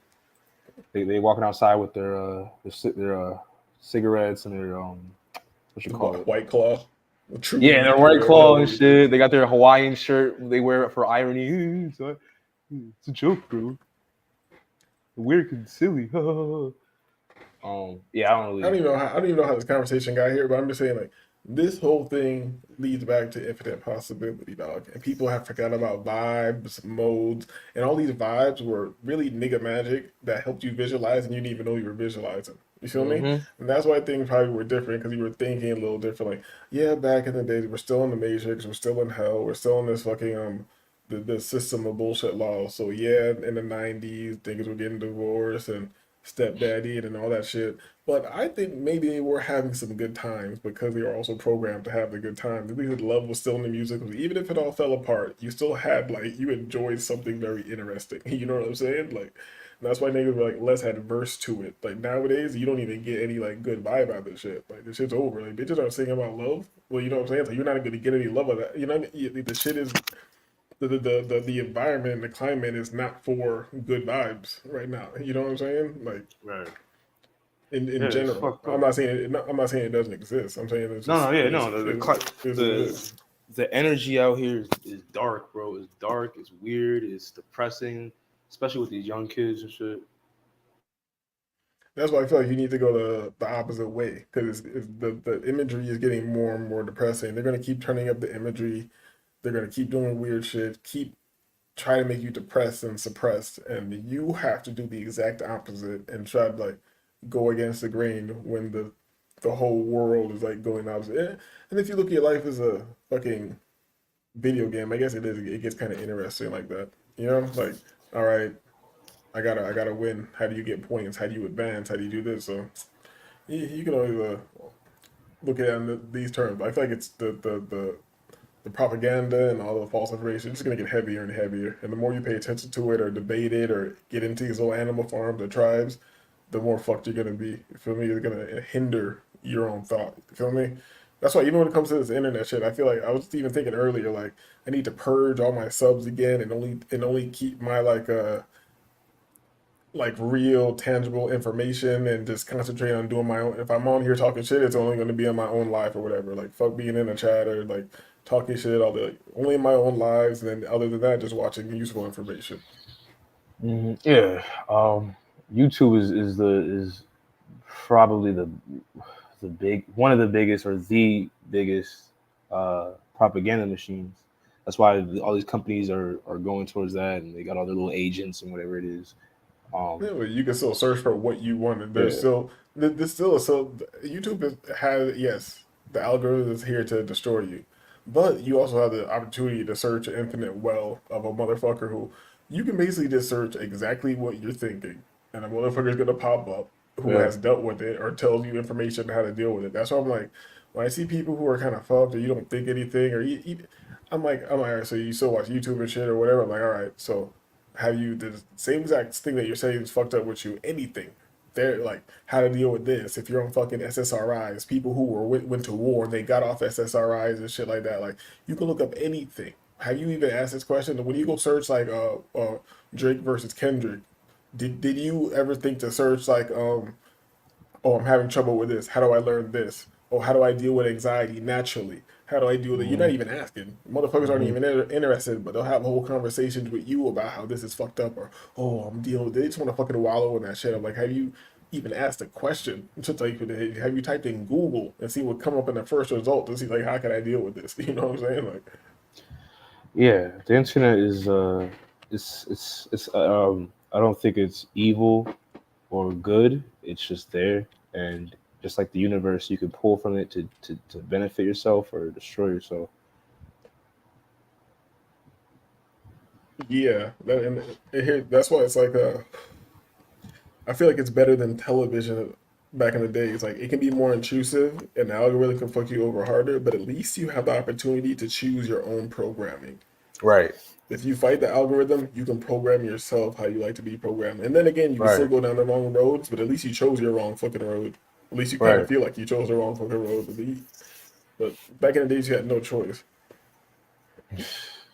Yeah, I mean, that's the good thing about the internet. Like I be getting YouTube try to recommend me some bullshit, and I just like, why are you like? I didn't watch anything that is related to this. Like, why are you recommend? Oh, okay, you're trying to program me or sell me some shit or whatever it is. Okay, like then I just kind of I'll just go watch productive shit and then like a bunch of that shit and try to get that to be my algorithm instead of like bullshit. You feel me? Because I used to have a point in my life where all my algorithm was all just a bunch of bullshit, negative shit, nothing really productive. Until I started just kind of change what I was feeding the information I was feeding myself, or the information I was looking for and shit. And it changed. That's why I'm back on my shit now. That's why I'm getting back to my higher self right now. I hate to say that word, but really, like, that's like my whole. That's where my mind is right now. You feel me? Because I was trapped in a very dark place, and I allowed my algorithm to also manipulate me and all this propaganda and shit. So it's all about just programming yourself. That's why you gotta program yourself in every way possible, even if you have to create your own programming. Like I said, with like the music thing, for example. I know everybody can make music and do all that shit, right? That's just my shit, but Yeah, whatever you it don't is. program yourself, you're gonna end up like these monkeys right here. You know what I'm It's saying? like these monkeys. Call them monkeys. Yeah, like come on, like how, like this. These fucking plantation baboons. You're gonna end up with This these is something.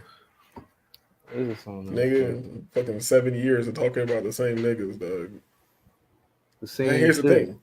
You can fall into the entertainment of that because you learn the ethos, you learn the lore, and then it becomes like a cartoon. You know what I'm saying? That's why I always say, like, it sounds like Grand Theft Auto radio stations to me. Like, you know how, like, in Grand Theft Auto, I don't know if you play Grand Theft Auto, you're not that old. Fucking Grand Theft Auto fucking had like the little bullshit radio station. Where this is what you be bumping and you watching and shit. This is in my algorithm because, like, you know, I used to b-boy and I used to throw b-boy jams, and I know these. Like, I don't know them now. Shit. I know these guys. I know this guy. He said, "Standing in my b-boy stance." Yeah, but you know, I'm not here to pay attention to this. Whoa, what the Puerto Ricans. All those guys are brothers. The first guy and these two guys are all brothers. That's crazy. Yeah, Miami Puerto Ricans. And that's the thing about I said Florida's really dope because these guys are this crew, along with like connections with other crews out here, like won like world championships, battle of the year, or like if you don't know about b-boying, you don't know about the shit. But Miami has done like just mad shit for a place that I don't know. It's very weird. That's why I feel like I'm in a cartoon sometimes, like, or a video game. Like it's weird how I shouldn't know so many famous or semi-famous people or very influential people. You feel me? I don't feel like it doesn't make any sense. You know what I'm saying? Influential people in all sectors, from music to like b-boying, and I don't know. Maybe it does make sense. Maybe it's just the proximity of people you were around. It's inevitable that Man, I'm surprised. I'm surprised you ain't sell out already, man. I'm surprised you didn't kiss the goat and ride the goat and become the goat. I had the opportunity. I couldn't do that shit. He was like, nah. Look, I wasn't like directly offered anything like that. I never got close enough. Like you have to have a certain temperament for that. But I knew how to do it. I knew people who like did things on those lines. When I say how to do it, do I say go to the temple and ride a goat? No, I don't know about that. I'm talking about like I know people who were in the art scene and shit like that, and after they go have dinner with this couple or whatever, and it just so happen to spend the night, I don't know what happens. These people start popping. You know what I'm saying? So that was one of the lanes. I knew somebody else was definitely on some weird Illuminati shit, but I don't want to get to that whole story. But it's just like there's a lot of weird occurrences, and a guy who used to date Bill Cosby's daughter and shit, and just like the weird shit he was connected to. It was just weird. You knew a dude that dated Claire Huxtable? I don't know who the fuck it was, because they were linked to like the homies. Fucking first he was fucking with Metro Zoo and Lofty and all those motherfuckers, and they had another homie who started DJing, started linking with this guy, and then he was telling me about the people who he was meeting and like the weird shit they were into, and like like the weird rings and shit like that. Just weird shit, man. It's like you had to get into the whole thing to really like lay it out for it to make sense. Like me just saying this to the normal person, they're like, what the fuck? Or you like I'm saying some bullshit, but you have to see the whole layout, how they roll out, and like try to get you to be more comfortable with certain things. You know, people are gonna test you in the scene all the time. I know. I was I was watching fucking the Extentacion documentary and shit, or whatever the fuck. He was talking to the one Bruno dude that was like a fucking Satanist Mason, whatever the fuck he was, and he was hanging out with them niggas, and them niggas, and him and Ski, when their crew blew up and shit. Like, you gotta be initiated through somebody, and they gotta do shit. You gotta do shit with them and shit.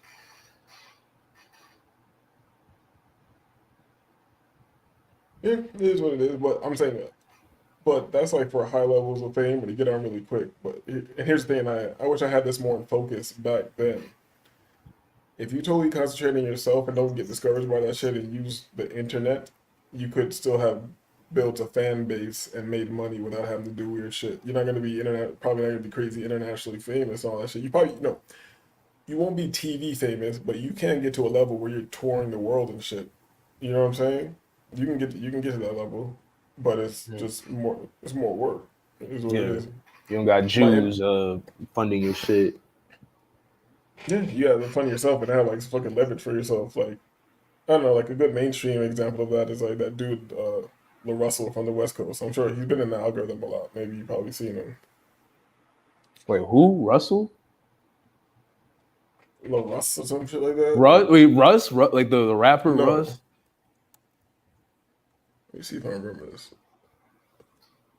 This is, am I remember this guy's name right? Yeah, it's like Russell or some shit like that.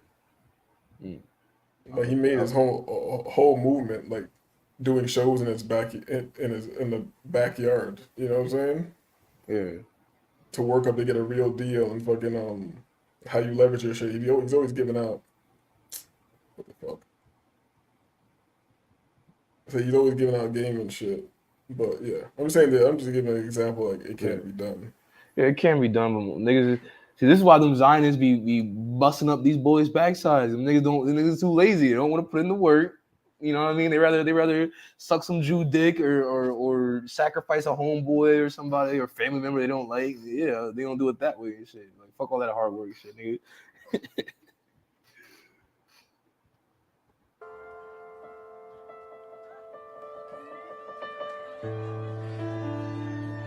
What you want to rap? She said, what song? Hyphy 2020? You know that song? I don't even know if I know that song. Let's see. Is that on there? You got some bass? If not, he said he got it. Hyphy 2020. Y'all That's finna what go you dumb be- with her? Y'all finna go dumb with her? Hold on. Huh? HT made the wave. Ah! Wow! Let's go!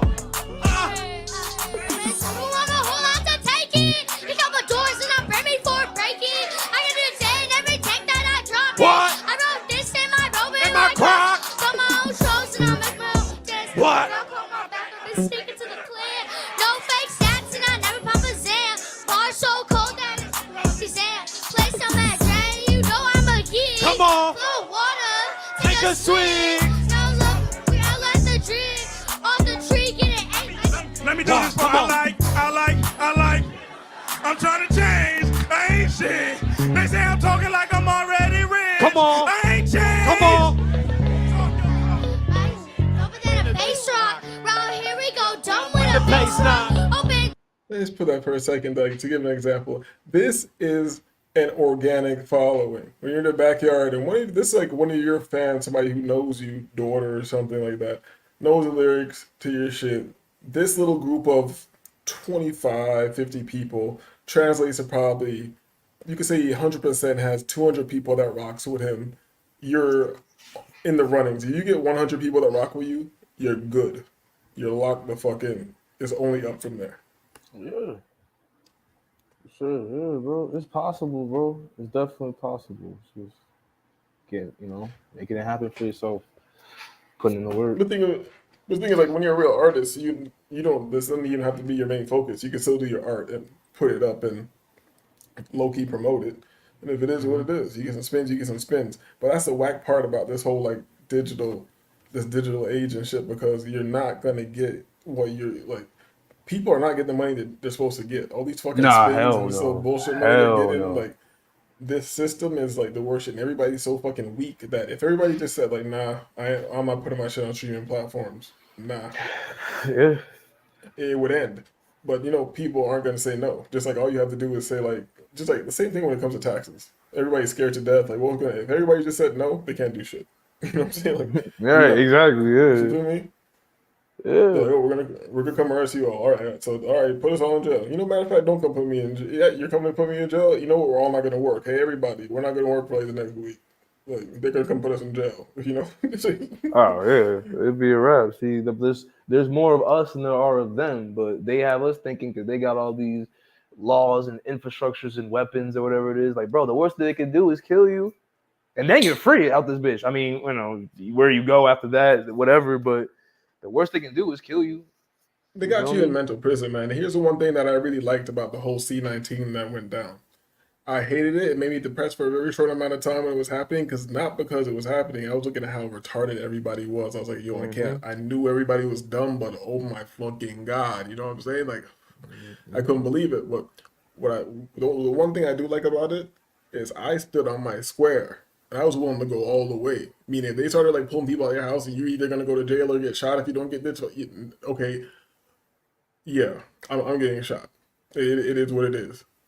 And I knew that like that was already ingrained. Like I already knew how I felt, but that going through that experience and shit like that, and everybody folded and shit, I was like, I know that I'm not gonna fold when it comes to some weird shit ever. Feel me? They can start having FEMA camps and have niggas lined up and like, oh, you better get in line. I see niggas walking to the death camp. I'm like, nah, I'm not going in that line. They might shoot me right there, and everybody's like, yo, he should have just walked over here. Nope. You should have just took the vaccine, bro. You should have just fell in line, bro. You would have been alive in the FEMA camp, eating gruel, eating slop like the rest of us. You know what I'm saying? It ain't even that bad. Shut Yeah, up, man, like, bro. You know, you could have got in slavery. You stupid, dog. I don't know. Yeah.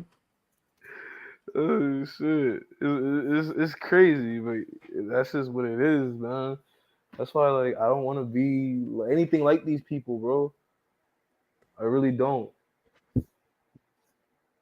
I really don't. But it's unfortunate because you got these people in your family and your friends, and you got an attachment to them, and yada yada yada, and you know you gotta deal with them. If, you know, that's why I like to be by myself, bro. Like I'm not gonna say I have like a poppin' social life, but I have somewhat of a semblance of a social life, to where, like, at the end of the day, I look back on everything I did that day with the people I was around. I'm just like, damn, I could have just stayed home. Could have just stayed home and did what I wanted to do. Nope, I decided to be social, and I wasted a bunch of time and energy and money and shit. Like, I mean, sometimes it's fun, it's lit, and then other times it's just like, yeah. But at the end of the day, like, I have a short social battery, and I like to be in my own energy. Like, I don't like people's energy. That's why, like, this is why I could never get married. Like, I mean, I guess if we're gonna bring it back to the topic at all, like, this is why I could never. One of the reasons why I could never get married, because I like to be alone. I like to have my own space. I don't like people being in my living space and moving things, and I gotta deal with like another person's will, like another energy in the house. Like I don't like that, especially a bitch. I lived with a bitch for 2 months, and that was not for me. The only way that's worth dealing with for me is if you have like a real functioning family, you know? Other than that, like, there's no point in anybody like being in my space like that. I mean, yeah, but like, why do you want a family for? Like, what's your purpose of having a family? Unless you want to build an empire, a family legacy, business type of thing, like something really tangible and whatever. Like, you're still like an animal on this earth, so your genetic imperative is just to like fucking. Yeah, I get that. Although I do feel as if I hate to say it like that, but I do think that they are trying, keyword trying, to engineer that or remove that from the human. Like, I'm very curious where the babies that were born during COVID that took that vaccine because they didn't have no choice. What is their world gonna look like, and how are they, like, are they gonna still be human? What did they do to those kids' DNA, or what did they do to our DNA, even in our generation or your generation? Like, I feel like every generation they try to alter certain aspects of human. Oh shit! I pressed the wrong key. Alter human beings on a mental and physical and biological level, to where You said- maybe from a certain point in time, like it's almost like it's like if they're making, like they've already put like chemicals and shit in our body to make niggas gay, right? Make everybody gay, everybody's lesbian, everybody's gay, it's cool, blah blah blah. Well, what if that was what if the, like, to me, I think the next step may be, all right, from homosexuality to asexuality. Like they're gonna fuck with our bodies and the chemicals and the hormones so much that like people aren't gonna want to fuck at all, not even like the gay people and shit. And then that will lead into transhumanism type shit. But they got to start with the vaccines and hormones and shit. Yeah, they might try to minimize it, but like sex is related to like consumption in a way, like eating food. So it's just gonna be there. It might be pathetic, and they're more likely, before they make you stop fucking, they're more likely to make you sterile. You know what I'm saying? Very infertile. Than. But that's a part of it. That's the part of it, though, right? That's a step into it. Yeah, you're just fucking for nothing. You know what I'm saying? So they already want niggas fucking robots and shit. They already got bitches fucking robots. Yeah, as soon as condoms came in the game, it was over. As soon as motherfuckers were smashed, as soon as you weren't just smashing this shit, and then you were like, "Oh, you have a kid now? Shit, I got a kid." You feel me? Before, when it became more thinking than that, it was over. I mean, fuck condoms, but yo, niggas need condoms. I'm saying to change the society. You say niggas needed condoms, but condoms and birth control freed the women and shit. So yeah, I mean, I don't know, bro. Think about it. Even before birth control, even without the idea of shame and all that shit being there, bitches had to be more tactful. Oh yeah. You don't want to get. You feel me? You just had to. At least you had to have a little self responsibility, a little bit. You know what I'm saying? Like. Oh yeah. Once they made condoms widely available and birth control pills, now bitches was open for business, and they could just wild out. Niggas could wild out. Diseases start coming in the game and shit like that, and they had all this other wild shit. So it was definitely, birth control was definitely a major part of their plan to destabilize society, because now it's just like a freak off. You feel me? But we're caught up for 4 hours. 4 fucking hours. Yeah, this stream was like, the way the stream went was not what I thought. It's not what I thought it was gonna be when you told me about the title. And shit. I'm not leaving this shit up. Yeah, I mean, everyone's going live and shit like that. There's a lot of fucking bullshit going on. It's like, yeah, everybody talking about Drake and this and that and all that shit. Most people aren't even talking about anything of any substance. So, and they really get cracking on this shit. Everybody's on the live tip, but you really gotta do pre-recordeds to get your shit. Yeah, bro. Pre-records is something that it can keep you in the algorithm. You can make quick content, just shoot it out there. You can promote it better than like a live stream. Live stream, like, you already kind of have to have people on lock, and then, you know what I mean. But so what's like your plan for this channel exactly though? Like where, like how far do you want to take it? Pause. Not anywhere. I don't really give a shit. I kind of want to get to 1,000 subscribers, but. I mean, it's growing slowly, but I do think obviously you're shadow banned and shit, because we be wilding and shit on titles and language and shit. But yeah, but I guess to really get in there, pause. I think you need to let me pull this up. Like, for example, I look at some of these streams and you look at the views they get, and it's like, it's all really around the same. And then you get a random one like this that's like, these are the lives. The random one that get like 294. And I remember we were like wilding on this one, but is it because it was during the Fresh and Fit whatever, and I put Fresh and Fit in the title? Like, I don't know. You know what I'm saying? Well, in the early stages of a YouTube channel, I feel like you're gonna have to clout chase and jump on trendy topics to get into the algorithm. And then once you got enough subscribers and momentum and shit like that, then you can start doing like other shit.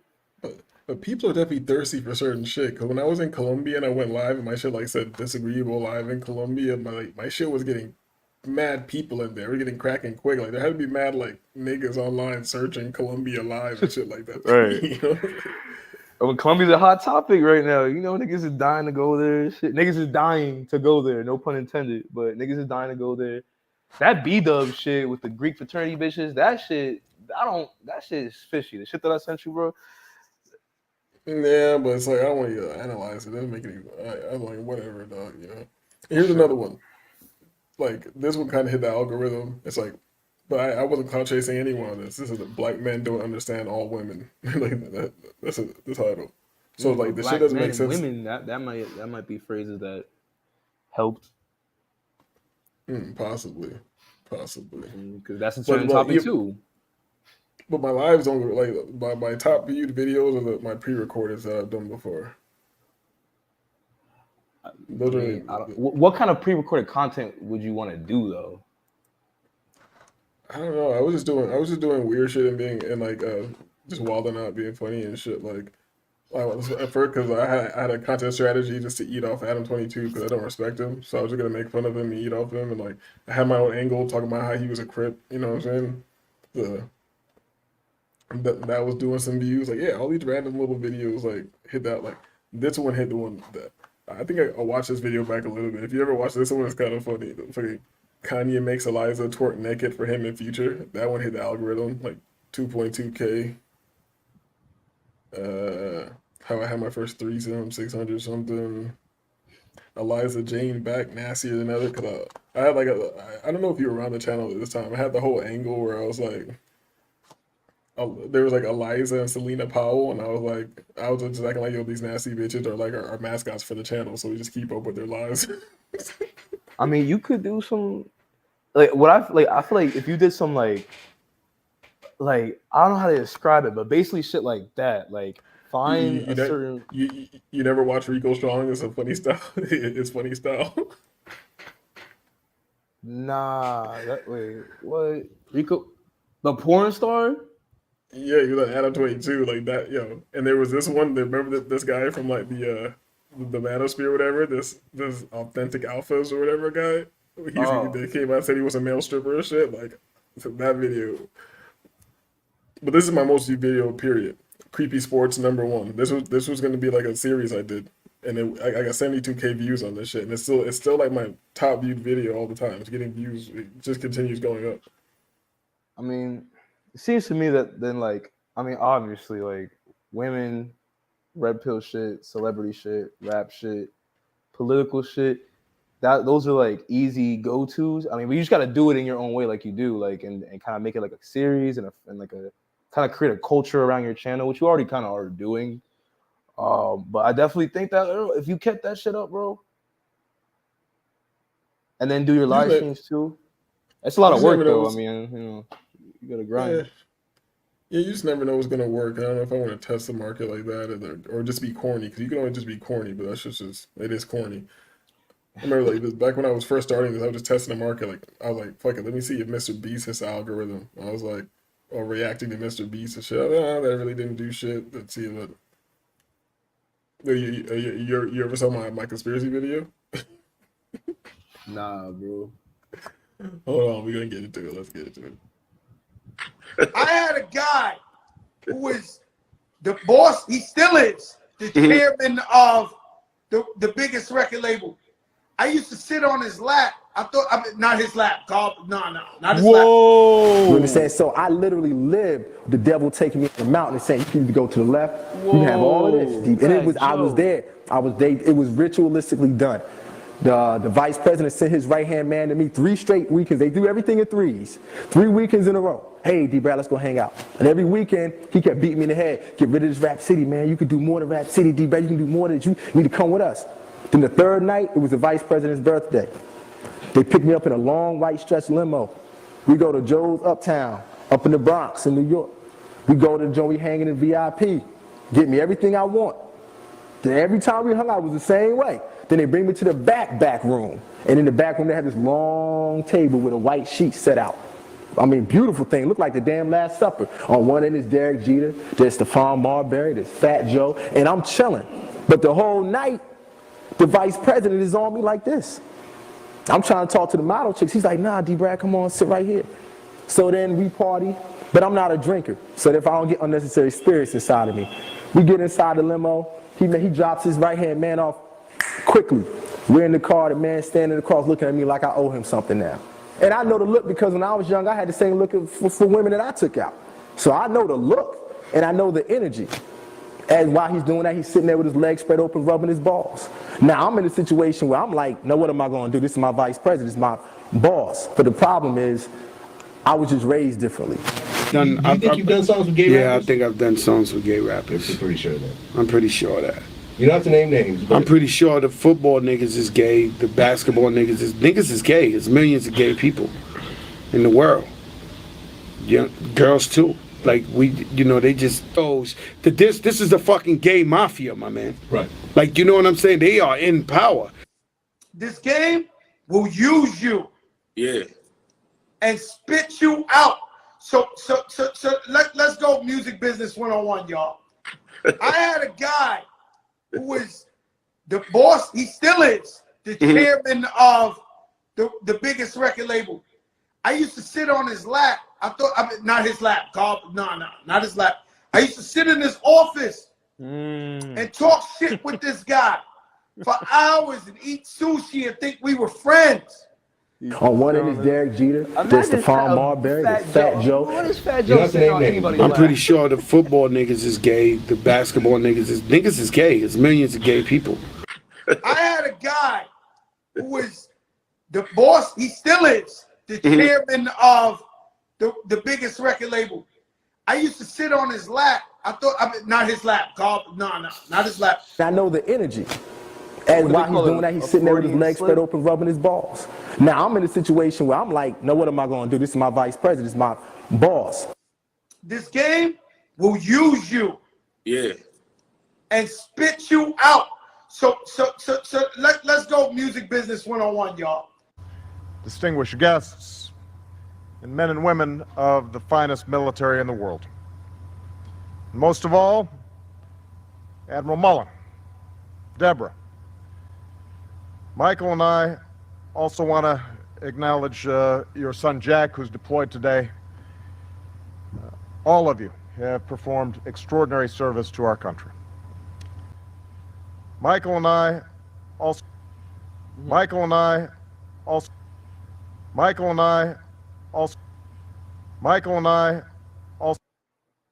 Yeah, that was my attempt at a conspiracy video. I mean, that was a good video. Like the way you edited it and how you put it together. And Illuminati content is really big. Like motherfuckers love that Illuminati shit. So that could also get you in the algorithm. Plus, it coincides with the celebrity politics shit, rap shit. So like Illuminati content, which is what I kind of tried to do when I was making my first channel. Like when I was making my first my 2 vids, I'm like, I'm gonna go the Illuminati expose route. I mean, I don't have the patience to make and sit down and edit videos, but if you can do that shit, bro, I think you can get in that way too. And there's tons of ways and tons of whatever, but that's definitely one way because niggas love that Illuminati shit, especially with your perspective. Like, yeah, that'd be crazy. You just have to care. I just don't care enough. But I feel like that video, I didn't even say shit in that video, but it's how I cut it together. Like, oh, this guy did. He was Fat Joe sitting right there. So I was sitting on his lap. The fuck is Fat Joe sitting on anybody's lap? Nigga's name is Fat Joe. Come on, man. Niggas just don't be saying shit. I never said like, oh, my bad, I was sitting on a nigga's lap. Like, I never had a girlfriend who was named like Victoria, and I was like, oh, my girl Victor. I've never said that. Like that would happen. You know what I'm saying? Like, especially your fucking wife is named Michelle. Yo, my wife, Mike, like me and Michael. Like, get the fuck out of here, man. But we gotta shut this shit down. Yeah, it's flop stream, low key. Everybody's caught up in this this fucking rap bullshit. 500 streams going on, all the lit streams. Everybody's in the after stream, so arguing. You feel me? The host went to sleep. Right. So, yeah. Oh, it's only Wednesday. You know the hoes don't come out until about they don't wake up till about Thursday, Friday. You get shit popping. But Yeah, I mean, there's also a time where you have to kind of select the right times to go live too. Especially if you're sharing the same algorithm or the same type of like content algorithms like other people and shit. That's why you gotta forge your own lane and kind of get out the fucking algorithm with other people. Like, do your own shit, but you gotta care enough to be consistent, and really you have to kind of play in the YouTube rules and speak a certain way to. And I'm just. How you feel about Rumble? I think it's good to get on there, especially if you're motivated to make content. Which I should get on Rumble, and it'll be more motivated to make content. You could just talk crazy and still get a little check or whatever, you know. So might want to check that out. Yeah, we'll see what's going on.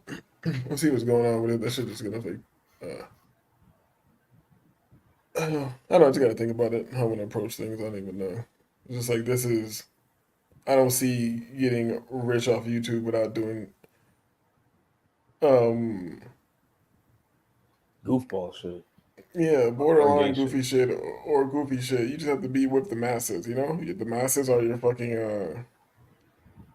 are your audience, your consumers. So you have to be with them on a certain level. Or you have to be fucking with them psychologically. I see like a lot of these little tribes and animal farms online, they like to the audience likes to be abused. Like you bring them in and then you just kind of like light abuse your audience and shit like that. Or you have to form a full cult, like an echo chamber. So you get your tribe members and then you have your mods in there. Your shit is just an echo chamber. There is no like real dissent in there at all. There is no like questioning there. And then you have this echo chamber, and then you have these group of people who come in. They relate to you on this rage level or whatever the fuck. You know what I'm saying? Like So you don't want to do that, right? You don't want to be a cult leader. No, if I'm gonna be a cult leader, I'm gonna do that in real life and get real money. Be an internet cult leader, it's fucking whack. I'd get multiple bitches, get some white bitches, be on my spiritual shit, and then just keep spreading from there. Be like Nature Boy and shit, minus the gay shit. Yeah, that nigga's wild then. But I still don't think he deserves to be in jail. I feel like it's bullshit. Actually, I don't just feel like it's bullshit because my homie knows the bitch who put the case on him, and she's like a fucking like a piece of shit. So damn, niggas can't even have a cult in peace these days without. Yeah, can't even be musty in the jungle without somebody trying to fuck your shit up. Niggas can't win these days, man. Yeah, but I'm gonna shut this shit down and watch some mindless shit. Watch the Corey Holcomb show. You feel me? Right. Yeah. Yeah. But it's been real, bro. It's been definitely real. This was although you may not feel this was a productive stream, but I did pick up a couple things. I'll give you credit. You still ain't shit though. You feel me? Say that. Man, I'm trying to get this money, dog. Anybody around gotta get this money. It's energy. It is what it is. You feel me? I'm trying to get some Forex courses, man. Well, you should make a Forex course, man. I'm trying to be trading to make too. Yeah, if I wasn't trying to be really profitable in Forex, I was gonna scam people. I should make a fucking course, because I have enough information to make a course. So I definitely can make courses if I wanted to. That's what I'm saying, bro. Yo, I'm not gonna lie, that trading the minks, I didn't like it at first when you first played it, and then like when it stayed stuck in my head, and then I listened to it the day after, and I'm like, yo, this is actually kind of fire. Like I'm not gonna lie, like. Now, if I understand what he's actually saying, and I learn this shit and start, get experiencing that shit. Shit, I may get me a mink too. Shit. Hey. I'm trying to have my higher self. I'm trying to have my higher self talk to me like that. You feel me? That's just I said that G did that. That nigga like got all the lingo and shit. I got Forex standing on my tempo. Should remind me of TJ 36, whatever his name is. I like that. And I make coke. Kizzy, you go hard. And I mean coke, trading and I mean coke. And Versace rolls, young and out of control. Shoot my shot, knock him down like a free throw. Shoot my shot, knock it down like it's dominoes. And I mean coke, trading and I mean coke. And Versace rolls, young and out of control. Shoot my shot, knock him down like a free throw. Shoot my shot, knock it down like it's dominoes. Ay. Voice too good every day and payday. Wait day, way, never on the way. That's just an asset I be to the J. Running around me, bitch, I stay with the check. I need bring peace, bitch, I stay with respect. 100 degrees in the G to the max. I'm in the market, D with the packs, little bitch. I got forks, tatted on my tempo. You can send four, sorry, but it's tenfold. Hanging line in the market, it's a lynch, bro. We in the field with 2 scope with the big dress. And I mean, go, trading and I mean, go. And Versace rolls, young and out of control. Shoot my. And I mean, come. What was that You one said- part? What was that one part you were trying? You say you were looking for that you were trying to point out with this song. I know you're trying to wrap it up, but I remember you said that. Wait, I think you said in the beginning. I think I had it backwards. Let's see, what's the next verse? And I mean, go, trading and I mean, knock him down like a free throw. Shoot my shot, knock it down like it's dominoes. Hey yo, don't be stupid. Lane to lane swerving in a phantom, I'm ruthless. Rich nigga shit, I'm the owner. How you? And the thing I like about this is like everything he's saying is like definitely is in real life. How you doing? Rolling in the Phantom, all that shit. Like you kind of saw us come up. So it's kind of, and the interesting thing about him, this nigga, that's a Forex come up because there's certain people you can't all be scammed because this nigga was like doing flips on Venice Beach for money and shit. You know what I'm saying? That's You doing? If video gon' pay his dividends from the movement, I need 10 million shares from the deal. I'm coolin'. The data in the market got a push from the student. This a Tyler stock tips on my list for improvement. Every time I speak a stock, check the charts, I'ma do it. If I tell that bitch to jump, then it jump. If I get pissed, we all selling that junk. 6'4" is the way that we crashing the fuck. We smashing these records, then smashing the fucks. Ay, and I mean, go trading. Yeah, that's interesting. So wait, I know you're trying to wrap it up. My bad. One more question. I saw that the yen is down more than like it's been in like a long time. I don't know if you know about that, and if you do, like, how does that relate to the Forex thing? Like, 'cause I'm sure that has something to do with it, right? It depends on how it's trading against other currencies. So if it's down, like I don't know how to I don't know how to explain that when it comes to like it's like CA like Canadian dollar versus yen, like or JPY versus GPD and shit like that. Like if it's down itself, I don't know how that affects everything else. Like I'd assume it's like in a bear market, so you'd be looking for sells, but that's all I would really know because I wouldn't really go off that shit. I just I'd be looking at the charts, and when it comes to news, I'd be looking at Forex Factory to see what countries are having volatile news. I don't even care what the news is. I just want to, because I'm not buying stocks, I'm trading. So I'm just, if it's volatile, I'm just not gonna fuck with it. Like ridiculously like emotional news volatile, but other than that, volatility is good. Yeah, I gotta. KB actually sent me some Forex checks. He said he was watching the stream, the stream that we were talking about. Where you and the other guy, I forgot his name. Omni. Yeah. Really gave you the sauce on that shit. Omni's been doing that shit mad years. Like the very basics where to start at. That's the sauce right there. And also listen when we were, and also like the guy that we were playing and listening to, like people like that takes a long time to get to the point when you're starting to yourself to get to the point where you're finding the people who you know are really talking that real shit and not just looking at the fancy thumbnails and shit like that. Like just getting that type of information and saving you a shitload of time and looking into bullshit. You know what I'm saying? Yeah, KB sent me like a link to, I guess it's like a PDF to like a book or some kind of guide or something like that. I don't know. I gotta look at it again, but that was. I mean, I'm trying to get into this shit, bro. I'm trying to get to this money too, bro. I'm still trying to get out there and get active. Trying to quit this job shit. Fucking work sucks. I hate working, bro. Here's what it is. You gotta work one way or the other. So just want to work less and make more. Yeah. I just want to be compensated fairly. I don't care about working more if I'm getting more money. But if you're working a square job, you're not getting compensated for your effort. So no. Now I don't have a lot of effort to put in. I don't really do shit, but I mean, in general, like I I want to be able to like wake up, work out, and work for myself. You feel me? Well, if you're getting paid and you say you're not really doing shit, then you should have plenty of time to be at work, getting money on the clock, and also learning. So you should look at it as free school. So you actually school you get paid for. So you might as well just be look into the things that you want to look into. I mean, that's pretty much what I do when I'm not like bullshitting. I'm like studying for like a bunch of like just other shit. But yeah, that Forex shit, man, that shit is interesting, man. It's trying to look. And I don't know, that Ming Code song, just like, I don't know, the way he kind of like, that's why I say like music can help you manifest shit or like help you get you in the mindset. Cause like, I don't know what the fuck he was saying, but it just sounded cool. But it sounded like street, but it wasn't street, but it sounded interesting because like he was saying a bunch of shit that I didn't understand.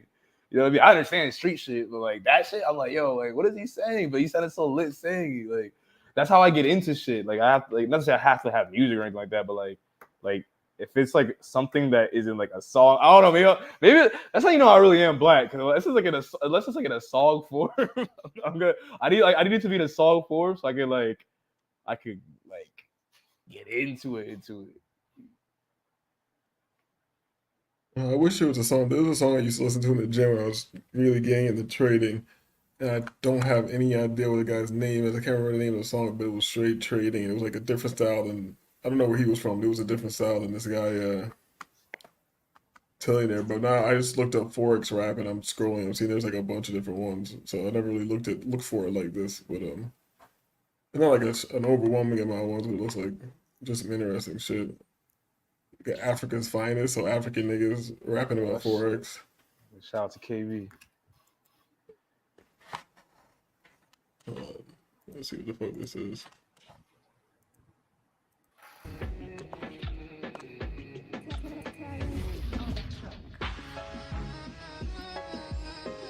Oh shit.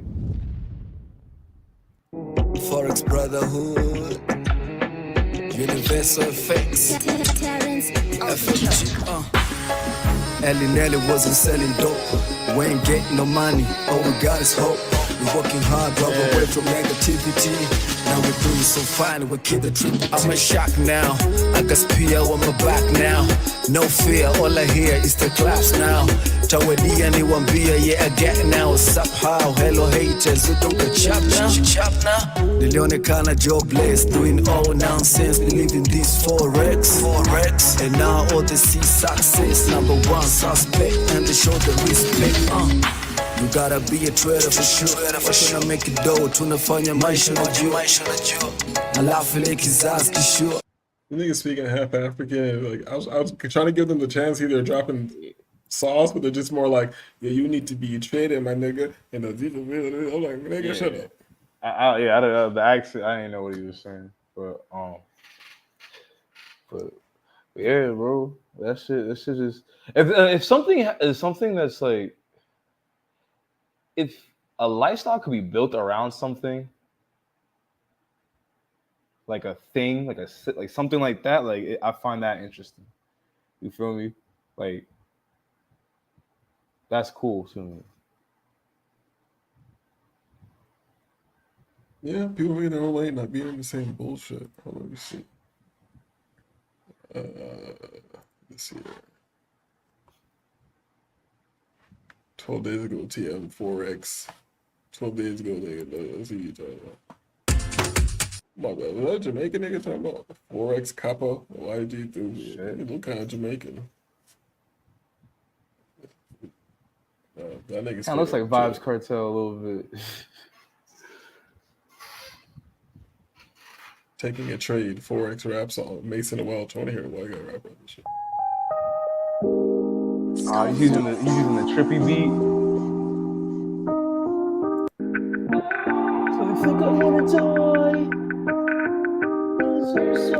Could have come, and I really thought that could have come out on the 5. I thought it would be nice. Send the price up to the sky. Price don't want me in no more. It wants to hit my stop loss. Is this really where the market wants to go? I knew I should have traded the demo. And a spread can never stop this. With the 5 pip stop loss, bitch. And I'm going long. Yo, he kind of talking. He kind of talking on this shit. Is he talking that shit? I don't know what he's talking about. Yeah, he talking that talk. Oh, let's go. Like an ostrich. These losses don't faze me cause I'm too rich. But did the market really have to do this? I'm not trying to make excuses. And it feels like I'm still new to this. Cause you ran my stop loss by 0.2 pips. Damn, why you gotta do that though? I guess the algorithm's in control. Today you broke my heart like a window. But tomorrow we're coming back with the window. Shout out to ICT. Shout out to BandLab. Shout out to Trippy Red for this awesome beat. Oh man. You know the vibes. Totally, bro. Yeah. Price don't want me in no more. It wants to hit my stop loss. Oh, is this how the market wants to go? I knew I should have traded the demo. Yeah. You cook it. Hold up. Like. Ah, shit. Hold on. You can cook it.